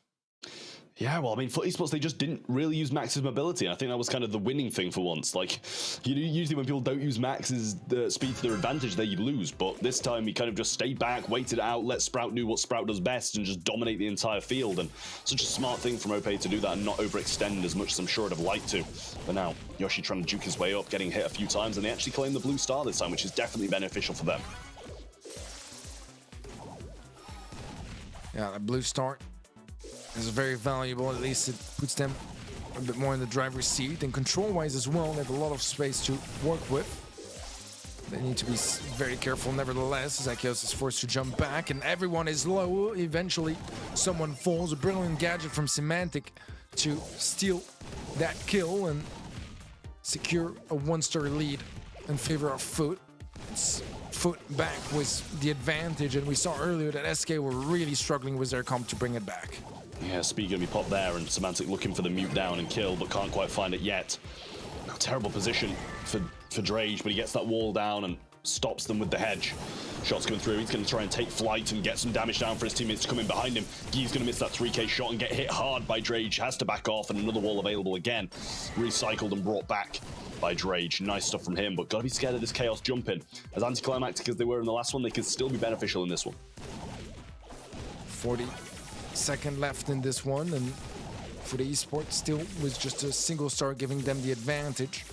Feels like SK, if they want to bring this one back, they really need some sort of a robbery here. Find a sneaky kill somehow, an overextension somewhere. But it's easier said than done, as you're really not able to get anywhere close to the action. Gear is going to go down, and his sacrifice is going to be in vain, as the rest of the SK roster all fall. Foot Esports leading by 7 stars, and with 10 seconds left, I just don't see how this would get turned around, although Semantic is low. It's still 3 stars, 2 seconds left to jump in, but not really with any results. And I feel like this was just an outdraft here for Foot Esports, and I don't think it was necessarily like the biggest outdraft either. I just think that they kind of messed up on SK's side by, with that last pick open on the side of Foot. Foot could either go for a tank or for a thrower, and either way there would have been no response on the side of SK Gaming. I feel like they went maybe a little bit too versatile without really having until that B pick or something proper to deal with a tank. And if they went for something else, probably tanks would have been a problem, if you guys get my point. I just feel like, yeah, their draft process was just not the wisest on their side, and either way, there's just nothing they could have really done against that come from Foot Esports, with that Sprout pick just being so incredibly dominant. And if they tried to deal with that better, it would have been tanks that would have been a problem. So yeah, I think the Janet pick for me was kind of where things just went wrong, because it just provided 0 value in this matchup. I mean, to be fair, none of the brawlers really provided any value, but that's just purely because of that Sprout. And, you know, let that throw be open for the last pick. As you said, it's going to be a tanker, it's going to be a thrower. And either one, it would probably dominated quite hard if they managed to stay away from that B, but the throw was the right pick, as it's good against every single one of those and wouldn't really have that counter against the B if it was a tank. So nice stuff from Foot to be able to draft so well in this one. And Chaos, you know, he kind of tried to pivot a little bit with that gadget change, not using drop the base and choosing to try taking by surprise with the jump in, but there was really no surprises. He just kind of jumped into the middle and provided them with some stars over and over again a lot of the times. So I mean, Foot bringing things back to 2-2, and SK are in such a strong position. They were on match point in Crystal Arcade, and it feels like it's been no time at all, and now we're back to 2-2 and sneaky fields to finish things out. Definitely not the position that SK want to be in. Momentum against them, and Foot, they're thriving on it now. Yeah, it's not a bad game mode for them. Let's be honest, it's not a bad game mode, not a bad map either. But as you said, momentum, it's looking pretty amazing for the side of Foot Esports. 2 sets in a row now, 2 sets where we barely saw SK do anything in either. And now they gotta reset somehow, find the mental strength to close it out anyways, as we'll see the M's double ban, Surgeons 2 banned out by SK, Foot banning out Nita and Crow. Still a lot of opportunities here to bring some tankier brawlers. Can have some more range in the mid, of course, as well. And when you say tanks, you think tank counters, and Otis is going to be a good first pick, in my opinion, to just prevent, stay on the safer side for any sort of tanky ideas that SK Gaming might want to bring to the table, while still having all the versatility you need to face any sort of brawler. Yeah, you know, I really do think this Otis is a really solid first pick. He can play pretty much mid or lane if they need to kind of change it up a little bit along the way with the draft as well. And as you said, it's going to be good against tanks, pretty much preventing those. And it doesn't seem like, you know, SK maybe wanted to go for those because obviously the M's ban, the Surge ban, pretty solid.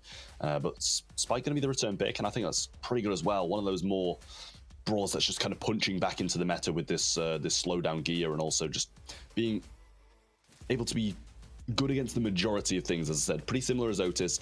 That mid-range you can fight against, even long range with this grass, and short range you can as well with that mute, and obviously the big damage coming out of Spike. So nice pick from SK, I think, in return, but I do really like Otis here. Yeah, so do I. They'll go for even more tank counters, maybe a little bit less versatile on this map, but still able to find some good value overall. And there's just a couple more counters to them.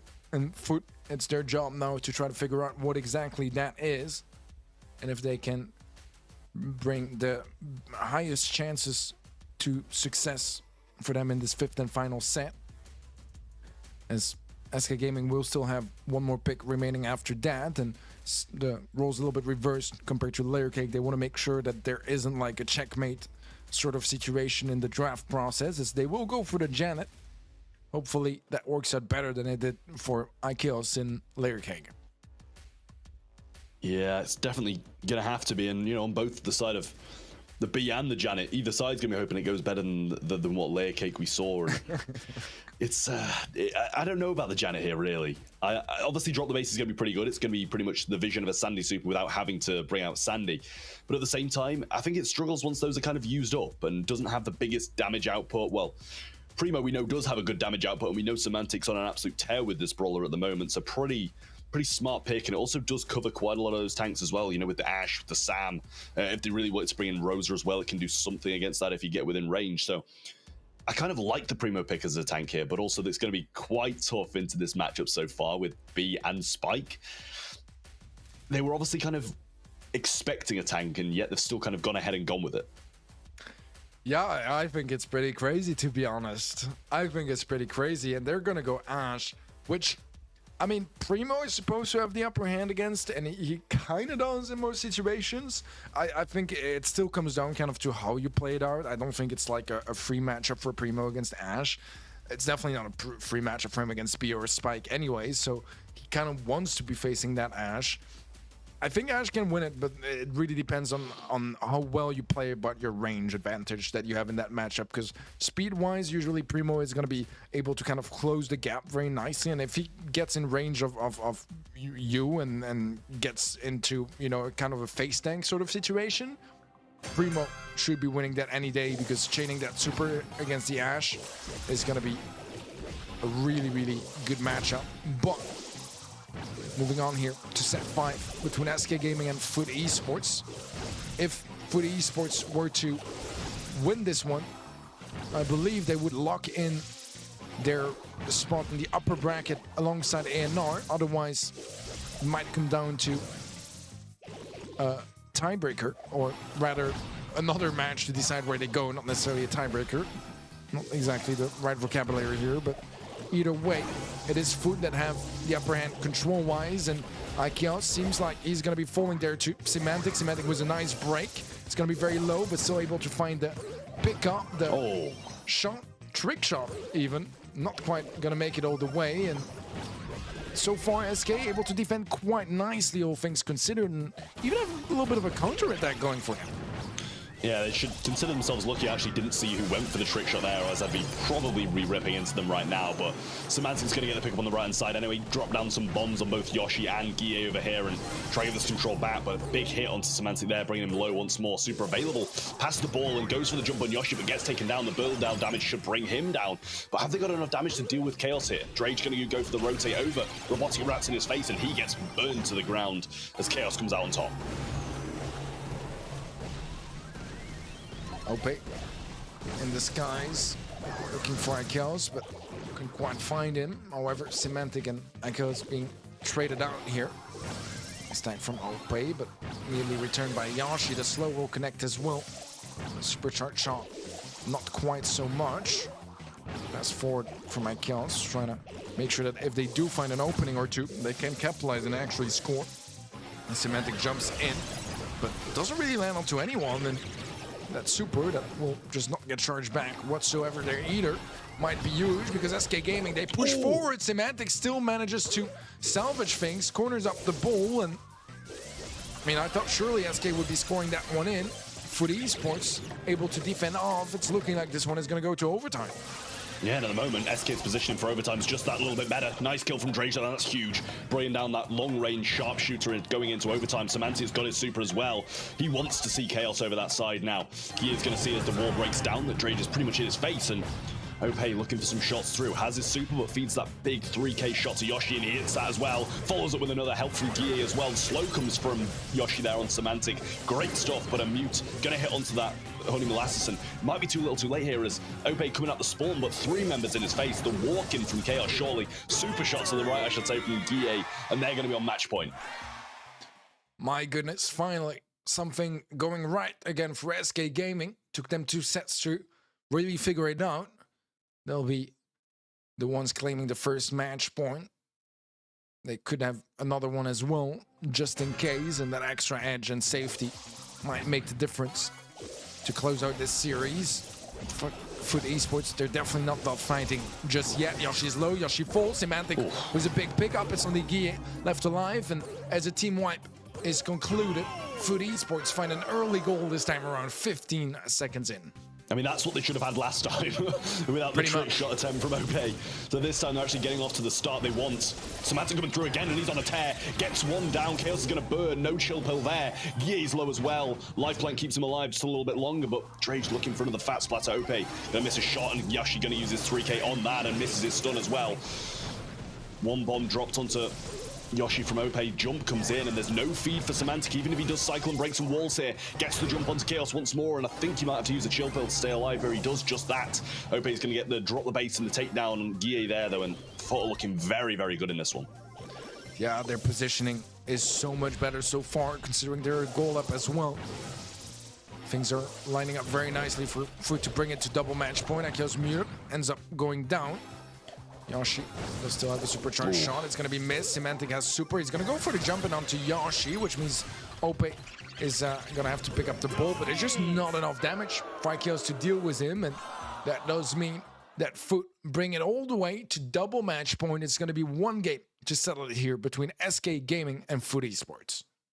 Well, this is the one. This is the one everybody cares about. If Foot Esports win this one, they do solidify themselves in the upper bracket, I believe, regardless of beating ANR or not. And SK Gaming will be firmly in that lower bracket, which means either them or Reply Totem would be going out early on in tomorrow's competition.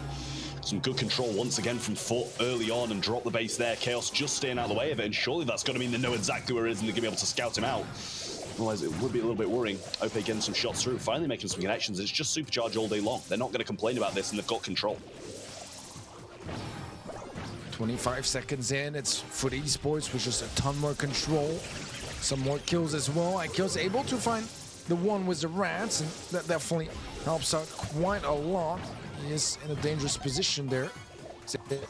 The gadget from Drage not going to be the best either. Does lock him in for a couple of seconds, but no connections onto him, which doesn't quite reset the heals. Game was fertilized as well to stay up, but for so long, too much damage coming through. Semantic was, I was gonna say, an important kill, not quite. Akils actually manages to live, and it means that Foot, they do hold on to mid control, but they don't have enough players alive right now to go for a proper push. Yeah, Semantic's actually got another one. I was going to say, I don't think he's far off it, and he does actually have it. Going to see a charged up Ash, though, and he's going to be looking for the kills. Take down on the right-hand side from Guille. Semantic just gets within the range of Chaos and brings him down in time to get the trade. Should be, yet again, very close to another super, and it just seems like he's just chaining them over and over again off on this Ash. Drage back up, and Opay's done such a good job of holding down the fort whilst waiting for his team now. But not for any longer. Flight going to be from Opay, just trying to keep them low, and jump from Semantic's going to be enough to bring down Chaos this time as no more gadgets remain. But Yoshi's sitting nice and happily on top of him. Yoshi low HP goes down. Semantic with another great super. And Chaos is going to be next to full. And Semantic looking to complete the tree piece. And he'll do exactly that. Foot now with a near open goal. But the respawns come in time. Just about in time, to be honest. For SK Gaming to hold on to the defense. And triple kill from Semantic just wasn't quite enough for... But to create an opening, a kill from Drage onto Gear, that's quite big. Semantic still fighting off Aikyos. He will take him down. That's going to be the goal. And with 15 seconds left, Foot Esports may have just done it. I mean, Semantics just opened up the absolute world for Foot Esports there. 9 seconds to try and get a goal. Chaos is pushing forward. We're seeing some shots from Yoshi, but not enough's connecting. Semantic with another jump and the ball in the pocket. Foot Esports are going to take it home, secure themselves along with ANR up in that upper bracket tomorrow. And that is an incredible way for them to finish off against SK Gaming. Complete reverse sweep. Lovely, lovely stuff. And they'll be pleased about that one.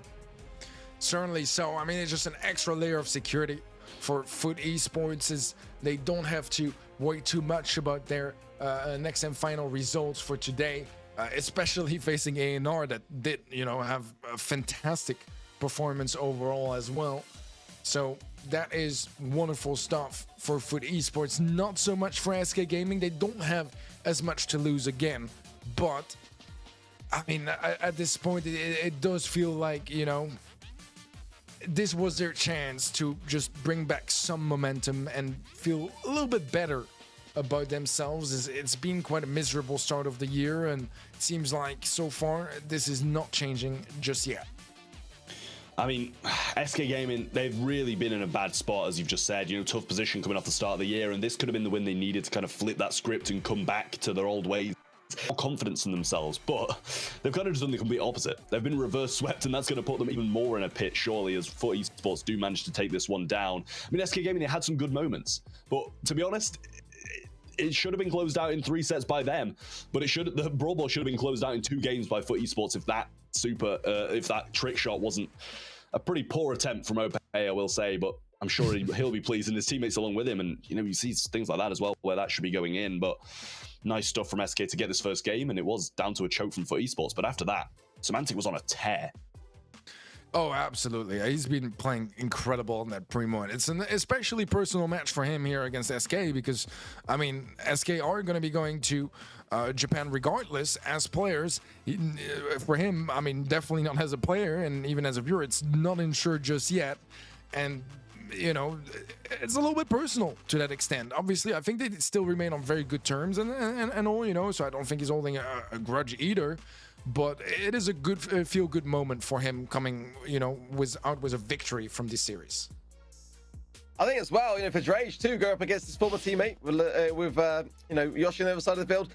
Very personal, and you could just kind of get that sense, couldn't you, that both teams really were giving it their all for that same reason. But Semantic just blew me away in that last game. So enjoyable to watch when he just absolutely teared through the entire team wipe. But yet there's still that patience to persevere from Foot to be able to just take it still down, and they didn't even score off the back of it. But so enjoyable. So I guess, guys, we've got a couple of showcase matches now to come, because effectively we'll be watching out tomorrow's bracket a bit early, which is quite an interesting thing to see.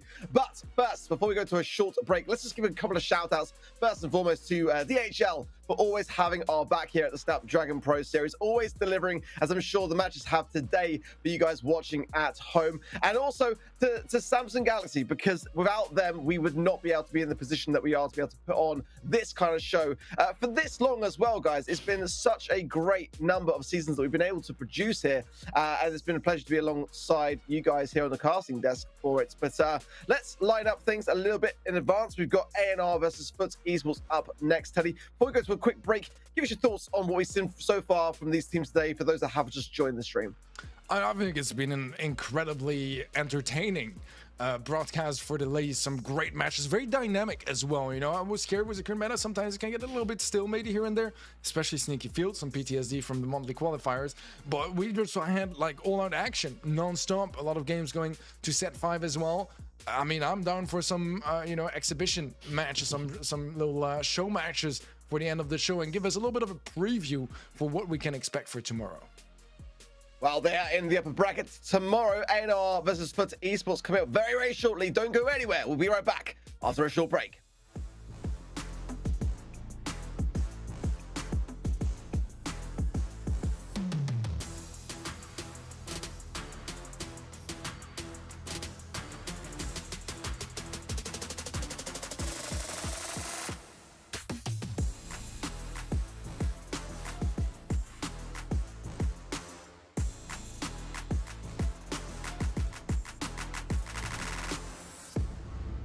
The Snapdragon Pro Series powered by Samsung Galaxy is brought to you by Snapdragon Elite Gaming, Samsung Galaxy S23 Ultra, Monster Energy, and DHL.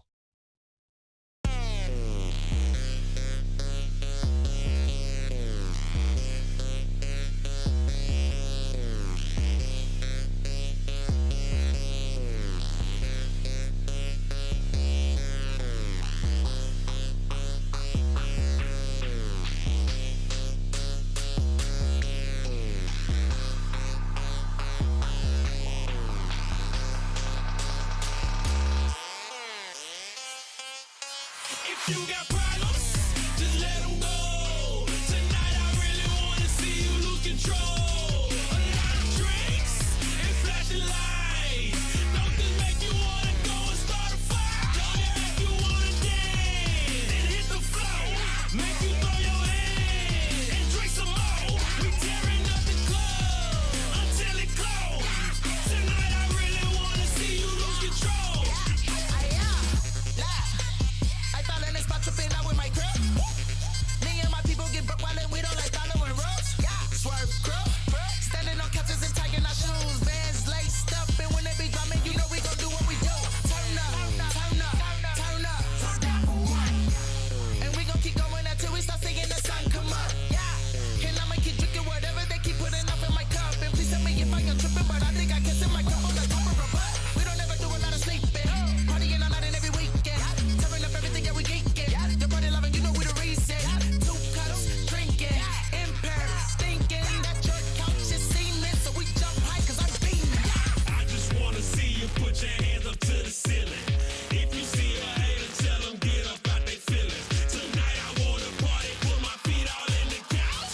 Please don't make me come and slap the taste up out your mouth.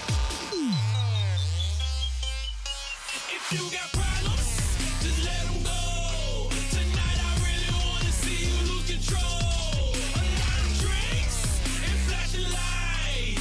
Don't this make you wanna go and start a fight? Don't it make you wanna dance and hit the floor? Make you throw your hands and drink some more. We tearing up the club until it close. Tonight I really wanna see you lose control. Came in the club looking for a good time and a drink on ice. Tryna dance with a chick, get a kiss, then get a new lease on life.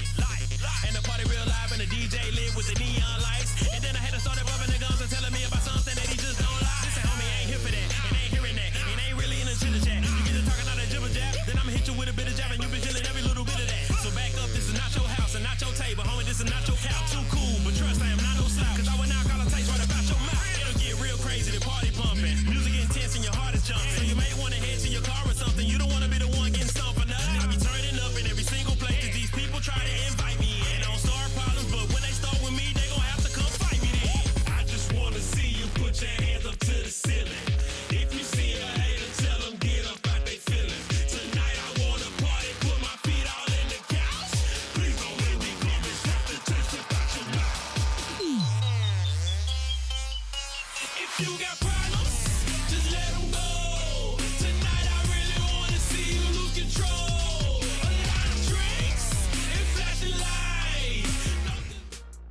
Welcome back to the Snapdragon Pro Series powered by Samsung Galaxy.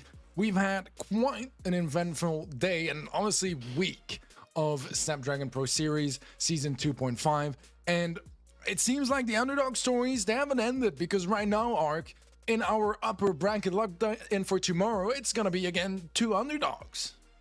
Absolutely so. I mean, I've been really impressed with the way that Foot and A&O have been handling things today. I mean, definitely it's fair to say there is more on the line for them. As, you know, Reply, Totem and SK, they worked so hard last year throughout the seasons to earn their places in Tokyo, Japan already. So, you know, no doubt about it. It's definitely, you know, Foot Esports and A&O have already been giving it their all today to ensure themselves that all expenses paid ticket. But it's going to come down to tomorrow. We're going to get a bit of an early glimpse now as to how that could potentially go down. Yeah, certainly so. Well, one sponsor of ours that we really want to thank once again is going to be Monster Energy for making all of this possible and their continuous support obviously, we need them during the longer shows to keep us energized in the best conditions to cast for you guys, the plays in the best conditions to play. So massive shout out to Monster Energy for making this possible. With that being said, Trav, we have now the, upper bracket matchup that will start tomorrow. We have a little bit of a preview of how that might go down, because that's going to be our next matchup for tonight. Yeah, I mean, I think, to be honest, it's kind of going to be a team proving to the other, whoever wins that will be, to be scared of them coming into tomorrow. And that kind of momentum boost that they got going into it, that confidence as well, if they manage to get a convincing win at that. If it's close, then obviously it might be a little bit different. But I feel like that's going to be the general consensus of the game that we have right there. And at the end of the day, I feel like whoever wins it's just going to come in with a big confidence boost tomorrow going into that matchup. Well, before we get to this fifth match of the evening, we do have our leaderboards up to date after our previous 4 matches, and that does cement ENR and FUT Esports in first and second place. There's no chance of catching up anymore for Reply Totem and SK Gaming, because they are already 2 losses down, which means that, at best they can get 1-2, at worst FUT and ENR can get 2-1. I think everyone gets the gist of it. But, ultimately, there is going to be some bragging rights and some confidence getting into tomorrow, because ENR and FUT Esports, to me, I feel like it's really hard to rank who is playing better at the moment. Yeah, if I had to, really get knuckled down to saying it, I'd probably edge a little bit more on some of A&R. Just simply when you look at the performance that they had against Reply Totem, it was more convincing as it was in their matchup against SK Gaming. But this is why I cannot wait for this next matchup, because we're going to be really getting down to seeing who is going to be able to take this kind of moment all the way. And of course, tomorrow with the lower bracket and upper bracket stages, there will be a few lives if you do find yourself going down into that lower bracket after that first match. Inevitably, one of those 2 teams will. But nonetheless, FUT Esports have been continuously growing. I keep mentioning this because it took a while for it to kind of initiate, but we saw it last week in that lower bracket stages in the qualifying rounds, when they were able to just continuously sweep, and they've been doing that pretty consistently well with wins, and now they're at a point where I feel like they're coming together much better as a team. Yeah, I certainly agree with you. I mean, if I had to side with one of the 2, I would probably lean into A&R a little bit more. They have been, one of the teams I've kind of fallen in love with for this year of Brawl Stars Esports. But I have a question for you, Trev. As an ex-pro player in this sort of situations, do you feel like it's best to go all out and bring, some really, some of your best drafts for a bit more of a show match that doesn't matter as much? Or do you think that, maybe it's worth saving some strategies and not revealing all your cards before tomorrow? I mean, for once to be non-egotistical, I'll say that pro player's a bit of a reach, but at the end of the day, I can have a bit of an opinion on this one, and just say genuinely, I think they maybe should reserve some of their best drafts, but at the same time, it's kind of the question of whether or not they want this big confidence boost going into it and feel confident and use their best drafts, or if they're quite happy taking a loss and reserving some of their best tactics. Okay, well, the draft in for Bridge Too Far, at least the bans, Otis and Meg ban out for A&R. For FUT Esports, it's going to be Max, Hyper, and Body. Obviously, a very long-ranged map, so therefore a lot of those ideas taken in the mix. Very interesting, though. I've got to say straight off the bat to see that FUT are actually going to be banning out the Max, despite having the coin toss, obviously, in their favor. Because, looking back at the qualifiers, OPE was absolutely on fire with Max on this particular map. In fact, they kept them alive in their matchup between themselves and Zeta Division. On the side of A&R bringing in the Colt, which is a really daring thing to have. But I love to see it work out. Nothing more than Nanny as well to back that idea up, which I do really like. I feel like Nanny here on Bridge Too Far is a really great idea. Definitely still, though, a lot of options that are viable here. You could bring in the Brock, you could bring in the 8-bit. The long-ranged battle, to be fair, Trav, here is pretty strong when it comes to Bridge Too Far. Yeah, I mean, I do think Colt's reaching a little bit as a pick so early on, especially because 50% of those walls in the middle are unbreakable now, so it makes it just a little bit more useless. And Grom's probably going to be used down the side that has those unbreakable walls, whether that be on the lane or through the mid. And to be honest, Brock's not banned either, so I'm surprised that they've gone for the Colt over the Brock instantly. And you're going to see Colette going down there with the Grom and Bell of FUT Esports. And I like the Nanny as a first pick, especially because pretty much all the rest of the long range brawlers are banned out. But I'm just not sure about the Colt, especially that early on. It's not like it's going to be a surprise at the end. It's got some good DPS, but it's got to get into a position to be able to use it pretty well to be able to be viable. I kind of agree about the Colt, to be honest. One thing, though, is I'm really excited about the Grom, because I've heard a lot about Grom and Bridge Too Far, and personally I've yet to see it work. Like, every time, so I've been hearing so much about it, and every time I see it, it doesn't work. So I want to see it work, so I'm hoping that Foot can show me and prove me wrong, because it's a brawler I really like, and I just feel like it's been a little bit of a letdown so far for me on Bridge Too Far, because every time I've seen it, literally, it just didn't work out for the team that played it. So I'm hoping that Foot Esports can make the most out of that brawler pick. Yeah, I mean, it's definitely going to be their main damage, right? Colette is going to be the one who's going to get the super and stuff like that. Grom's going to be able to rain down a lot, but Bell, I think generally they're bringing in for that control. And, you know, I think with the Sprout, it's going to be able to do somewhat against Grom, but also we've seen it on maps like maps like Bell's Rock and stuff like that, that it doesn't do the best of jobs against it, especially when you don't have much area to move. Well, here we go. And Roma is pretty weak on this right-hand side already, but there, the X-Factor does not connect there from Drage, and Roma's actually just getting a lot of shots off in the meanwhile, staying alive enough to get at least the 21%. Right wall goes down, and maybe it's pop that Nestic on the left-hand side. Just the right time, ready to get back into the action and avoid some shots. Placement of the wall from Nob, and now OP finding us some taps and a takedown into a pretty precarious position. But honestly, at the moment, I've been struggling a little bit in this early outset. Yeah, getting a bit of damage down now, though. Damage gear activated in the gadget as well at max range. Going to pretty much, actually, exactly even out the score. Not pretty much. Grom Bomb coming down. A few of those walls can be broken as well. But Nob going up towards the safe, trying to find as much damage as he can. But the pinch should be coming in off spawn now. And Drage just clean that one up nicely. A little TP in from Mebius as well to take on Semantic. Right play to make. Ope just looking for the super as he's going to connect with the safe, but just barely, to be fair. And doesn't make any other connections with Nob either. Rage's really under it here. Nob just continuously tapping, but somehow he doesn't actually manage to get the final shot, which would have secured the kills. Semantic comes in to save the day. Bit of a mistap there from Roma. It will escape a little bit of the bushy areas to then allow him to try to land these shots, but it is a daring brawler to have on the right-hand side lane, but he does manage to clear it up.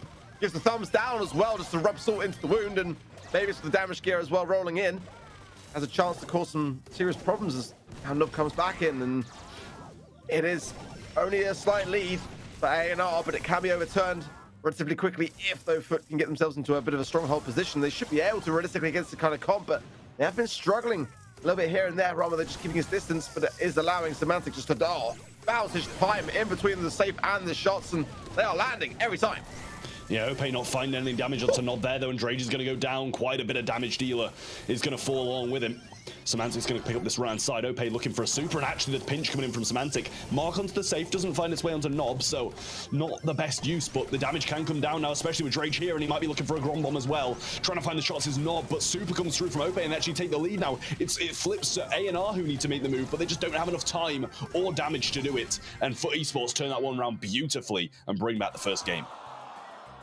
Great stuff, really, because I wasn't expecting, in all honesty, just the way that A&R really took control of those early moments, but they are really going to struggle a little bit with this Colt pick. I mean, Roma, to be fair to him, giving him all credit, it is working out more often than not, but Semantic is just coming in, and there's moments of weakness and just clearing up the scraps.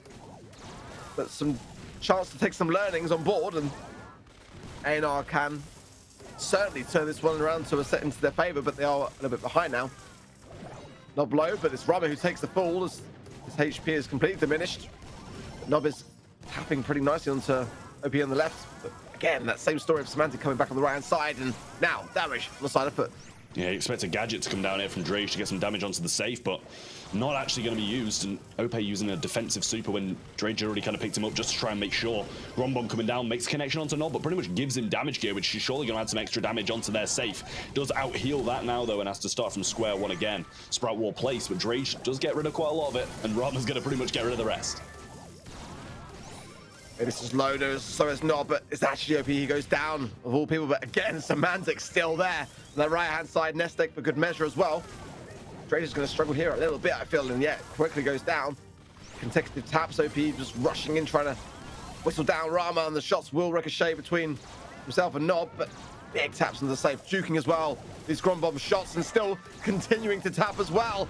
It's 37% needed now for Foot. They're just going to be going all in. Josh with the gadget as well as Semantic on the right-hand side. 27, 30, 23% now. It's a big amount of damage, but can ANR start to bring this back under control? It doesn't look that way. We got another OP super surely coming down on safe. Gotcha gadget onto Mebius as well. 6,000 damage added on. Grom Bomb going to be missed, but Drage gadget towards safe now. Couple more follow-up shots and he'll be done. OP's looking for the super, gets it, and down goes the ANR safe. Foot Esports going to take set number 1 in not the most convincing fashion, but it looked comfortable. Pretty decent. I was envisioning that ANR were going to be able to maybe at least take back a game in that set, in my opinion, but were able just to hold a bit more of a safer comp, in my opinion, to its credit. And I think it did start to show towards the later stages when the battles were more often won in their favor. I think a first set very much deserved by them. But, I mean, this is one that could genuinely go all the way to a 5th and final set. But the statistics on that one, in terms of the kills, very much more sided with Foot there, with 27 to 18. And I think that is quite a big difference maker. Obviously, a little bit more damage there, but more heals by over double of what ANR were able to achieve there. So, quite a big story to be told there. Yeah, definitely so. And I mean, it's you know, the kills is always pretty helpful in heist, but it's that damage on the safe that makes the biggest amount of difference. And to be honest, Semantic was the one dealing a lot of the damage over that right-hand side, just dominating the Colt over and over. And that was kind of what I was a little bit worried about. We didn't see much wall break, which is one of the sole reasons you bring him in for over something like a Brock or something like that, which made me kind of question it to start with. But then on top of it, like, the walls weren't really broken by him either, and he wasn't helping the Nanny out in that case or allowing, you know, the Mebius to pinch that a little bit more either over on that Nanny. So was definitely a little bit of a question up pick for me, and I'm not sure why it was picked over Brock, but then it's the choice they made, and it's probably not the right one. Yeah, definitely a couple of questionable ideas. Some safer options would have definitely done them a few wonders, and I wonder whether they'll put that down to that same idea or maybe reflect and feel like they had the draft that they kind of tried and tested, but just didn't quite perform it in the way that they were hoping to. Regardless, though, and I'm looking really forward to seeing what these next sets bring, because it's going to be very intense. You know, these are two very aggressive teams, and you know, you got players like OP and Semantic who are just screaming aggression. Then you got Mavis and Nob as well, who are very much the similar kind of caliber of player, and it's just a great thing to watch them now go head to head. As we move on to Super Beach for Brawl Ball, very different mode, very different draft, no doubt, inbound for this one, but some similar themes on both sides that I'd love to be exploring. I'd like to see a max ban for sure for whoever does not win this coin toss, as we've seen already how much of a difference maker that can be. But I think generally now, in terms of the meta in Brawl Ball, you just have to consider greatly the prospect of the tankier ideas, the Sams, the Ashes, and also your counters to those things. Whether you want to kind of go out there earlier off and ban a B, which I think more often than not, I think is the way to go. But it does sometimes, if the coin toss is against you, lead you to a bit of a precarious position. Yeah, I mean, I think especially against like a Drage B or an OP B, which we've seen time and time again work so well, that might be a good idea for ANR to get rid of it, but neither team has done that. Poco, Max, and Stu going to be banned out from ANR, and Foot on the other side of things with the Poco, Dyna, and Barley bans. So they don't want to see any throwers, but they also kind of don't want to see Poco backing up any tanks. They're not against the idea of tanks, but just don't really want to see them played out with such a good healer behind them. And ANR really don't want any of that mobility with that Max and also the Stu ban now. It definitely feels like it might be their route to just kind of play that control. Definitely going to open up some options, though. Stanley coming in was not the option I thought it was going to be, in all honesty, but it can provide a great deal of value on this map. I think it's quite underrated, actually, but the aggressive brawlers still to come. Surge surely going to be big on the minds here of ANR, as the map does cater towards kind of having a bit of coverage and gradually working towards those early stacks. As we said, maybe it's already today absolutely dominating with that particular brawler. But ultimately, the B still going to be open there. It's one that Drake would love to have in the mid. So if ANR don't snap that one up at the moment, then it could definitely be on the minds of Foot as well. Spike, I think, is quite a safe bet here. Stu as well, be snapped up by ANR, and I think it's not a bad shout. I think that you've got to go in early with that sort of idea. With Foot going to have the draft picks after this. They're going to be dismayed now a little bit and edging further away from the Sam and the Ash, which might be the third and final pick for ANR. Who knows? Yeah, I mean, this Sandy's something that Drage has been picking up again and again over the past day and also last week as well. M's going to be the second pick from ANR, and I like it. It's got some good control of the sides, but it definitely is going to need B to carry it that little bit more once overtime hits, unless Foot do seem to go with a tank, or definitely going to struggle against these kind of sandstorms that Sandy's going to be placing down as well. So that's something that they do need to be a little bit careful of, but I feel like Foot still need to reach for that mid, and it might be hard for them to pick up a tank now, especially now they've doubled down on these tank counters. However, we also saw that, and Semantic completely dominated in against SK with 2 tank counters, possibly even 3, and still managed to make the moves. But Otis is going to be the second pick coming in from Foot now, and I like it. They're kind of doubling down on the same idea.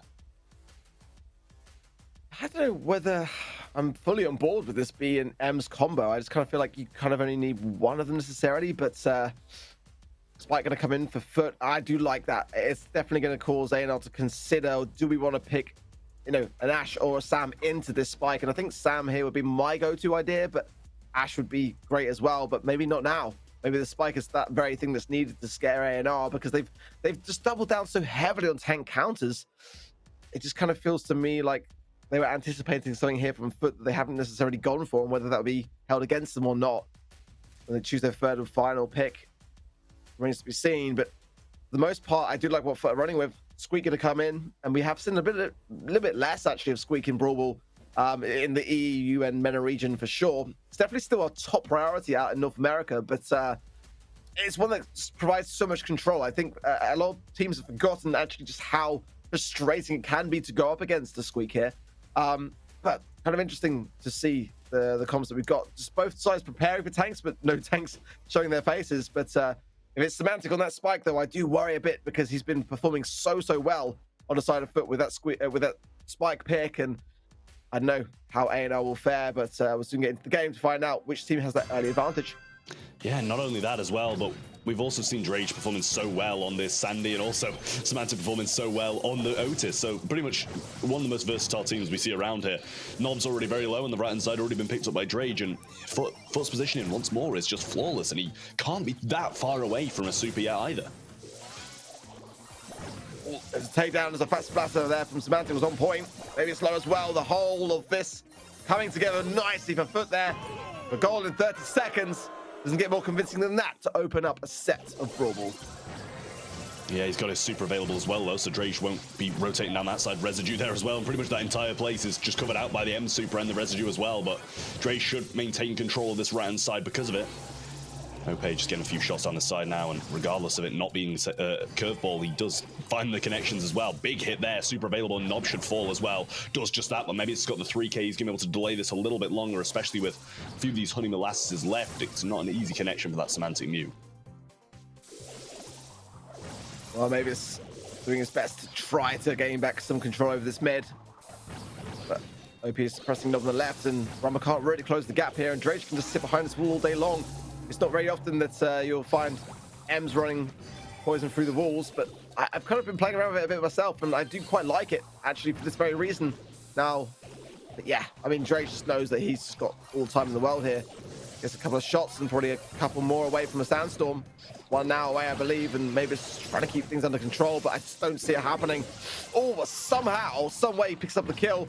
It's going to buy a little bit of time, but so far, I've just been on top of this game every step of the way. Yeah, and I mean, even with that kill, what does it do for them, really? It doesn't do a lot. Getting the sandstorm down now, and that's pretty much going to deflate all pressure they had. See the Squeak super coming in as well, and they're just using so much to try and get nothing.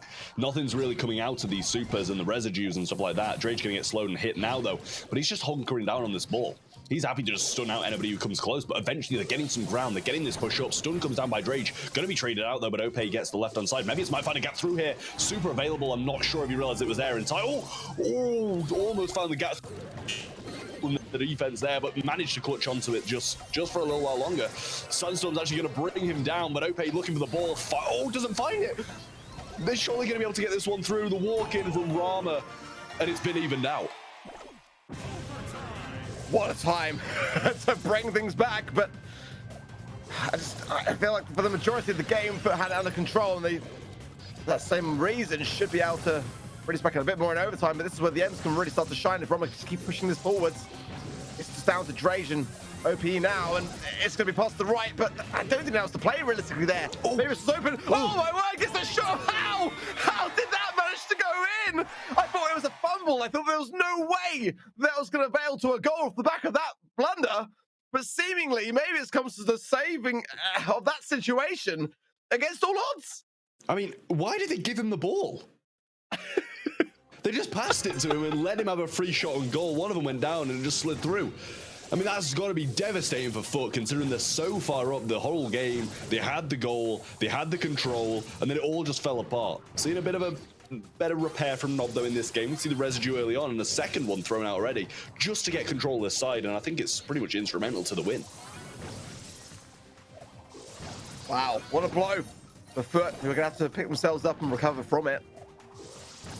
Well put in, and just felt like it was going their way, but as quickly as that, the tires change, and a bit of a moment for A&R to feel like they were able to gain back a set here, and maybe it's just connect with Semantic.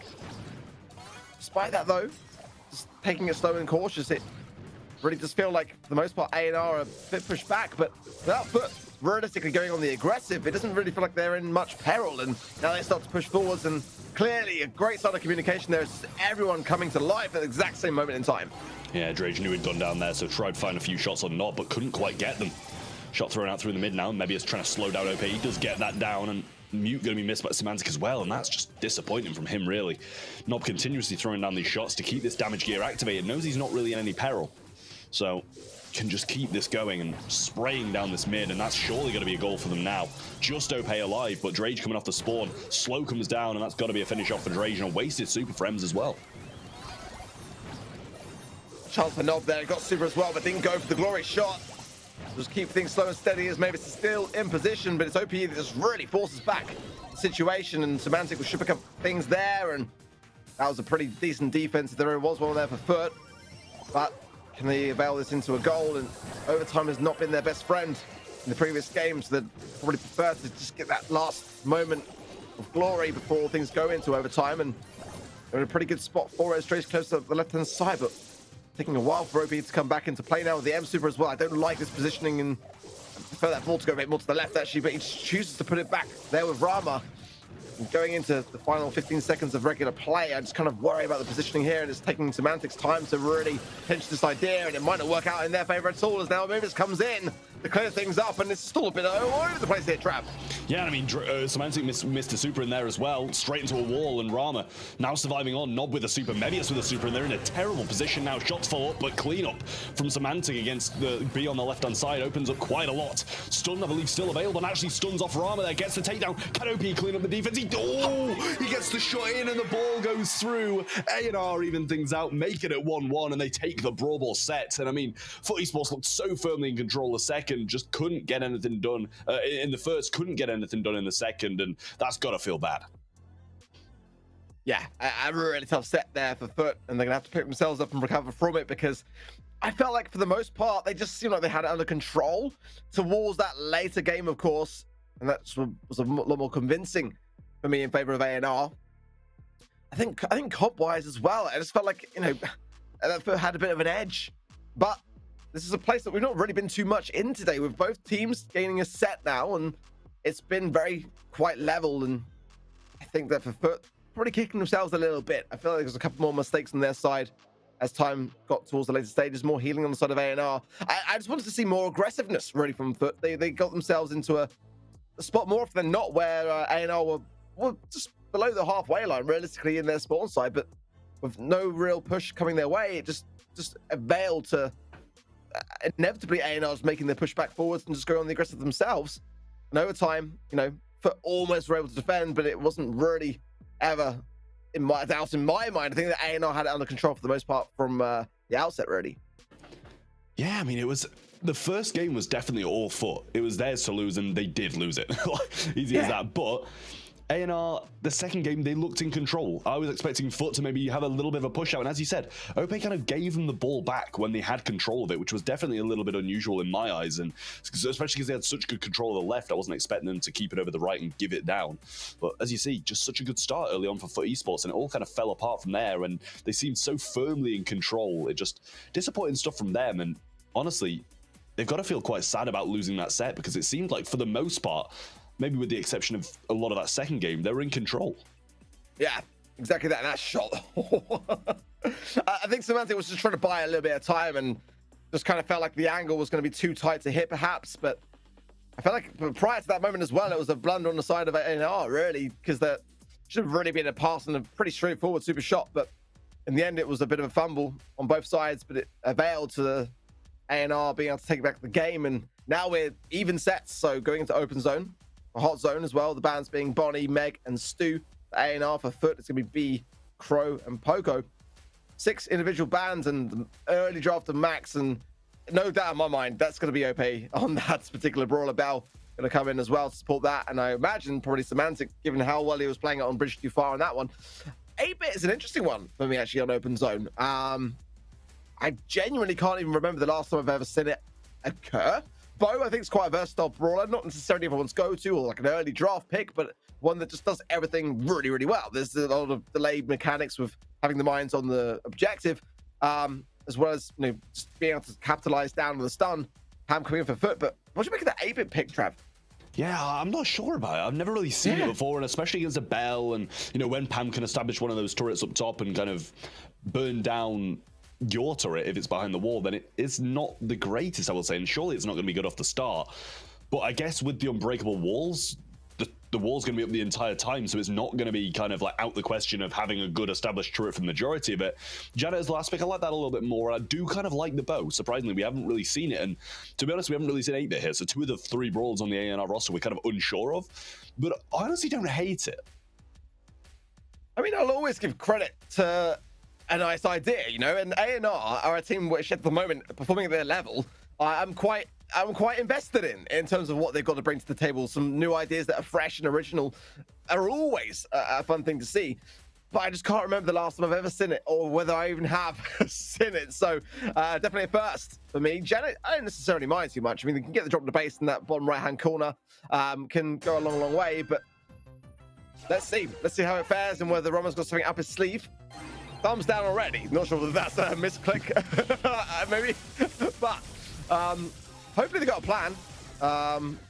As OP takes the mid, mine's going down very early on from maybe it's there, and it's actually going to be there for A&R. Let's start to push forward just a little bit, get some time in the zone as well. Drake incredibly low on the right-hand side, but we were saying earlier today about how Foot are really kind of like juggling the brawlers amongst themselves, and it's kind of like a prime example of what I expected to see. I expected Semantic to be on the bell, but that is a very convincing team wipe, but now positioning power all with Foot. Yeah, mines were down there as well in the mid and already baited out by OP. We've got a nesting over the right-hand side, speed on Semantic now as well, and yeah, this is dominant from Foot so far. Got another turret as well if that one gets taken down, and honestly, they're not in a position to even bring it down at the moment. Semantic just aggressing further and further up the map, and now Rama too low of the pinch in. Maybe it's too low to push as well. We got a little bit of an issue behind, and now they're actually not getting any percentage regardless of all the control, but I'm not sure it's something they're too worried about. Big push potentially here as the damage booster finally goes down, but that's where Bell's going to thrive, and yeah, Rama knows it. Trickle down on HP, and the utility down as well. Mines will do their thing, but that's exactly what the Max can just go straight through, and they can't really place those at the moment when OP's got speed. You just simply can't. It just eradicates everything you got to throw at it, and I feel like for me at the moment, A&R have kind of missed this draft. Yeah, I mean, that is not a game they want to be seeing after coming back and bringing a set back against Foot Esports. For them to just be pretty much running away with this one and probably expect to run away with the next one as well, if we see more of the same. And honestly, I don't doubt that we will, because that was not the best performance I've seen out of A&R in a very, very long time. 8-bit really didn't do anything. Mebius was getting pinned in spawn by the Pam really, really badly, and it's not a bad matchup for the bow against the Pam. It just seemed dominant anyway. I would love to know whether it was their game plan to pick the 8-bit, just simply because of the thumbs down coming in. I kind of wonder whether, I'm just thinking through my mind as to what brawlers are kind of near 8-bit in the draft. There could be a Carl. Maybe that was the idea from A&R to bring in a Carl pick, but regardless, it's definitely not working out, because we know that maybe this is a really, really good Carl player, very aggressive on that particular brawler. It would make sense they were looking to try to like secure it in for him maybe, but regardless, this combo is just not working. I mean, at the moment, no, it's a slow and steady start, but for the most part, they're winning their trades and getting positioning power. It doesn't seem like they're already trying as hard as they would otherwise need to if the drop in a bit more fairer. Yeah, very defensive PAM turret from Semantic rather than offensive, which is what you'd usually expect out of him, but gonna see the mark going forward. Not gonna be hit by Drage, but at the moment, they're not really in much of a perilous position. Super gonna be used by OP, and now some shots following up as well. We got Rama Super there, but what's it actually doing? He's not really connecting that many shots, and he's having to retreat onto it. It's the only thing it's really good for at the moment. Mine's being baited out by Drage and OP now, and even whilst that's happening, they're on the mid. 63% now, and hasn't really been moments where A&R have demonstrated that they can hold this mid with any kind of conviction here. Rama low, Nob low, and those taps from Drage really hitting the mark. It's not really looking like too much of a struggle now as the Super Totem goes down as well. The mark was missed there from Drage. He's still low HP, but he's not really being contested in any way. He can just stay low and just now starting to heal up himself as Semantic comes through with the Scrap Sucker, just eradicating what Rama's able to bring to the table. Let's take pop. It's really textbook straightforward stuff here for Foot. Yeah, I mean, this is done right now. I mean, he's in flight, and even if he lands, he's not going to be able to out damage Semantics, heals and damage over there. So he's just going to sit on this zone a little bit longer, and Foot Esports are going to be going 2 sets up, A&R with 1. And honestly, this should probably be done if Foot Esports had won what they were supposed to in that second set. But however, it's still only 2-1, and A&R still got a bit of a foot in it. They can win 2 sets in a row and bring this one back, and Foot Esports only need 1 now. Well, regardless as to whether it was a misclick or a strategical idea, 8-bit in open zone doesn't work, guys. I'll happily rest tonight now with that in mind, but unless anyone wants to bring it to the table to prove me wrong, I'm all for it. 19 kills to the 5 then of only what A&O are able to bring to the table there. 87,000 damage for Foot as well to 66,000 of A&R and a ton more hills, because ultimately that's what PAM can really thrive on this particular map, and much more the kind of traditional ideas that I'd like to see there from Foot, bringing in a lot of what they're really competent with and able to control with. A&R's comp from the draft seemed a bit odd, seemed a bit weird, and kind of the gameplay kind of matched that same idea, really. Yeah, I mean, it really is quite disappointing to see from A&R, and quite surprising to see from Foot Esports as well, because coming into this one, A&R, they were drafting really well, especially against SK and Reply Totem. They were drafting perfectly, and that's why it kind of made me feel like it maybe was a little bit of a mistake, and especially because he did that little thumbs down right off the start, maybe it was. But nobody really came into this one, and we kind of said beforehand, nobody came into this one thinking Foot were going to be able to win, and never mind that convincingly. So they've really got to bounce back quickly, or it's going to be all over for them right now, and we're going to be going on tomorrow with a big Foot confidence boost. But bans are from A&R. We got the Squeak, Grey, and Max. It's been a while since I've seen a Grey ban, I'll tell you that. Yeah. Max, Sam, and Squeak on the side of Foot Esports, and Penny going to be the first pick. Took the words right out of my mouth, and I kind of do question that, because I don't feel like Grey is really ban worthy at the moment. He really did fall off. Sure, definitely some great capabilities to open up the map, but that's kind of exactly what you want a Ruffs for anyway.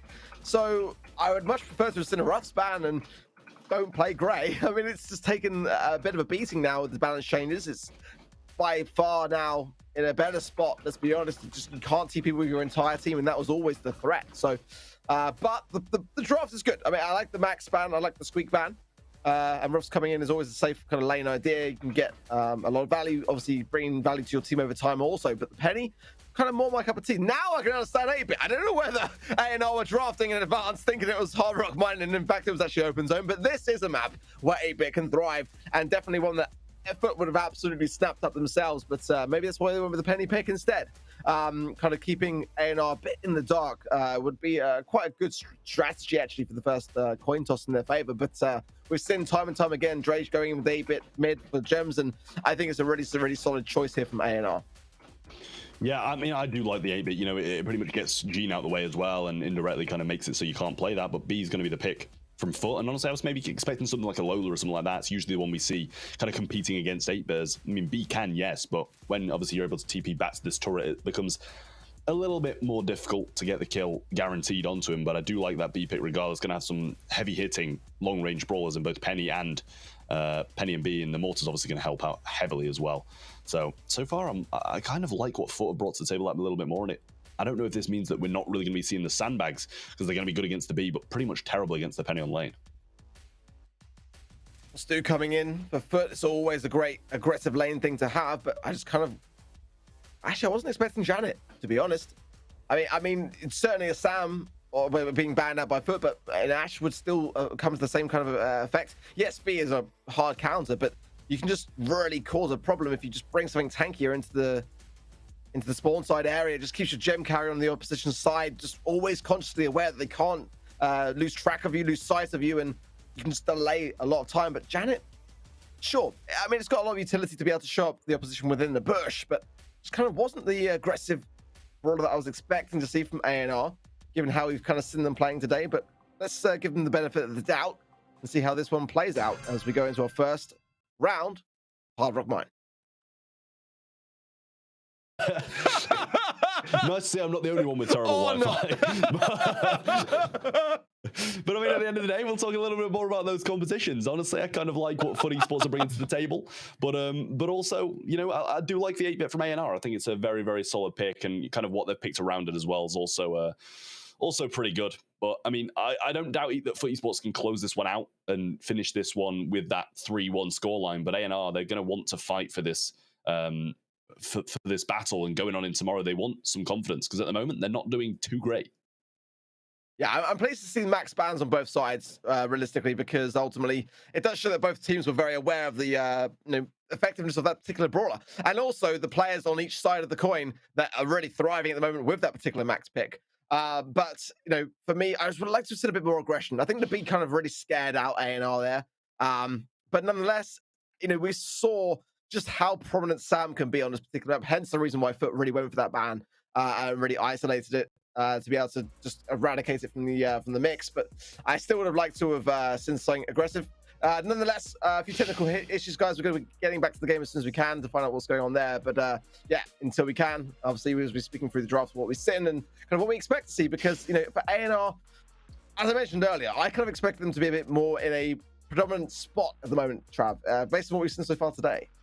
Yeah, no, I completely agree with that. You know, coming into it, we all said that we kind of expected ANR to be able to take this one down quite convincingly, especially after the game against SK and the game against Reply Totem.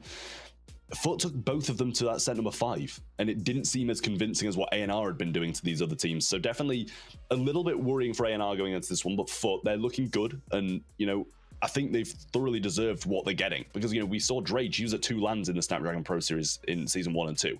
Semantic qualified with SK Gaming 2 Masters. So I'd like nothing more for them to be able to, you know, go that little bit further and get these tickets to Tokyo. At the same time, though, obviously these two teams are going to be going head-to-head tomorrow in the upper bracket stages. Maybe ANR are just kind of like feeling some ideas out, keeping some cards closer to their chest, because, you know, it would be quite a strategical idea to be able to keep your opposition in the dark a little bit, give yourselves a bit of an advantage in that same respect. But, you know, I have preferred what I've been seeing on the side of Foot. I feel like that's kind of, you know, it's making a statement, isn't it, looking ahead of tomorrow, and they would love nothing more than stay within that upper bracket in those first games. Yeah, I mean, you know, having this upper bracket is definitely an advantage over both Reply Totem and SK. It gives you that extra life, and although this first game tomorrow is going to be the more decisive one, you know, the one we're seeing now between Foot and ANR, it doesn't kill off the team who loses it, whereas if they were both in the lower bracket, it'd be a pretty decisive who's going to Tokyo. So it's nice to see both of them in the upper bracket. Both of them got that second life, and, you know, therefore, it's going to be a pretty entertaining day, I think, tomorrow. Wow. Soon be getting into our matches and seeing how this one fares. So far, so good for Foot, and you know, 2-1 over ANR. They are looking really, really solid. Later on today as well, we'll be seeing SK Gaming go up against Reply Totem as our final match of the day. Quite looking forward to seeing how that one's going to fare. I think we're going to be going back into the gameplay right now, Trav, and picking things up with a 6-gem lead in favor of Foot, who have not taken any games so far. So it looks like we are just coming back in at just the right time, realistically, here. But Penny Turret is down, causing some right-hand side lane maneuverability needed there for Mavius. I think Yeah, that Foot, Foot might be 1 game ahead now.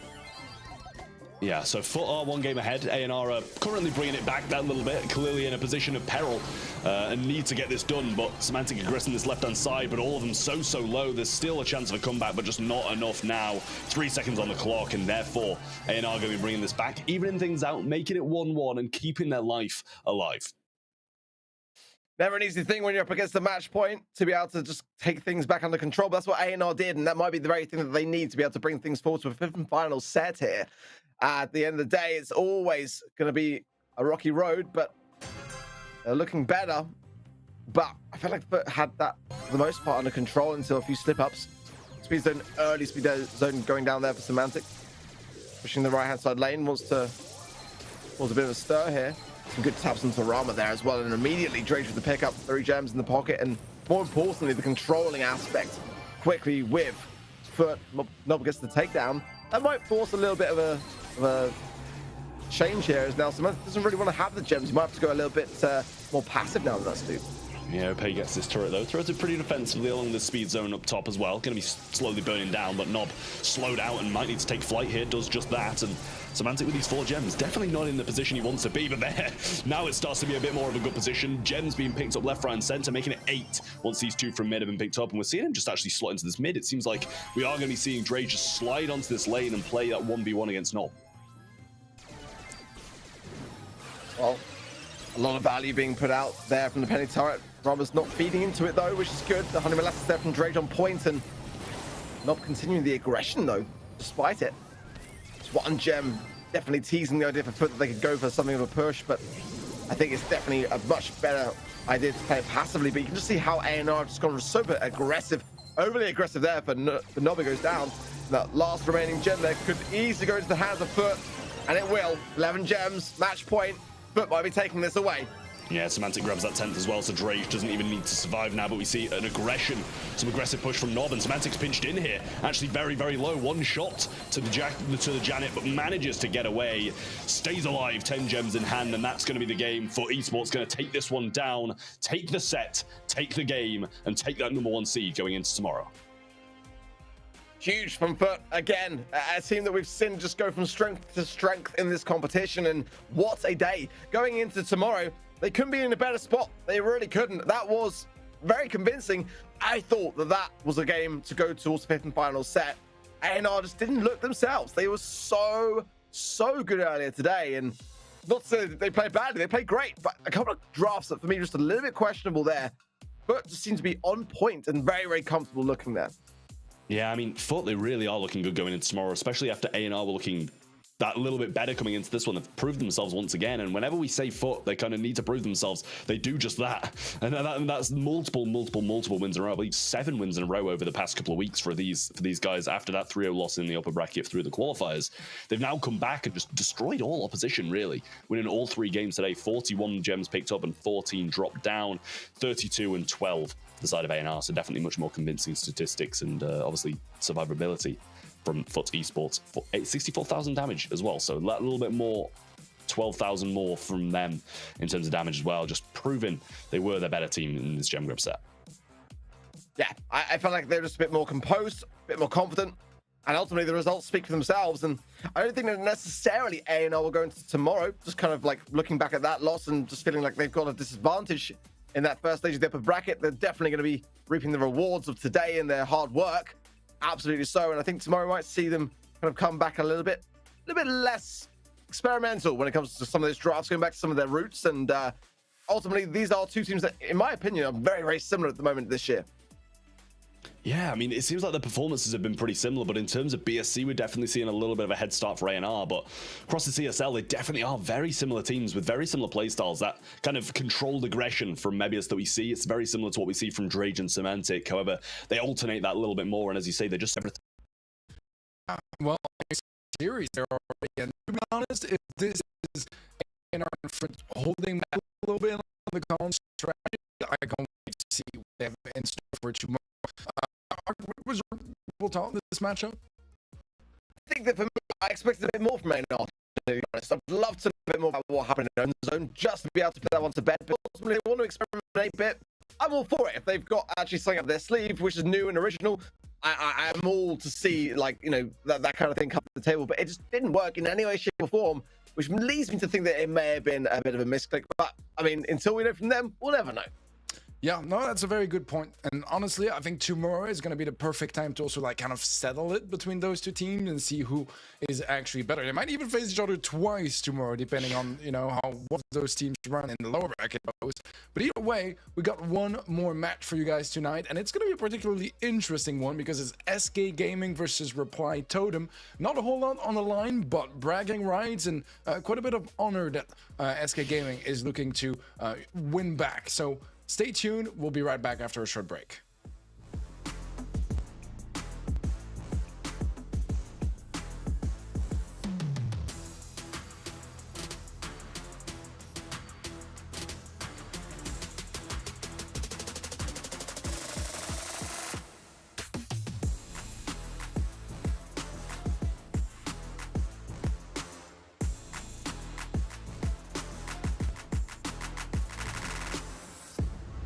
The Snapdragon Pro Series powered by Samsung Galaxy is brought to you by Snapdragon Elite Gaming, Samsung Galaxy S23 Ultra, Monster Energy, and DHL.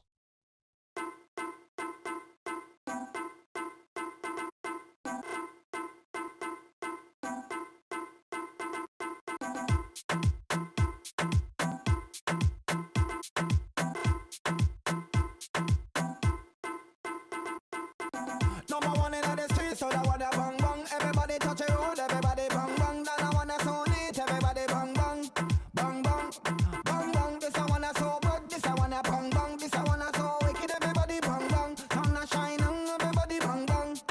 This a bang bang bang, bang bang,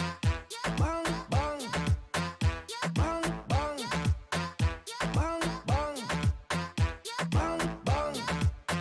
Bang, bang, bang, bang, bang, bang, bang, bang. Number one in the streets, so that one a bang bang. Everybody touch a road, everybody bang bang. Then I wanna so neat, everybody bang bang, bang bang, bang bang. This I wanna so good, this I wanna bang bang. This I wanna so wicked, everybody bang bang. Sun a shining, everybody bang bang. This a bang, bang, bang.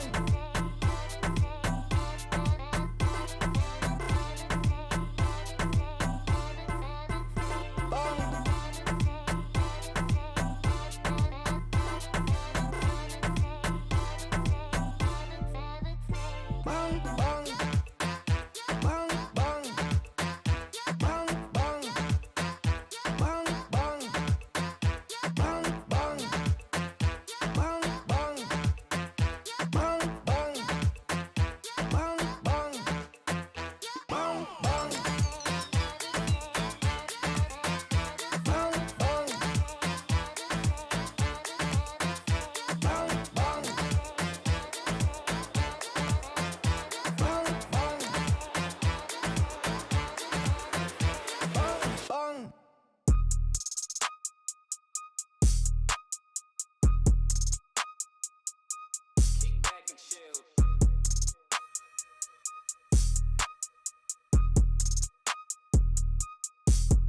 I'm a different berry on the plate. They've been slipping on me in the late.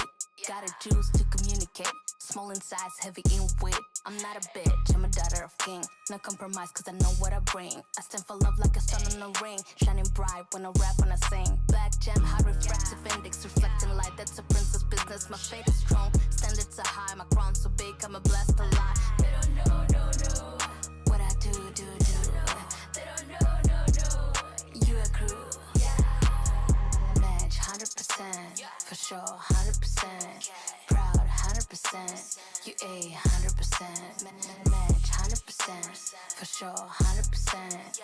Proud 100%, I do 100%. Мы из Украины, братья, привет. Мы из Украины, сестрам привет. Воля и сила, це наш спірит. Небо з обмежень, sky is the limit. Були білі, мили, жовто-сині кольоро. Ми це рили, хвиля, сила, наше слово, то є flow.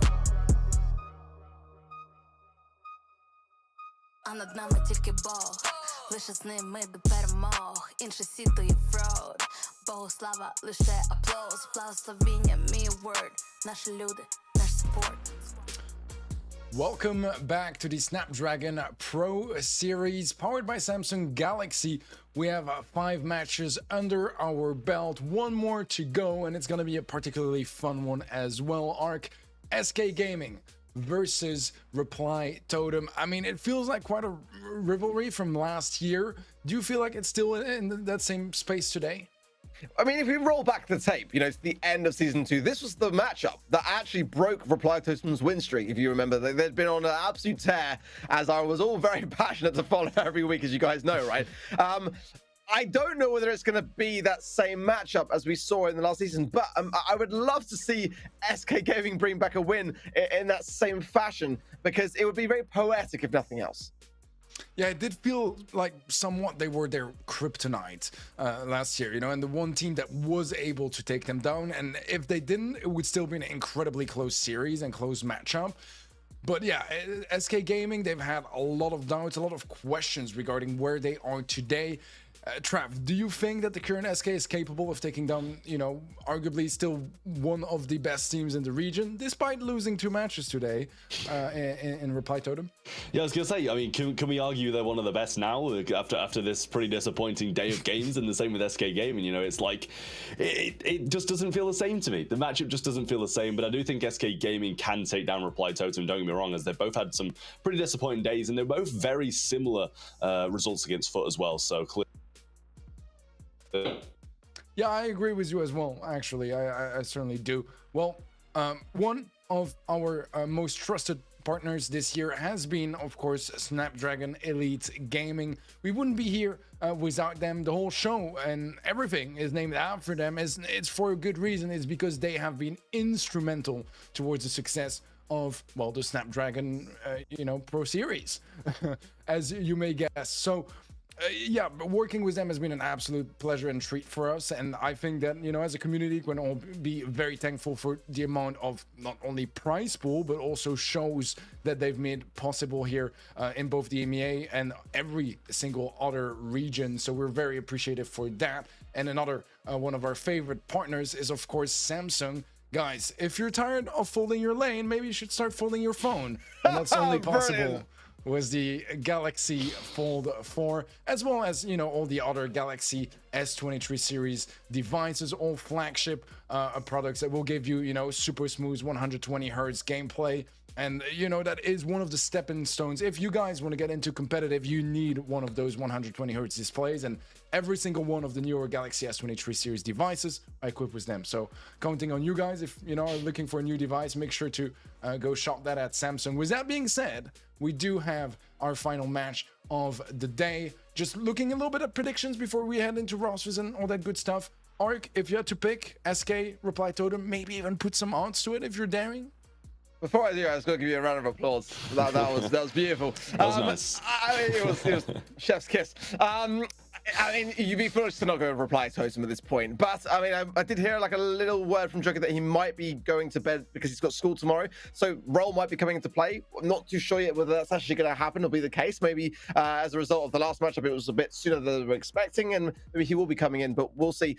Regardless, though, I feel like if it's the full Reply Totem roster that we all know and love, then there is a chance that SK could bring something to the table. I felt like they did play a lot better against Foot than we saw them playing previously. It felt a lot more like the SK that we've known from last year, actually, watching IKS play late on pit stop. It felt like there was some energy coming back in. But is it a bit early to say they're going to get a win? I think it might be.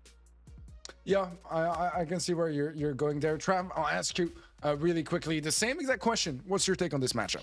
If it's the full Reply Totem roster, I kind of think it's a bit of a 50-50 at the moment between these two teams, but I would side with the Reply Totem. And obviously, if not, then you kind of got to go with SK Gaming. Cover my back on both fronts, I think. Yeah, we'll see how it actually goes on in gameplay, because our draft should be coming up quite shortly. Regarding the map pool for this one, we'll be kicking things off from Bridge Too Far for Heist, followed by Super Beach in Brawl Ball, Open Zone in Hot Zone, and if it takes a 4th and a 5th set to set those teams apart, it's going to be a Hard Rock Mine in Gem Grab, and last but not least, out in the open in Knockout. So a nice variety of maps. Looking at Bridge Too Far, the meta has been fairly straightforward. Sharpshooters is something that is just, it makes a lot of sense on a map like this. Very open lanes, very long range. It's basically 3 long corridors where you can just play range. But when there are sharpshooters, stuff like Max or Lola is obviously very interesting as well to bring into the mix, and you have some sort of in-betweens as well. We've seen Colt earlier, we see a lot of 8-bit as well, and recently, you know, tanks have been more of a presence as well, as you can see from the Daryl band that's coming through here, and a couple throwers. We saw Sprout, we saw Grom today on Bridge Too Far. Grom is also going to be banned out here. Eve, because of the water, makes sense. Bonnie double banned here as well. You know, good damage. Sharpshooter gets to do a lot of big damage on safe if you get a jump in, especially if you manage to have a team wipe and time it all perfectly well. And Max already mentioned that. So it all makes a lot of sense. First pick of Bell as well. It's the most standard sharpshooter in the game right now. Very versatile, very basic in a way, but it also means it doesn't have too many big weaknesses, as it does deal all right with tanks once you mark them up. So I like the approach so far. Nothing too surprising out of this draft. Yeah, you know, I think the same. It's just sharpshooters really, and that's kind of what we expect. And the bans are pretty lining up with what goes as well. There's the Brock. Surprised it's not a Colt this time, but I do think it'll work that a little bit more than what we saw from the Colt. And obviously, Piper was banned out, Bell was banned out in the last one as well. So you kind of got to bring that more sharpshooter vibe once more. SK kind of doubling down on what are the two most renowned sharpshooters, I will say, in Brawl Stars. So I like to see what they kind of brought in here. Reply Totem obviously got a couple of retaliations now as well. So it's like they are still going to be able to get a couple more. And I mean, Grom's banned out. We didn't really see Sprout do too much, so can't really be expecting to see that being brought in again. But they're going to go with the Lola, especially since they've got Bell. There's no real reason not to, consider it can tank so much with that ego and freeze frame. Yeah, it's definitely a very good response. I do like, though, the Brock and the Piper combo for SK, and you can ultimately just try to choose your lane matchups to give yourselves the best possible options. I was not expecting Meg, though. From Reply Totem, though, it does make a lot of sense. It's definitely the kind of idea that they would bring to the table here. But, I mean, the B is available here. It wouldn't be a bad shout, and a very SK kind of brawler to choose with the eventuality of that brawler showing its face. You know, it's got great pushback potential, don't get me wrong, but I just feel like at this stage in the draft it could be quite easily countered, and you know, it would be very SK to go with something along those kinds of lines. It's not banned out, so it's kind of got to be that for me. But yeah, and it is going to be that. It makes a lot of sense, and I feel like as well, hearing that it will be Roll, I think we'll be playing on the side of Reply Totem, so Joker obviously having to have those commitments needs to step away for the evening. I feel like SK have got the draft to win this one, to be completely honest, Trav. Yeah, I mean, I kind of do as well. I think they've just got that a little bit more, especially with B against the Meg as well, when you just get into that kind of mech form. It's definitely going to be solid, but as I always say, if they get the matchups right on the side of Reply Totem, I think they've definitely got a bit of a foot in the door in this one. Lola against the B, tank a few of those shots, and then get that Meg against the Brock and be able to avoid a few shots, then it'd be pretty solid. But I think overall, SK Gaming coming into this one looking quite a bit better. Okay, well, let's see. I would love Roll to win lane, not gonna lie.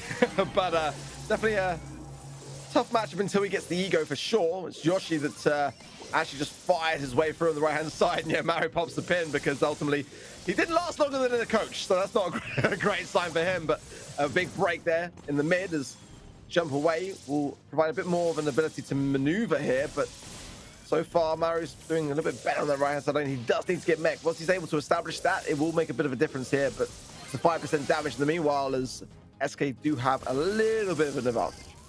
Yeah, Totem getting some down now as well, though, and Maru one shot, considering he got hit by that incendiary. Going aggressive now is Yoshi, and finds a couple of connections, and doesn't manage to get it with a nice little pinch from Maru there. Maru just surviving on a little bit longer and actually using Toolbox. This kind of seems like a Totem special, as I saw Bobby complaining about on Twitter the other day to them, and Samantha was agreeing that it's just not a gadget people really use outside of Totem, so nice to see them kind of making it work, but 2 use there just purely on tanking and didn't really get a lot back from it.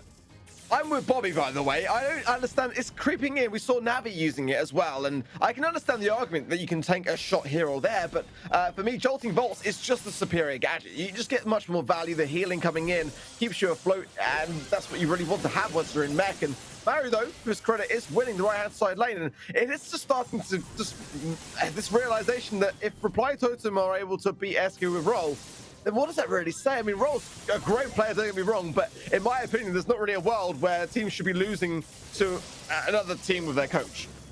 Yeah, that is very true. But as you say that, a lot of those members do fall, and Roll going to be the last one to do so, but joins the rest of his team back in that spawn.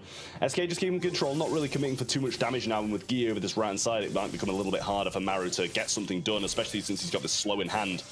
Maru not going to be connected with it just yet and survives a little bit longer, but Yoshi waiting for his opportunity to rain down some damage on safe, because with 30 seconds left, it needs to come at some point. Yeah, very passive. I was expecting a push, but clearly deciding better of it, and time is not on their side right now, especially now as Mario breaking through the right-hand side. Chaos is marked as well. That's not ever going to be great, and Yoshi chooses to super roll as opposed to save. I mean, damage now starting to trickle, considering very importantly so now as SK do start to take the lead by just a few percent. And I don't think that realistically Mario can get the damage here. It's being taken for quite heavily. 77% on both sides. Oh my word! It's a tie! How did that just happen? I actually have no explanation for that either, because that was a lot of tanking coming in from the B at the end, I will say, and Maru didn't manage to get it done, and the Brock incendiary damage didn't really manage to get the work done on the other side as well, so I'm not really sure how anything didn't come down there. But as you said, it was kind of unusual to see Yoshi kind of throw down that super on Roll instead of just throwing it towards that super and get that guaranteed damage. But at the end of the day, he probably would have gone down if he committed a little bit more, and Roll might have got the damage needed to win the game, so can't really question it too much. Yeah, exactly. We'll never know, but what we do know is that Mario got his mech a lot faster that time round, but is paying the price also for it. Toolbox immediately eradicated there as there's no damage tanked, and it was almost too quick for the animation to even show its face, but pretty well on the right-hand side now. Bit of damage to 3% to the 16 of SK. As again, playing a very slow and steady pace as IKS does pop a nice homemade recipe onto Mari, but it's Mari that comes out on top and now able to focus primarily onto Yoshi. Oh my word, what a tap! Mark followed up by a hit, and now Reply Totem with full control. Yeah, Totem have this control now, but SK just gonna have that B versus mech matchup, and that should be wrapped up pretty quickly. But Maru managing to keep him at quite a nice range just by spamming down this side and keeping him tapped literally by one bullet at a time. Starts to regress a little bit more now, and that 3k gonna be missed as well. Honeycoat wasted, and Chaos just can't quite find this finishing tap on Maru just yet. No homemade recipes left, so needs to just try and find a connection, but that nest egg stopping him from pushing up just a little bit longer. Well, Roll is in a precarious spot. Won't get tapped up by Yoshi there on the super side, but that will eradicate a lot of the bush as well. And SK are just waiting for the Reply Totem. That might go against him now as the aggressiveness of what Maru and Mari were able to really focus onto the Piper there as Chaos took the front of it and continues to do so. Actually, just one tap away on both Mari and Chaos, but healing up now. There's so little in it, in all honesty, and as a result of that first tie, whoever takes this next... This game will take the first game of this series. Roll goes down though. That would allow Lord Yoshi to push through this left-hand side, and Mari now in a bit of a spot to be able to survive on here. But Jukes again, none of these supers are really connecting from Yoshi. Yeah, but Roll's kind of just leaving him, and I'm not sure what that's about, because Brock is a big damage dealer, but they need a breakthrough. He's trying to go for it, but Gear's cleaning up this side so well. Gets one and takes them down. Roll very low as well, and Maori still focusing on that left-hand side. The damage gap surely too much to come back from now, especially with Yoshi still adding damage to this top side. And I believe that should be it for Reply Totem, as SK Gaming just tie things up nicely. Yoshi with a couple more follow-up shots as well, and SK Gaming, regardless of who were in the first, they managed to take the second. Yeah, I mean, it was definitely questionable. I'm not sure whether Roll just kind of got a bit frustrated because obviously he wants the mech to break through and it's struggling a little bit on the lane side, but you can't really do that. You can't really kind of leave a Brock to kind of just have its way with the safe. The Incineroar is just too strong, and Yoshi was able to gain so much value for his time. And if there is a kind of lane swap to be had, now's the kind of time to go in for it. They are going to be going in different lanes, but yeah, and actually SK did not swap. So this is clearly the match that Reply Totem won, but as quickly as that, it's already Yoshi is able to push forwards on this left-hand side, and Chaos with direct access to the safe. It's like SK have got Reply Totem exactly where they want them. Yeah, well, starting to push forward now. Gear's not going to add the most damage to the safe without any 3Ks, but actually going to collect one now and might be able to finish it off on onto the safe, should I say. Yoshi's followed up. I mean, that is damage right there. Super going to go on safe as well. For the first time, I think he's used it pretty offensively and not really managed to get many kills off it, but that's 55% already dealt. And SK don't seem to be stopping there. Now, they've got this one seemingly under wraps, it feels like, and Reply Totem need to definitely adapt themselves a little bit around the strategy. Nice ego pop from Roll, but he will actually win the lane, but then gets taken down as the result of the Amplified shot there. Bit of a disastrous thing to see as he worked so hard to win that lane. Now Yoshi coming through in Chaos, and it just feels like Reply Totem not really in sync with what SK got to throw at this. Not a single shred of damage has been dealt so far as Reply Totem just can't push forwards. Yeah, well, we can't really expect much else. Roll is going to be playing, and as good as a player is in comparison to pretty much everybody else in the world, he's not quite at the level of SK Gaming right now, and SK going to take this one down. And, you know, he didn't play bad. He held his lane for a serious amount of that first game when they got the tie. Sadly, in the second game and third game, it kind of just all fell apart for Reply Totem, and SK Gaming managed to take down this set. Looking pretty good coming into it as well, but also we can't really judge anything considering Totem playing with a coach. Yeah, there was a stage in that first game when it was a draw, of course, that I didn't feel like SK were having a good handle on the situation, and there was a world where I could see Reply Totem maybe going all the way here, but as that draw came to a close and things started to get to the second and third game, it did feel like SK were performing in the way that I would expect any organization to really be going up against another with their coach. So good for them. We could be seeing a big win here for SK. I'm not sure there's a big win in their minds, but definitely a morale booster for sure. But a lot more damage for them, almost 80,000 to that of SK's. But it just seemed a lot more convincing once they found their stride there, Trav.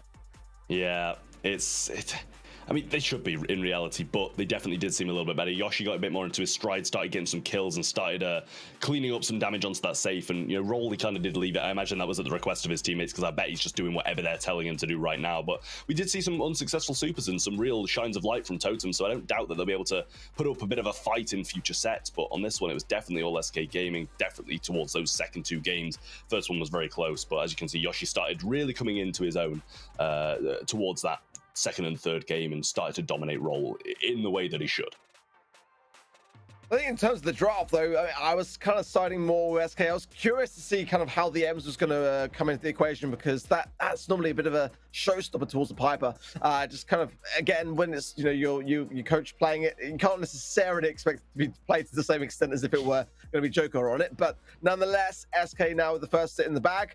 Going to see shortly as to how they're going to approach this next draft, and it does seem like for the most part I'm agreeing with what they're bringing to the table. And again, you know, this was a big rivalry that we saw into the end of last year. It was always these two teams going up against each other, going into Super Beach, and then the draft shortly to follow. It's going to be definitely a question of about who wants to go in with the more aggressive ideas early on, who wants to show their cards, and who wants to be a bit more reserveful towards this draft. Yeah, Super Beach, I mean, it's a mode that we've already seen. We saw it in that previous game.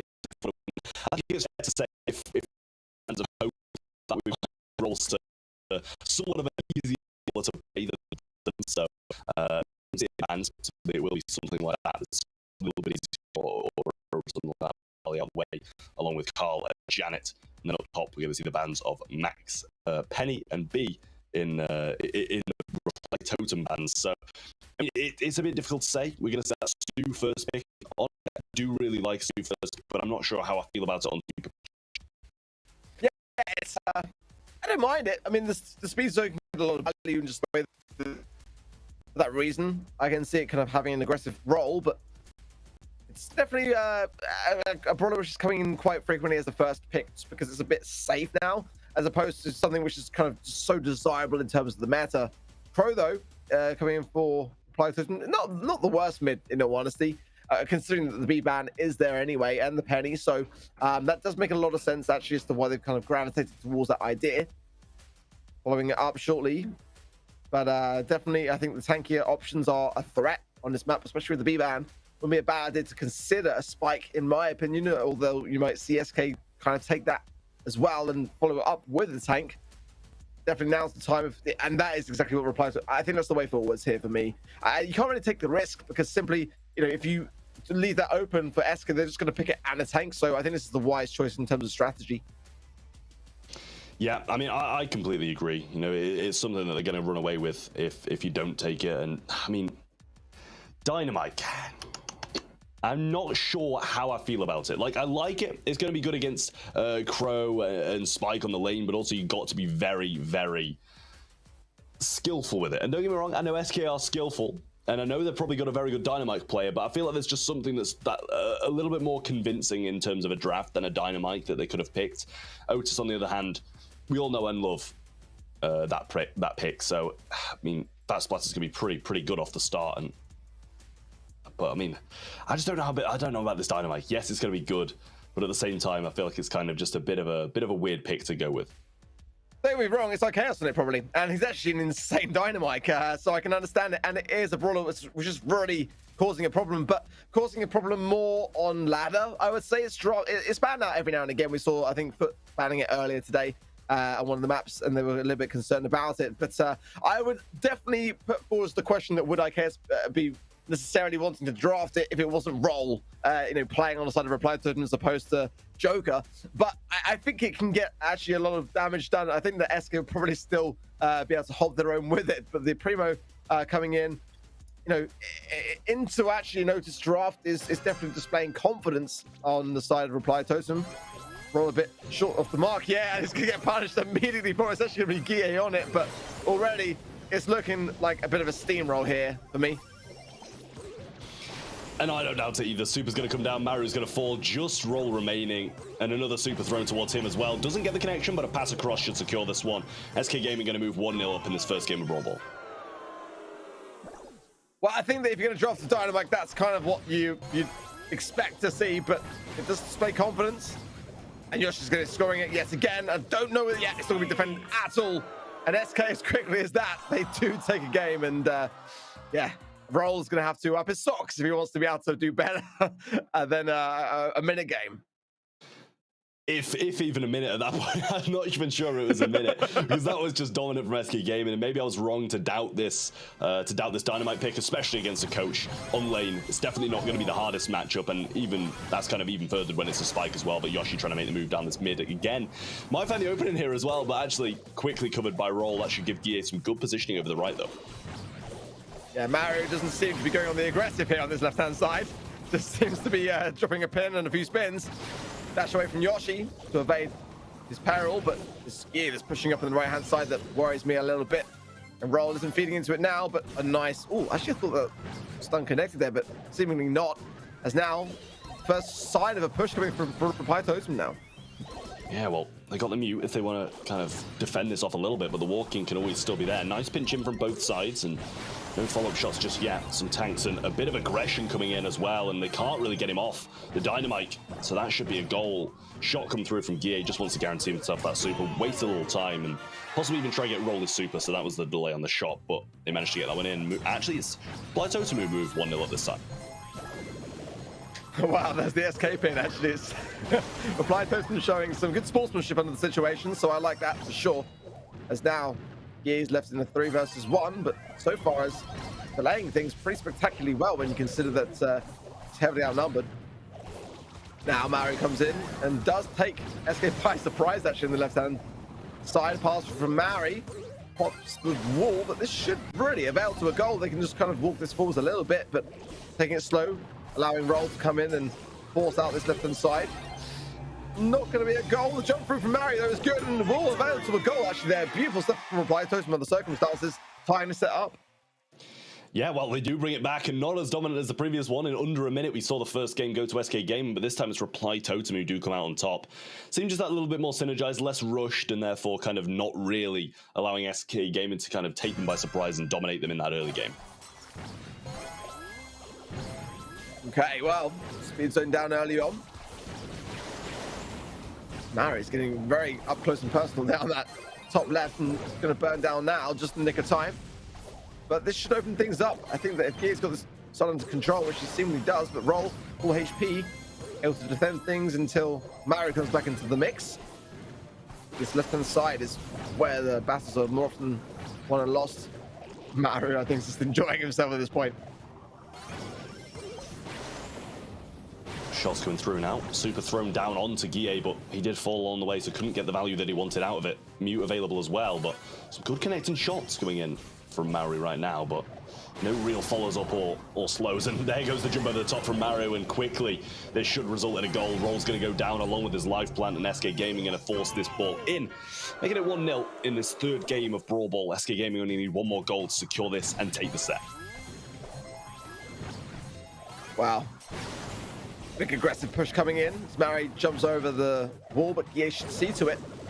will pass through and probably going to be pocketed by Mara in a second. Can't really contest this. It's a matter of time realistically before everyone from SK comes in to secure what should be a goal, which will take this set for them. A quick pass to Yoshi, but actually missed off the wall. That was probably a bit of a fumble. And a few trick shot attempts, but yeah, that bomb is going to sit up from Guille as SK take the second set, and that will be a big advantage for them. But yeah, it's definitely, you know, it's good to see that both sides are, you know, showing good signs of sportsmanship. Ultimately, it's always a tough thing when a team are playing with their coach. Under the circumstances, I feel like this kind of is reflecting what we kind of expected coming into it. Yeah, I mean, I think so too. You know, we kind of said it would be a 50-50 if they were playing with Joker, but now obviously they're playing with Roll. It kind of does seem like a bit more of an 80-20 in the hands of SK Gaming, as they've kind of just taken their first game for Reply Totem there. Damage, SK Gaming, healing very, very similar actually as well, so not the biggest difference in that by the hands of SK Gaming and Reply Totem, but overall, I mean, damage, if you're getting the same amount of healing, is going to be on their side. And honestly, Dynamite, it did work very well. I will say it was getting a lot of those super sitting, breaking up the right walls. Did start to struggle a little bit more in that second game where we saw an early break of the right-hand side from one of those Primo Meteors, which is something you definitely need to watch out for. Yeah, I'd love to have seen Mario if he was able to really go on an absolute tear, because he was doing fantastic work. It just kind of felt like he'd already succumbed to the circumstances a little bit. And I think that Roll was definitely struggling a bit on the right to a Dynamite. But Dynamite is a very hard thing to dodge in the current meta. It's just not necessarily often that we see teams being daring enough to go in with it. But I felt like it was kind of what I expected to see, as SK looking, yeah, pretty good in a solid spot now to maybe go all the way and get the sweep. But yeah, unfortunate circumstances for Reply Totem. It's been a long day for them, and ultimately, you know, when players are, you know, in a position where they've got score commitments, they do have to prioritize that here, and that's kind of what we're seeing play out. Yeah, exactly. I mean, you know, we are running quite late in terms of CEST standards, so you can't really blame him for wanting to get off and get his education going, when especially when he's guaranteed to really not move up from this lower bracket regardless of beating SK Gaming or not. So a bit of a show match that we've got going on here more than anything, and it is a bit of a show for SK Gaming at least, because we've been waiting for them to show us something, and even though it's against the coach, this might be here. Wow, open zone then. Hot zone up next. Bans in for Reply Totem being Stu, Meg, and Bell. SK Gaming banning out Penny, Ems, and Poco. First pick to determine who was able to get that coin toss. But definitely a map that's shaped very differently now with indestructible walls. We're seeing a lot more Pam coming into the mix now. Bees have always been a viable mid option here. And it's going to be the first one for SK. I quite like that idea. 2 more to follow up from Reply Totem next. I mean, I feel like you can still bring a Max into the B here, which is kind of what I would be thinking if I were to Reply Totem. Some maneuverability would help, especially when you haven't got the aggressive nature of Joker to be able to add to this roster in the current state. Then, you know, being able to have something that's a bit more threatening to the mix wouldn't go amiss. Yeah, I mean, I think Pam's probably one of the main picks that I'd take here, but it is quite difficult with that B obviously being there. It's definitely not the easiest in that early game, but Max is going to be the brawler that Reply Totem do take in return, and the Crow along with it as well. So they got the speed, they got the slow. I like what they were kind of bringing to the table, but without the speed constantly, the B might be able to do quite a lot. So definitely something they're going to have to work towards with that Max pick. But another 2 picks should be coming out of SK Gaming now, and then back to Reply Totem for the last. So maybe I'm expecting something like the Pam, like an Amber or something like that can kind of do that quite widespread area of damage against a Max, because otherwise it's gonna be hard to hit with the speed. Yeah, I quite like an Amber there, or ultimately something which can just really dominate the right-hand side lane. Pam going to come in, and Janet wouldn't be a bad shout either for me, just to be able to have a bit of a handle on the right-hand sides. But definitely, you can't really go wrong with being a Pam on this particular map for me. Definitely against the Crow, it's going to bring the Crow to a really rough spot for Reply Totem. They're going to struggle to gain much value from it, and it is going to be Janet. We are literally tearing this draft up at the moment, draft brawler by brawler. But the third and final draft for Reply Totem to try to bring something back, as I do feel like SK have got a much stronger option here. Yeah, I mean, I do like SK's overall kind of composition. The Janet's going to be good to be able to kind of not miss against that Max and the Crow when they're able to move so fast, and obviously the Pan as well, if you can establish that turret, then you're going to be doing pretty good job of it. Reply Totem do still have this last pick and need to pick something that's kind of good, versatile against the majority of these, and they can do with the Gus, provide teammates with that shield. I'm not sure if they've got the damage to really deal with this Pam and get them out of those hardcore positions when able to establish that turret and sit behind it. Yeah, I don't want to call it too soon, but I do prefer the SK draft. I feel like they've got the better roster in this situation. Obviously, Roll coming in to replace Joker. I just don't see a world in which they lose this now, having seen like the way that we kind of got through Heist and then Brawl. Because Heist was the first game of Heist was actually incredibly close to me just joining the stream. It veiled to a draw, but now things are definitely a bit more one-sided, and I just feel like Reply Totem will struggle with the Crow versus the Pam matchup. Gus is not a bad thing to have. I just feel like it's just dropped off a little bit, and let's see whether the Reply Totem can at least bring back a game here. Well, Gie pushing down this mid. We saw a bit of a better start for Totem as Maru pushed quite aggressively, but Yoshi going to clean up the right-hand side, and it is against Roll. Maru just trying to go very, very aggressive, I will say. It does pay off for a one-for-one trade, but SK still the ones with all the control in the mid just so far. Janet gonna get hit a couple of times. Maori gonna get his super as well. Needs to maybe pop this super. Sorry, I'm forgetting the word for super. My mind's going wild here. Yoshi gonna be getting pushed by Maru, but Phase Shifter really didn't do too much. Roll returning once more, but yet again, it's against the Pam. It can't really get the damage done.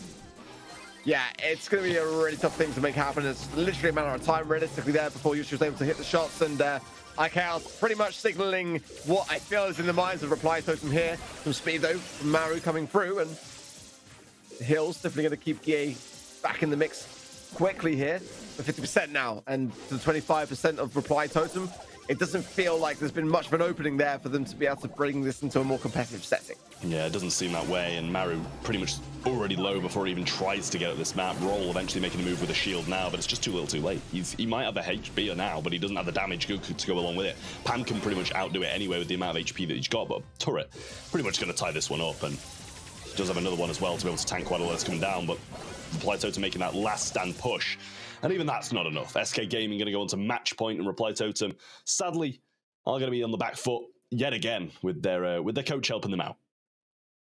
I hate to be pessimistic, but I just don't see realistically how this comp can fare against what SK brought to the table. It just feels like an out comp, but one that under the circumstances, I think that Reply Totem would probably be a bit grateful for in some respects as well, because it's not going to be an easy scenario to find themselves in. But let's see, as now Yoshi and Ye take the mid control, it's still this left-hand side lane that's been consistently one hit by Chaos, but it will do so yet again as well. And everyone's still low on the side of Reply Totem in the mid. It just feels like everything is going the way of SK here. Yeah, Maru just, well, until you say that, and then everything goes the way of Reply Totem. Pretty much team wipe from them now, and SK having to start from square one again. Got a little super as well on Mori, going to throw it towards Maru there and just try him up that a little bit longer, but Roll is low over the right-hand side. Finds the connection, finds the slow as well, and Maru gets brought low by Gie. Pretty much even Stevens at the moment in terms of percentage, but SK fighting back for this control. And now the aggressiveness of Chaos should find a pickup here, and does there on Maru. Roll goes down as well, and it's just Maru versus the world at the moment.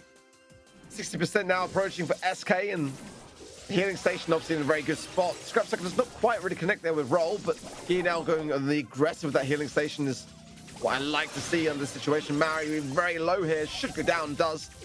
Just Maru allowing Roll to come back into the mix, but I think that SK should have this one in the bag really now. Yeah, it does seem that way, and 91%. 30 in the hands of Reply Totem. Mori knows he's thrown up the SK pin. You know, it's all about the goodwill.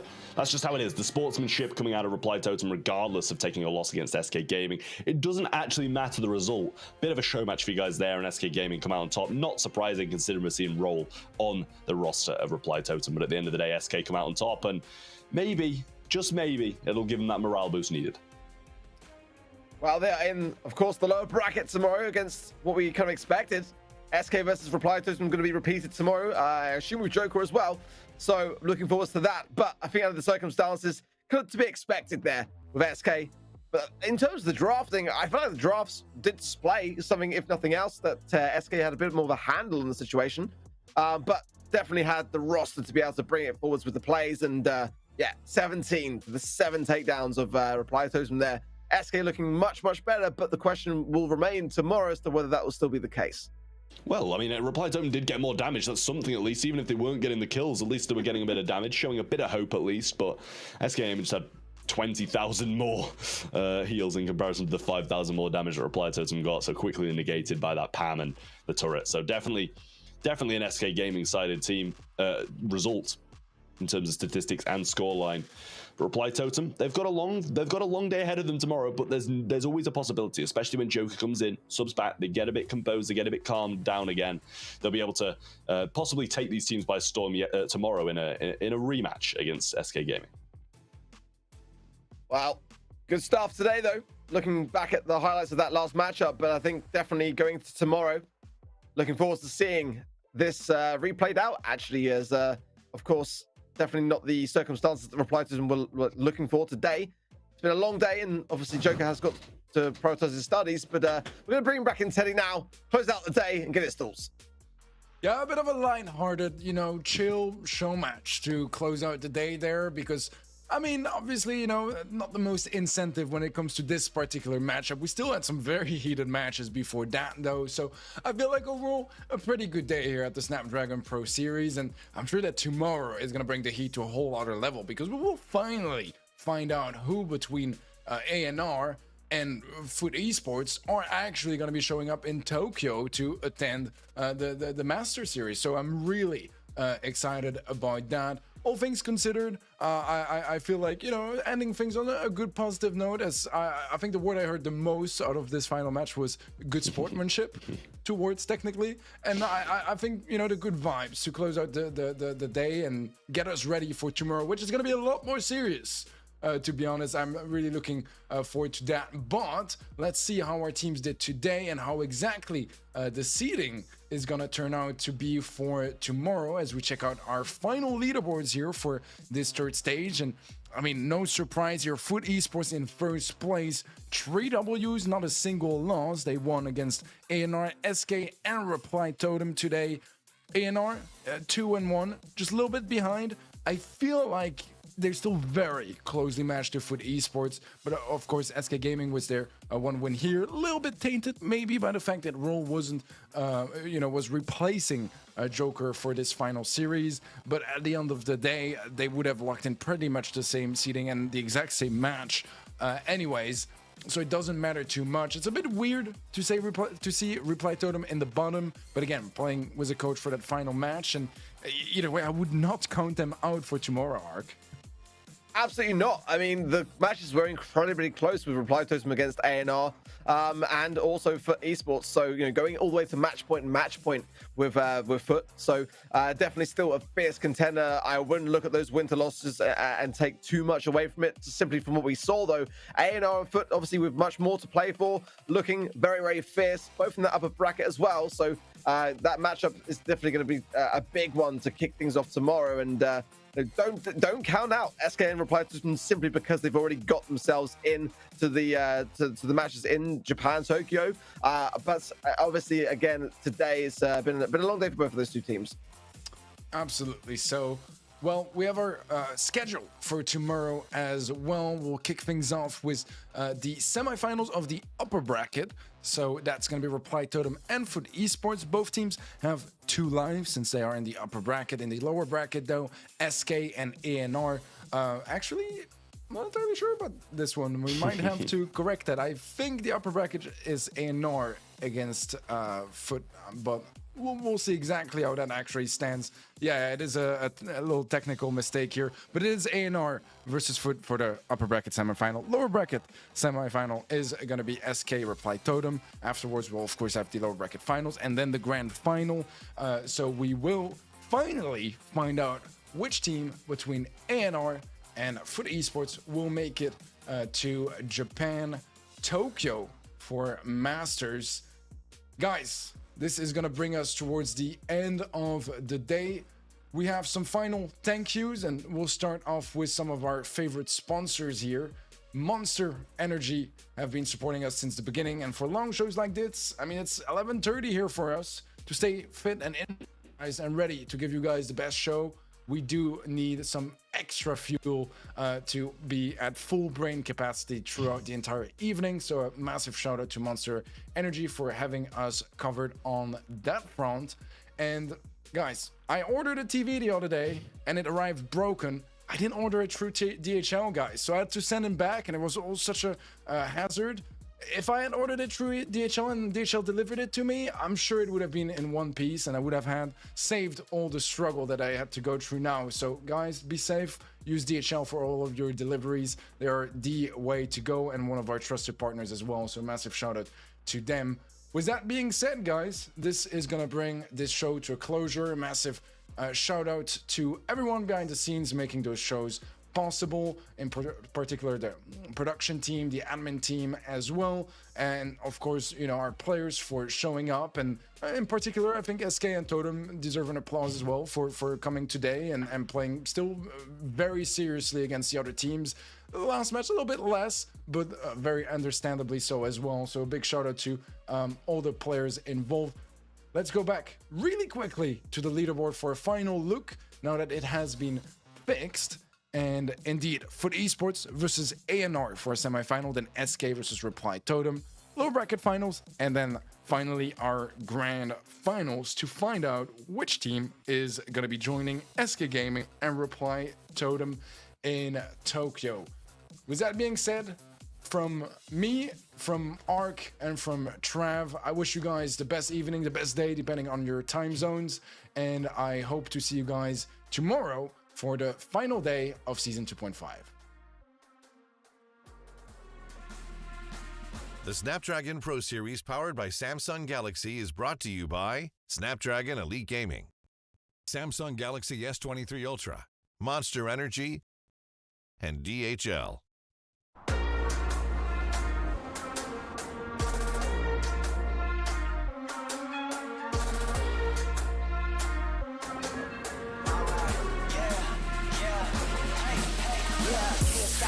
Stop going till a player on top know it. Rooftop, penthouse suite. If you really want it, gotta own it. Fight through it, we was at the lowest. Blood, sweat, tears, the components. Riding all year, now's the moment. We are not afraid, we are opponents. Yeah, I'm coming for mine. Yeah, I'm making a play, the game on the line. Yeah, I've been on the grind. Yeah, I jump in the spot, I made it my time. Yeah, look in the sky. Yeah, the stars align, no shade to shine. Can't stop it already, emotional, working devotion. We put in this time, look.